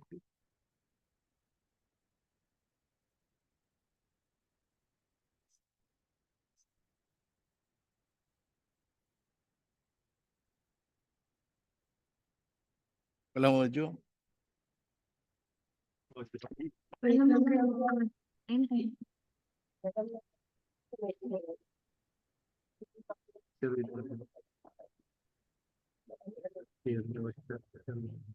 Yun. So ayun, yun lamang po. So hindi po napi-play yung video. Hanggang 30 pesos lang din po kami sa NCUP. Thank you. And they should not. Smoke-free products are not cigarettes. And they should not be taxed as if they were. These products, while not risk-free, are significantly less harmful and have already helped millions of smokers begin their transition away from smoking. But a proposed tax of 66.15 pesos per milliliter threatens to block that transition. When legal alternatives become unaffordable, people don't quit. They turn to what they can afford. And what they can afford is often unregulated, illegal, and dangerous. In 2024 alone, authorities seized over 3 billion pesos worth of illicit vape products. According to the Department of Finance, the government loses 40 billion pesos each year in taxes due to cigarette and vape smuggling. But this isn't just a revenue issue. Proceeds from illicit tobacco trade have been linked to terrorist financing in the region. The same smuggling routes used for counterfeit cigarettes are now being used to flood the market with illegal vape products, misdeclared, untaxed, and unchecked. When access to less harmful regulated options disappears, consumers are forced underground. And legitimate businesses, those who follow the rules, are punished by unfair competition. Nicotine addiction is a hard habit to break, and without access to less harmful options, that struggle only gets harder. That is why we call for a fair, effective, and enforceable tax. 30 pesos per milliliter. A level that protects public health, restores government revenue, and, most of all, makes hope affordable. If we want them to quit smoking, we can't make the better choice too hard to afford. Let's not turn a health solution into a luxury. Set a fair tax. Make the better choice accessible. Keep hope within reach. 30 pesos per milliliter is not just a number, it's a lifeline. All right, thank you. Thank you, Mr. Israel. Maraming salamat po. We also have colleagues from, sorry, I didn't see this earlier, Alliance of Public Health Advocates, Samuel Madriaga.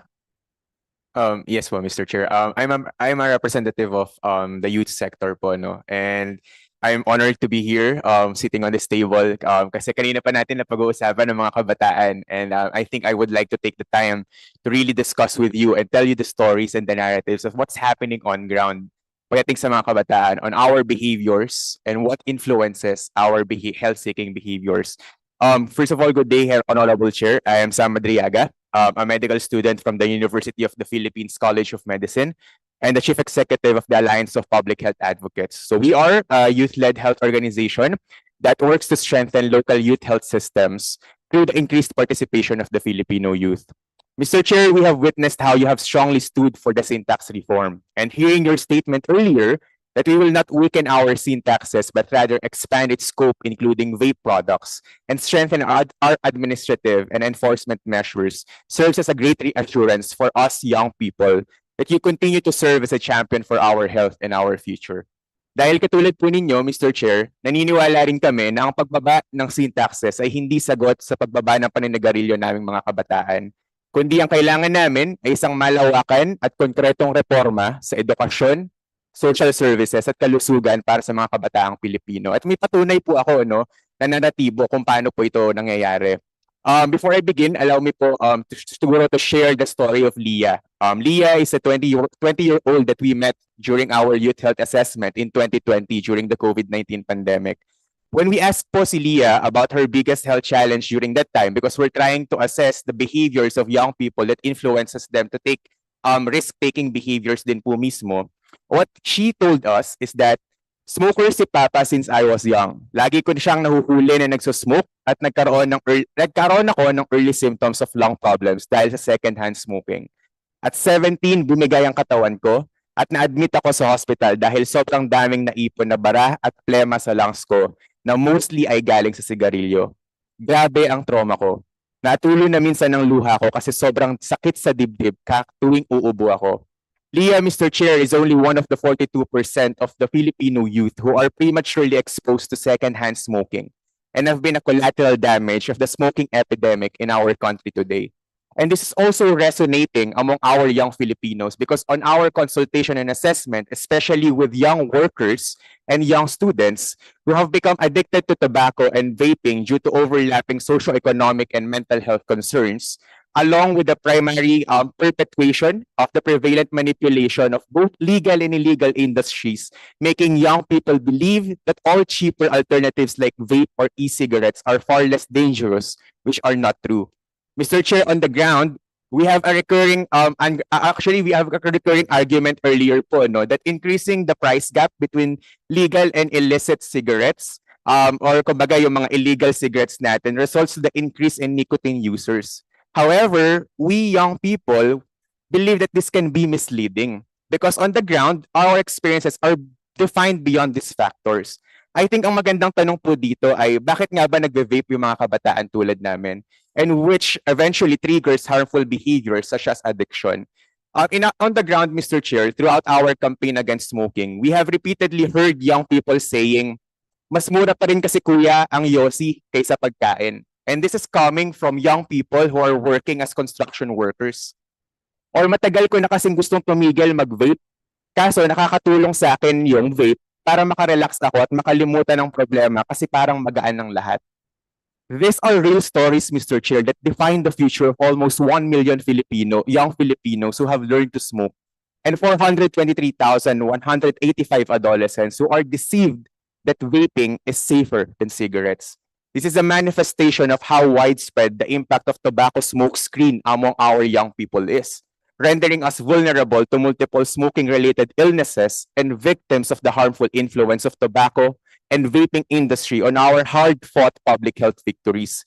In our study po, Mr. Chair, almost 85% of young people claims that their health behaviors are primarily influenced by how smoking and vaping products are marketed on social media platforms, masking its harmful influence with the coolness, yung sa mga tricks na ginagawa po before, na gumagawa pa ng mga bilog using the mga vape, that they can do with vapor products and forming a norm that favors the vape culture. And this is huge, Mr. Chair, because I myself, an occupational therapist, we know that one of the key determinants of the development of a child and adolescent's behavior are the influences of its environment.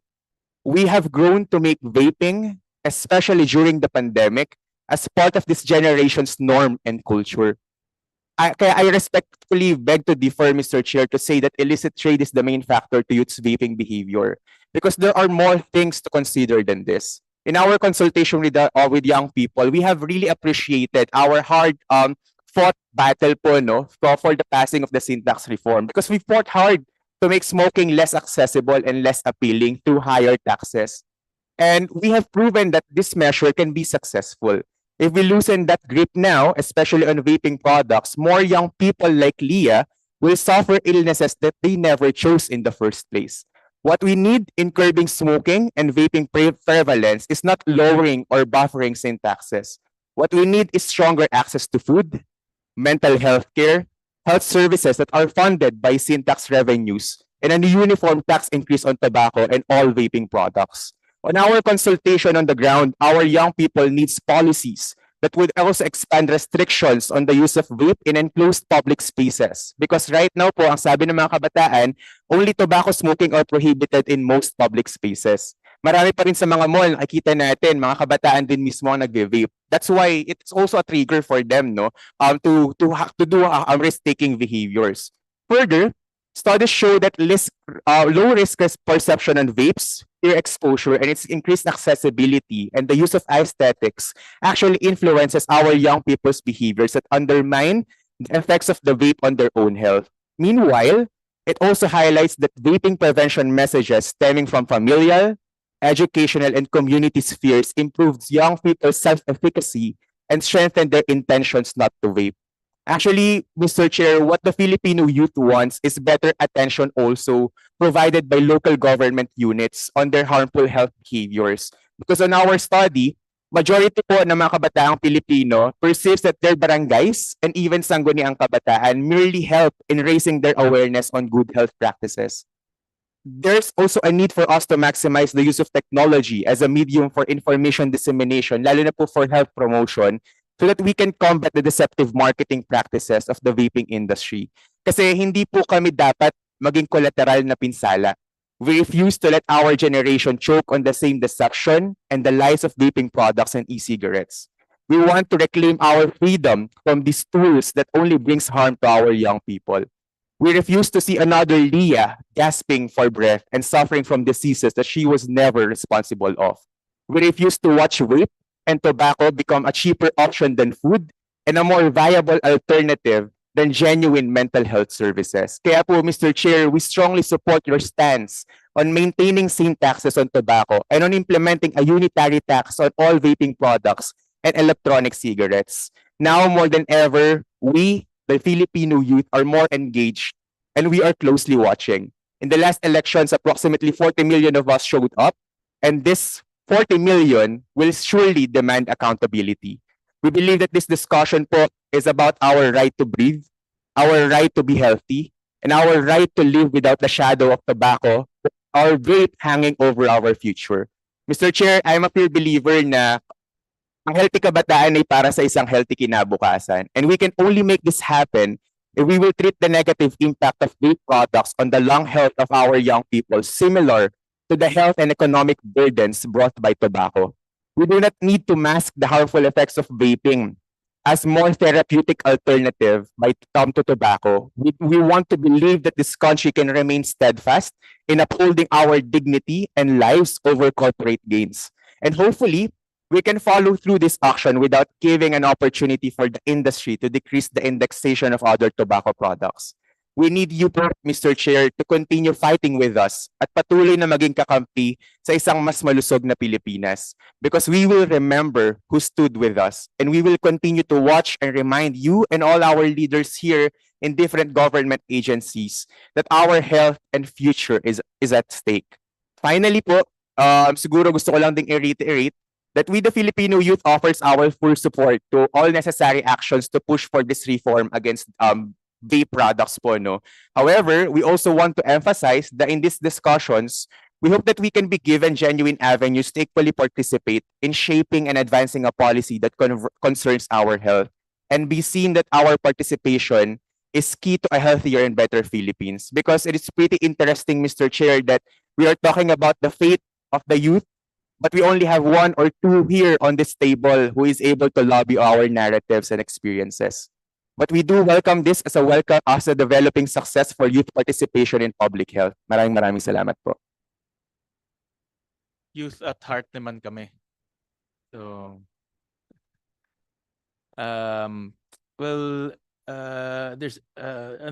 we're joined also by Mr. Mata, Lorenzo Mata, Quit for Good organization.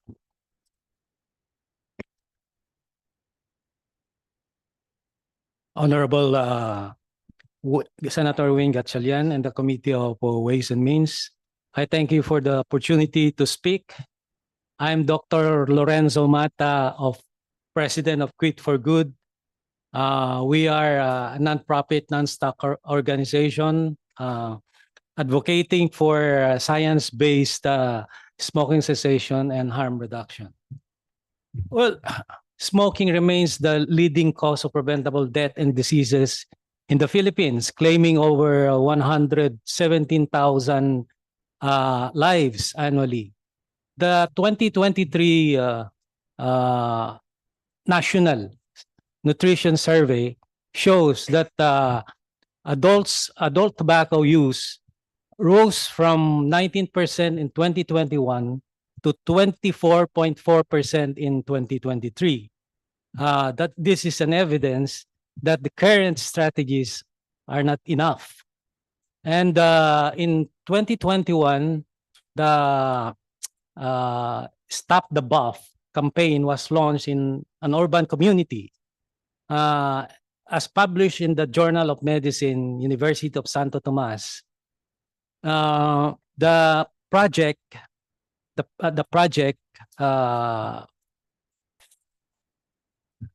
showed the awareness, made awareness of the fact that that this cigarette is a dangerous product, but it also revealed a critical gap whereby many smokers, especially those who are heavily addicted, struggle to quit using the traditional method. And it is also noted that the access to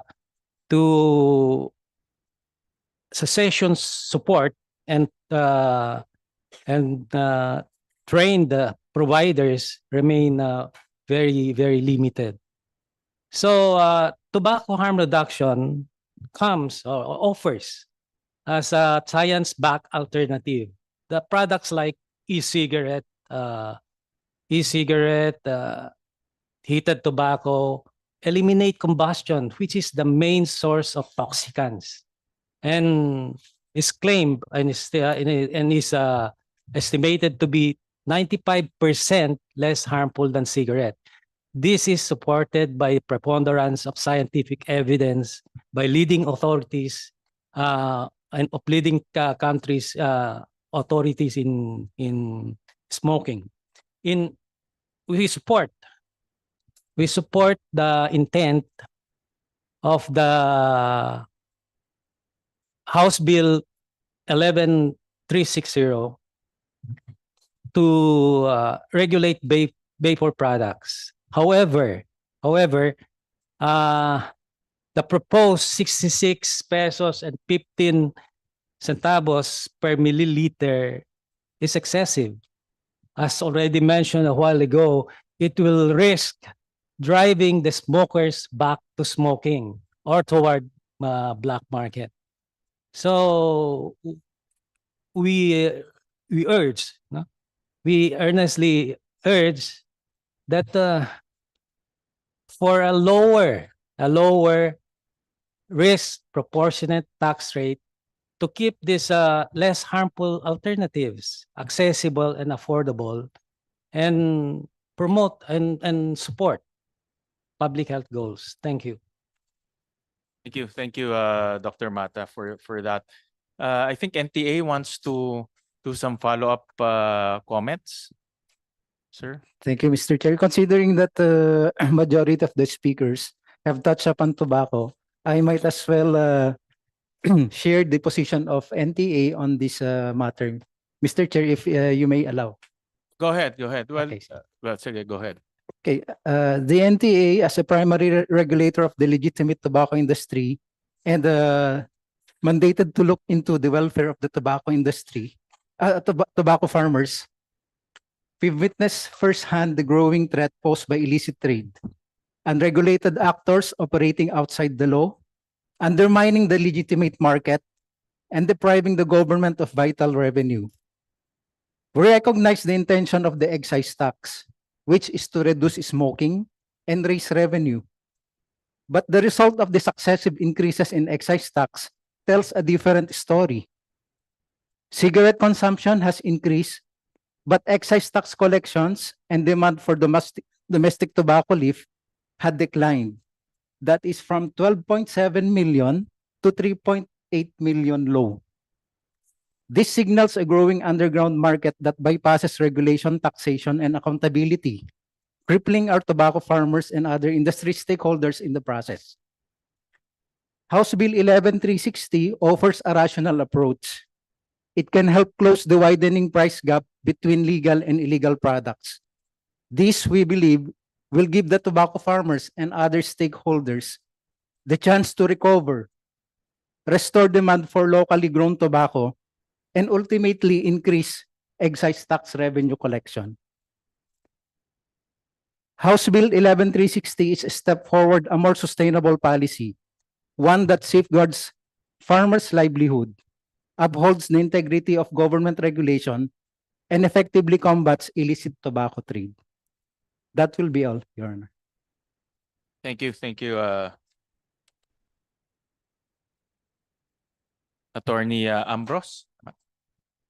And also we're joined by the Director General of the FDA, Attorney Teston. Maraming salamat po, Mr. Chair, at magandang hapon po sa ating lahat dito. In view of the effectivity of RA 11900, my statement will be short regarding vape law. Mr. Chair, and my colleagues here and everyone attending today's committee hearing, the FDA, being a regulatory agency under the Department of Health, remains committed to protecting the health of the consuming public and stands with the Department of Health as the protector of the constitutional right of every Filipino to health. In its official position on the subject matter, as earlier discussed by my colleague from the Department of Health, and we reiterate, we will support under the whole of government approach any and all enhanced enforcement measures that will be thereafter adopted versus the illicit trade of vape products, all within the context of RA 11900, where the Department of Trade and Industry is the lead agency. And under RA 11900, we remain committed in providing technical assistance to the Department of Health and other concerned agencies for the development of standards and policies involving vape products.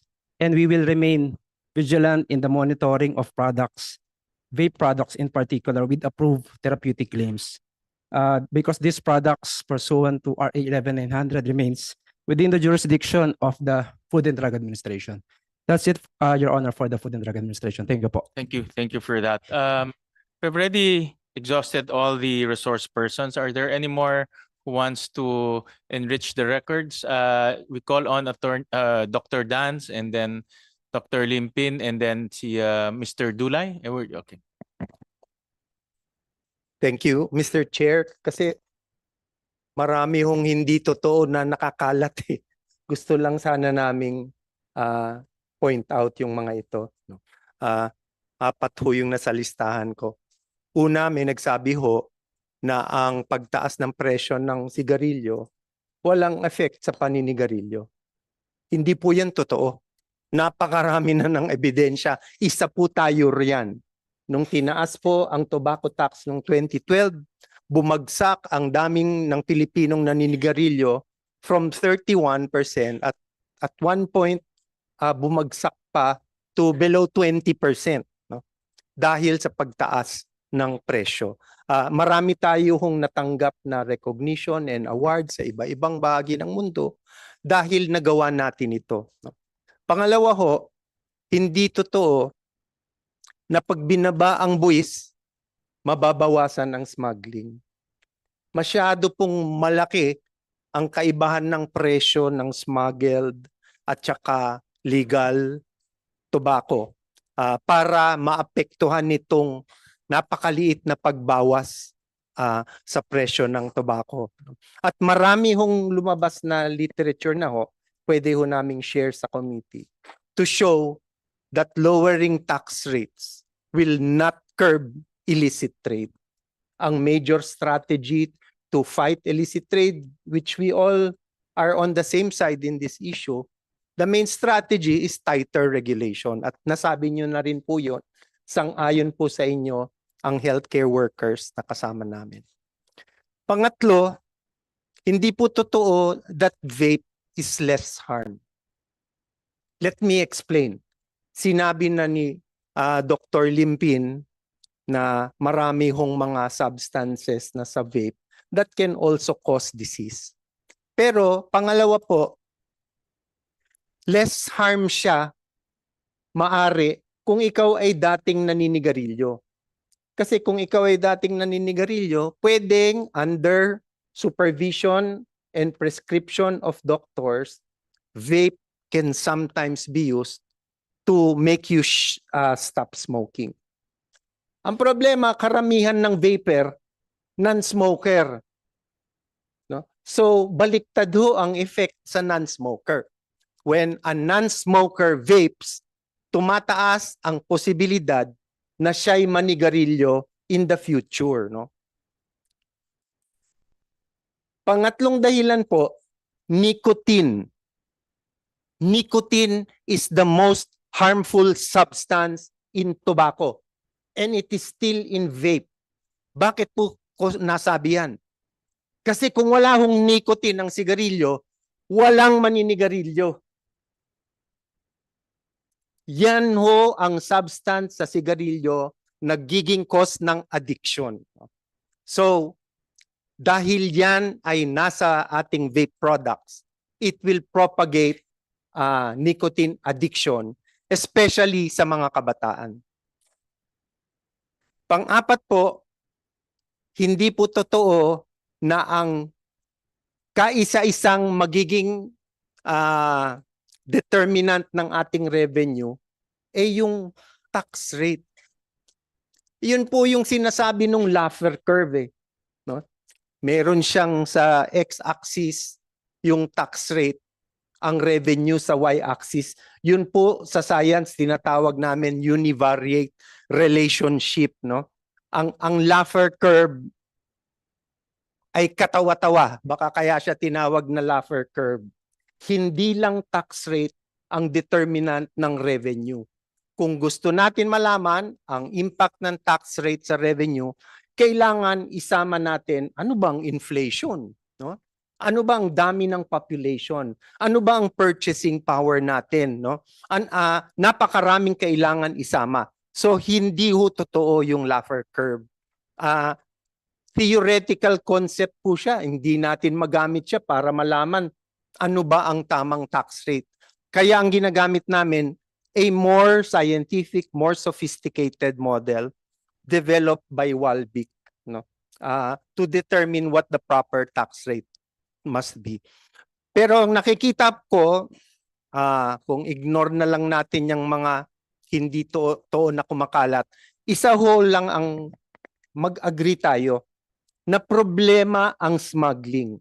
Number one, no? Or illicit trade. At ang illicit trade, hindi lang smuggling yan eh. Meron ding tax evasion dyan, di ba? And hindi natin alam how much of that illicit trade is from tax evasion and how much is from smuggling. Sana alamin naman natin yan, no? Isa pang agree naman tayong lahat kung illicit trade ang pag-uusapan, whether it's smuggling or tax evasion, ang tanging lunas po is tighter regulation, hindi po pagbawas ng buwis. Yun lang po from the healthcare sector. Maraming salamat po. Dr. Limpin. Yes, thank you po. Medyo I would like to be quite honest to everyone here. Medyo nakakakulo ng dugo kapag marinig ho ninyo na we are the health advocates here are accomplices to the criminals and smugglers ng bansa. Hindi ko po ho matatanggap yon. Number one, paano ho kami magiging accomplices to the criminals? Kami nga po ang nagbibigay ng buhay sa mga kababayan natin. At kami rin po ay naririto para pigilan na magkasakit at mamatay ang mga Pilipino. So paano ho mangyayari na ganon? And it is very clear the ones who are saying that are actually coming from those who are peddling products that are causing death and diseases to our countrymen. So, napakahirap naman siguro na, siguro ang maisasabi ko lang dyan, baka kailangan ibalik ninyo ang statement na yan sa sarili ninyo. Kasi, hindi po kami ang pumapatay sa mga Pilipino. Yun pong mga produkto na binibenta ko katulad ng mga sigarilyo at ng mga vape products na yan ang siyang nagiging dahilan kung bakit nagkakasakit at namamatay ang mga kapwa nating Pilipino. We have to be clear about that. We are not also accomplices to smuggling in the country.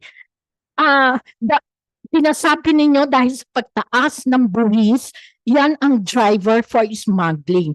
But hindi ho sa mga ibang bansa napakita na ang pagbaba ng presyo dahil natakot ho sila sa smuggling like in Canada, this actually led to more people being driven to continued smoking, and it did not also the decrease in the price did not lead to a reduction in smuggling. Therefore, ang sinasabi ho namin talaga dito, hindi ho yung presyo ng sigarilyo dahilan kung bakit nagkakaroon tayo ng smuggling. Ang dahilan kung bakit tayo nagkakaroon ng malaking problema sa smuggling is because of poor administration. Restriction, regulation ng ating mga produkto. Yan ay napakita na sa iba't ibang bansa. And therefore, we just need to be able to impose stricter regulations and tax administration pagdating ho sa tobacco and vape products. Hindi rin po yung pagtaas ng sigarilyo ang dahilan kung bakit dumadami ang hindi po yung smuggling lang ng mga illicit vapes ang dahilan kung bakit dumadami ang gumagamit ng vape sa mga kabataan natin. Let us admit what is real in the country. Hindi naman po dahil sa smuggling lang eh. Marami po akong mga pasyente na nagbe-vape. Ano ang ginagamit? Ang RELX ba ay legitimate industry? Sila ho ba ay legitimate company? Di ho ba? They are legitimate company. At marami sa mga pasyente na dumadating sa mga clinic namin, RELX ang ginagamit. Ang heated tobacco products like IQOS, ito ho ba ay legitimate, coming from a legitimate company? Yes, di ba? Unless ang PMFTC, andyan ho si Ms. Serse, unless sabihin nila na marami silang ini-smuggle na mga IQOS, then probably there is a problem really. I do not know, no? Hindi ninyo pwedeng basta-basta kasi sa dami ng smuggling kaya dumadami ang mga tao na nagve-vape. It is really because of the nicotine addiction. Yung isa ho nating speaker, tinanong, can we stop nicotine addiction? I say, as a doctor, yes. And the means to stop the addiction is to stop using it. No, hindi ang alternative natin gumamit ng vape. Because it is not also true na gagamit tayo ng isang alternative that would also cause harm. Paano namin ibigay na alternative ang isang produkto na alam namin meron hong chemical na nagkokos ng cancer, meron hong mga chemical na nagkokos ng chronic obstructive lung diseases, na meron hong mga chemical na magkokos ng pagbabara ng daluyan ng dugo sa puso.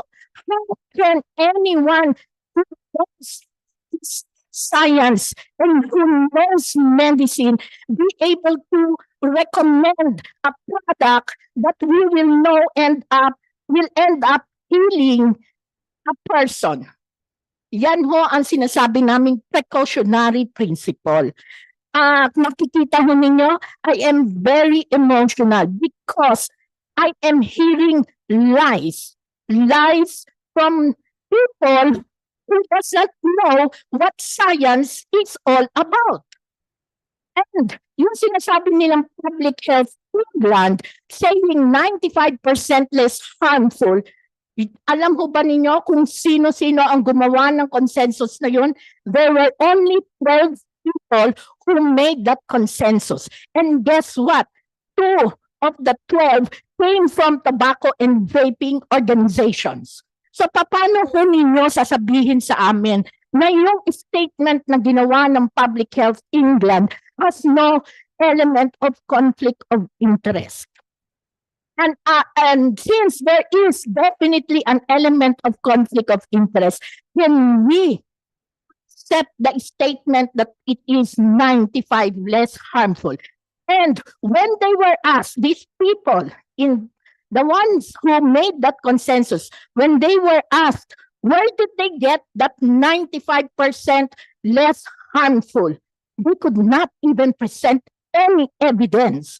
Therefore, that 95% less harmful na statement is not true. And we know that for a fact it is not true because we have seen people who got sick. We have seen people who died from the use of these electronic cigarettes. So, Your Honor, I am very, very emotional about this because I, as a health person, will not stand will not stand to let these lies just go unrebutted. Thank you. Thank you, Dr. Limpin, for that very passionate comments. We'll call on, I think Mr. Dulay was raising his hands. Go ahead, sir. Thank you, Your Honor. Just on the comment on the intention of RA 11900 on the issue of flavors. No? In January 19, 2022, in the BICAM conference tackling the vape bill, the chairman of the BICAM committee was asked specifically the question if flavors are allowed, and if only the flavor descriptors are not allowed. And the chairman of the committee answered in the affirmative. Flavor is allowed, but you cannot put flavor descriptors that are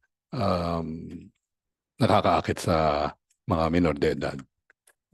Lastly, dun po sa ad valorem tax on devices na nakita natin kanina, ang devices po, tinatax na po ng VAT yan.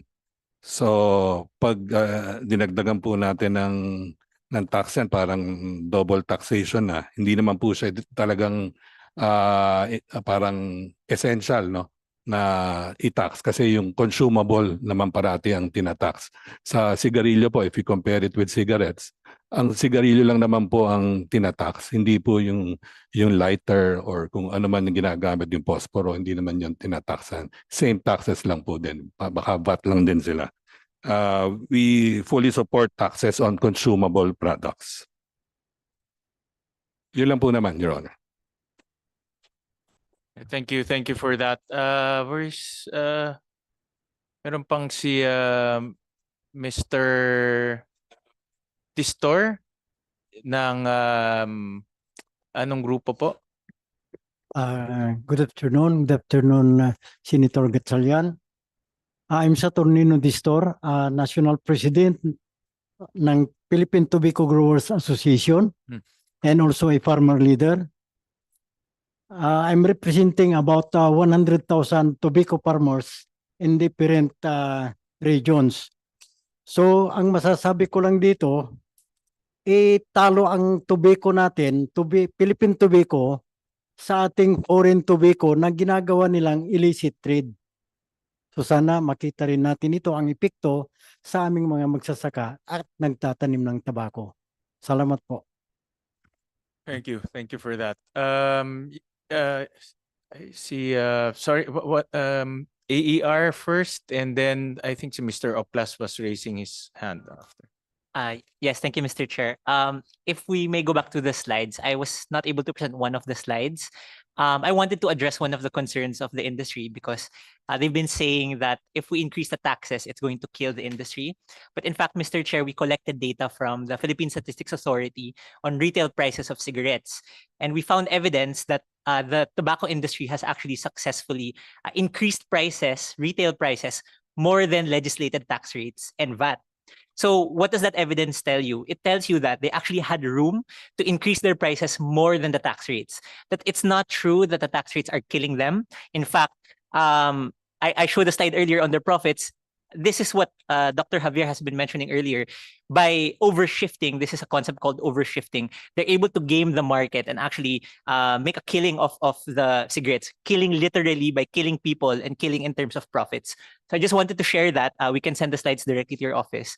On the second point on evidence. Is that in your presentation? Yes, it's on the slides. Can we, Comsec, can we show that just in the interest of getting details? It's the second to the last slide. Right before the policy recommendations. There you go. So in gray is the legislated tax rate plus VAT. So increase year over year. The lines are actually how they were able to increase in retail price. So you'll notice they're all above the bars, meaning the tax rates did not only translate, but they were able to put a little more on top of that. In fact, I'd call your attention to a specific brand that I'll censor as brand MR. If the tax rate increased by 5.6 pesos in 2023, they were able to increase the retail price by 18.84. So if they're saying that the higher prices are killing them, then it begs the question, why are they increasing prices more than what the tax demands of them, Mr. Chair? I'd like to also point out to another evidence point. It's not in the slides. This is something that is consistent with the BIR statements. Earlier, the BIR pointed out that revenue grew from vapes from, I think, 11 million removals to 140 million removals in 2023 to 2024. This is part of actually a consistent trend that removals have been growing exponentially. In 2021, it was 165,000. In 2022, it was 3 million. In 2023, it was 11 million. And in 2024, it's 140 million. It's an order of magnitude of growth every year, which means actually that our BIR is strengthening their enforcement efforts. The taxes are increasing in each of these years, but the removals are also increasing in each of these years. Again, this is evidence that contradicts that the industry is dying. What it actually is showing is that the BIR is becoming more experienced. They're becoming more adept at catching these people. And a personal story, Mr. Chair, when we approached the BIR in 2022, when we were starting this discussion, we recommended that they implement a track and trace system. And sila na po mismo yung nagsabi na we're already starting to implement a track and trace system. So I think the data, the evidence is showing that enforcement, good enforcement is possible. And on a last note, and this is a little bit more rhetorical, medyo na-dismaya po ako dun sa sinabi nung dayuhang speaker. Hindi dahil dayuhan siya, no? Pero may sinabi siya, sabi niya, I don't think that enforcement campaign will be successful in the Philippines. And I think that's very disappointing if we adopt that kind of policy stance. We're signaling that our government agencies and that our legislation is impotent in combating illicit trade. I don't put any hope. I don't think there's hope in the vape industry, rather. I think there's hope in our leaders. I think there's hope in our regulators. I think there's hope in legislation to improve our enforcement on these issues. And we really do hope, Mr. Chair, that you will consider our proposals to strengthen the fight against illicit trade and protect the youth and public health in this policy. Thank you, Mr. Chair.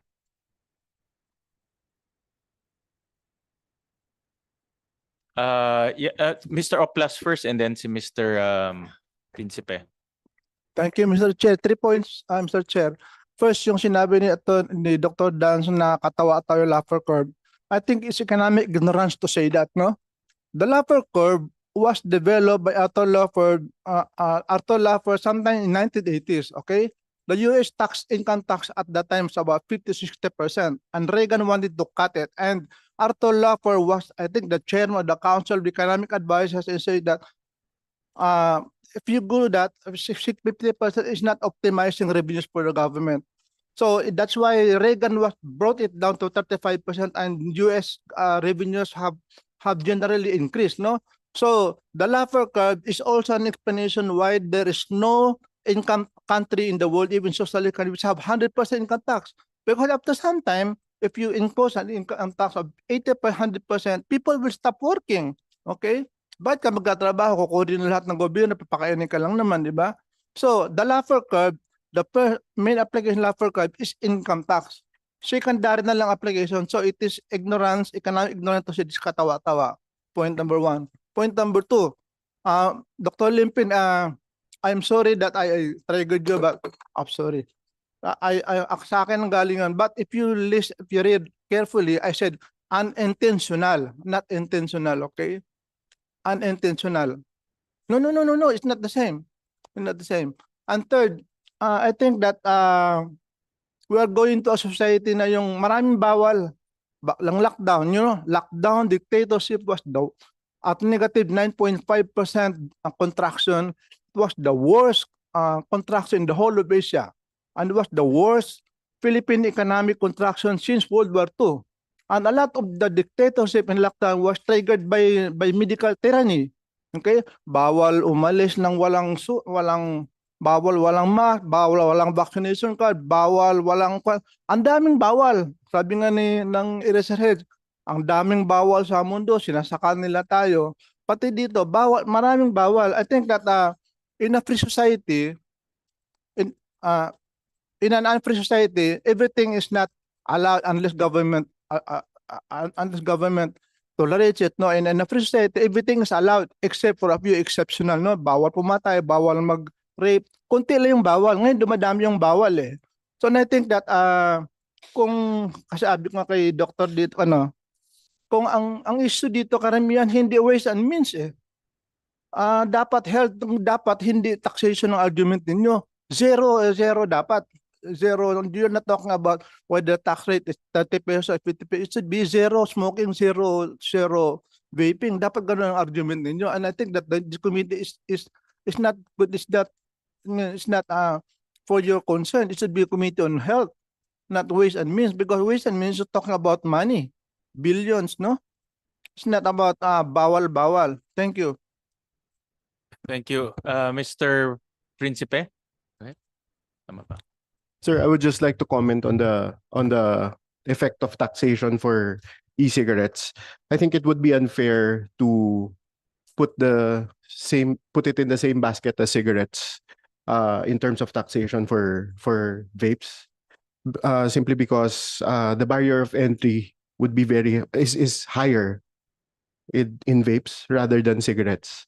Because if in the Philippines, a lot of the consumers for cigarettes based on tingi sila eh. So nakakabili sila ng di ko alam kung magkano na ang isang piraso ng stick ngayon. In comparison with vapes, wala po kaming tingi.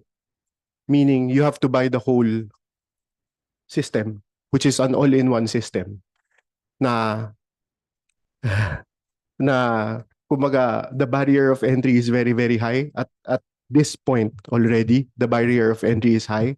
And if we make it ultra high for people, it's tantamount to saying that it's de facto banned.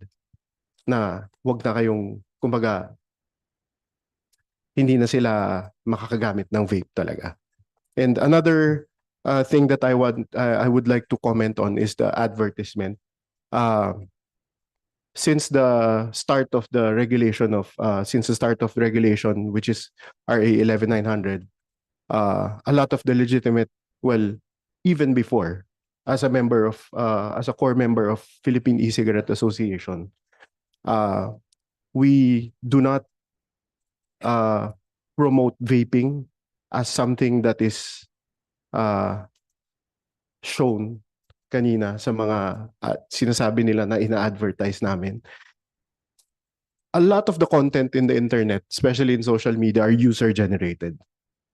So the people who are using it are, kumbaga, they find it cool and they post it on their social media, but that's not perpetuated, or that's not sponsored by the vape companies. It's not like us telling them, uy, gawa ka ng video. It's not like that. At the start, siguro noon, when back in 2013, I would admit yes, because it was a small community back then na it's more of parang oh cool mag-vape ganyan. Pero nung dumating na sa point na there were companies that are responsible and there was PSIA, we took it upon ourselves na we don't promote to kids and we will never promote to kids. And a lot of the products that we are selling does not the slides that were shown earlier does not even remotely look like what we are selling right now because we adhere to the standards of the DTI. That's all. Thank you. Thank you for that. May I know from the DOF what's their official position on House Bill number 11360? Is there an official position? Mr. Chair, we do not yet have an official position on House Bill 11360 in particular, although we did submit an official position paper on its precursor bills. But officially, you support the unitary tax system. Yes, Mr. Chair. Okay. I'll show a slide. No, this is again from FNRI, and this is the primary reason why we conducted this hearing, because when we were reviewing the data from FNRI here, no, this was shown during the last hearing, and if you see this is only for adolescents, so age 10 to 19. So if you see the ones for manufactured cigarettes, masaya tayo, bumababa siya. No, the smoking prevalence for among adolescents using manufactured cigarettes, bumababa siya. Pero if you look at the electronic cigarettes, tumaas siya, no, ng almost 40%. So if you do the simple math and no, just 1:1 analogy, on the next slide. The reduction on manufactured cigarettes is 20%. Obviously, they transferred to e-cigarettes, that's 32%. But there's still 11% surplus, meaning, and I would treat this as new e-cigarette smokers, no? That's an equivalent of 120,000 adolescents bago na pumasok sa e-cigarettes. And this is only in a span of 2 years, no? It's already 2025 right now. So my point here, if we do not arrest this problem, we will see more adolescents, mas maraming bata pumapasok sa e-cigarettes, no? A majority of them are new smokers, no? And this is what I am worried about, no? That's why when we were reviewing this data, we see the need to address this issue by changing the consumption habits of the young. Hopefully, no more young will enter into this e-cigarettes. If sabi kanina ni Mr. Israel, some of them are in the transition or they want to quit, and the way to quit is using e-cigarettes. That's their own choice. But the adolescents, ito yung mga teenagers, age 13 all the way to 19. Some of them hindi pa marunong pumili, no? Mga bata to no? Hindi sila marunong pumili at pinipili nila yung hindi maganda para sa kanilang kalusugan, no? So this is why we called for this hearing, and we want to review the tax rates of e-cigarettes because we see this issue coming to fore. And at the same time, we demonstrated earlier that and thanks to Mr. Principe, it's very difficult to determine what is freebase, what is nicotine salt, no? Thank you for Mr. Principe for telling us na dapat gamitin mo para malaman yan, no? So and that leads to a very common sense effect, no? people will just import or declare freebase. Diba? In guise of people will import freebase because it's cheaper, and then sell nicotine salt in reality. No, so and that's a technical smuggling or a phenomenon that we are also seeing. Kasi it's very obvious. No, just go to the market and you can buy nicotine salt anytime. But well, in fact, in DTI's records, there's no entity that is permitted to sell nicotine salt in the country. Zero ang nag-apply. No? So they're taking advantage of that loophole in our taxation system. So having said that, we have a few recommendations that we want to share to the body.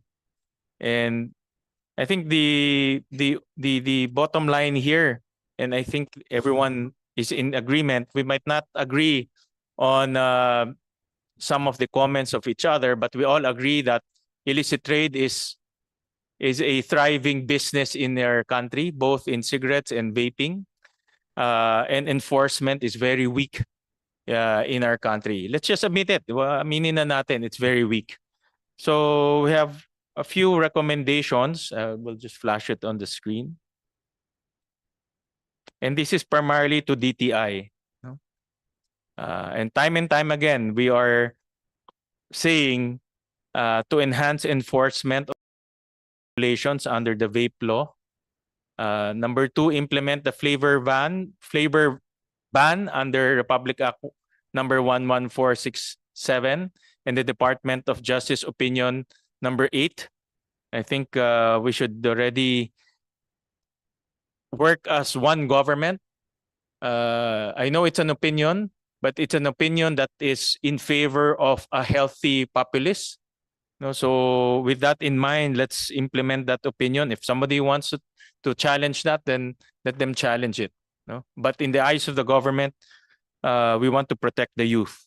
Number 3, conduct market analysis to determine the extent of non-compliance to regulations. Earlier on, we asked the opinion of our friends from the industry. Maganda yun, meron tayong pulso. Pero wala tayong data. Wala tayong hard analysis. Wala tayong surveys. And this is what the DTI should also do under the law. No? So that you can recommend to us concrete policies that we can implement and also fund. No? Ang trabaho ng Senado, maglagay ng pondo. No? So we call upon the DTI to already conduct market analysis on vapor products. And then lastly, and I will file a resolution to make this effective, create an interagency task force against illicit trade on accessible products, particularly cigarettes and vape products. This is a recommendation from BIR. So we'll file a resolution to that effect. I think we need to sound the alarm bells right now. And the course of action is to create that interagency task force led by the DTI, because primarily the vape, we need to address the vape issue. But this interagency task force, I will propose to the Senate to come up with concrete funding. Sana multi-year funding so that we can create sustainability. But it's important to create this specialized task force to address this problem in illicit trade, both cigarettes and vape. No? We're already entering a very dangerous phase, and we need concrete actions. So with that, yes, Mr. Jetro. With regard to the fourth recommendation, can we make it an interagency task force on the 3 sin products? Sugar sweetened beverage, tobacco, and alcohol. That's just a recommendation on my part. Well, so we'll that take note of to make your it more comprehensive. Yeah, we'll take note of your recommendation. But the 4 hearings already that we conducted, it's obvious that government is not doing enough to address illicit trade, no? Both in cigarettes and vaping. But right now, because of the uptick in the youth, we're going to address through taxation the increase in vaping prevalence among the youth, because we want to change the behavior of the youth in insofar as vaping is concerned, especially that 120,000 new. Bago lang 'yun, ha. No, ibig sabihin ito siguro mga bata pa ito no. No, I want to stop that. Dapat wala ng mga adolescents pumapasok sa mga vaping activities. So with that, any last words? Yes, Dr. Dance. Are there going to be recommendations on the rollback of tobacco tax? Kasi the Syntax Coalition recommends setting health targets and estimating optimal tax rates based on models that have been proven effective rather than just a random discussion of the Laffer curve. So we're hoping there will also be resolutions on the rollback of tobacco tax. You know, Dr. Dance, I don't agree that Mr. Laffer will destroy the youth of this country. I don't agree. No? Mr. Laffer can present his models elsewhere but not in the Philippines. Kawawa naman yung mga kabataan natin. I agree po. It's not a model. No, that's the main problem. Like I said in the beginning, the committee report will focus on vapes. We will increase vape taxes and change it to a unitary system. Of course, there's an appeal to some of our colleagues on the rates. We will study that very carefully. And at the same time, we will make sure that enforcement, maybe outside of the legislation, but enforcement will be strengthened. We will propose additional funding for the enforcement agencies so that they can work properly together and work effectively together. So that's the direction. Mr. Chair, there are provisions in 11360 on the rollback of tobacco tax, and that is a major concern for the healthcare professional organizations, because if this is subjected to a bicameral committee hearing, then that provision can be used to actually implement a rollbacks of tax. Like I said in the beginning of the hearing, Dr. Dance, as long as I'm the chairman of this committee, I will not agree to include that cigarette provision in the BICAM report. If we don't agree, then so be it. So be it. Then we'll talk again during the 20th Congress. Thank you, that's Mr. the Chair. ruling of the chair. Right. All right. Thank you very much for your time. We'll suspend the hearing for now. If we need to call for another hearing, we'll do so. At maraming salamat po sa inyong oras. Thank you.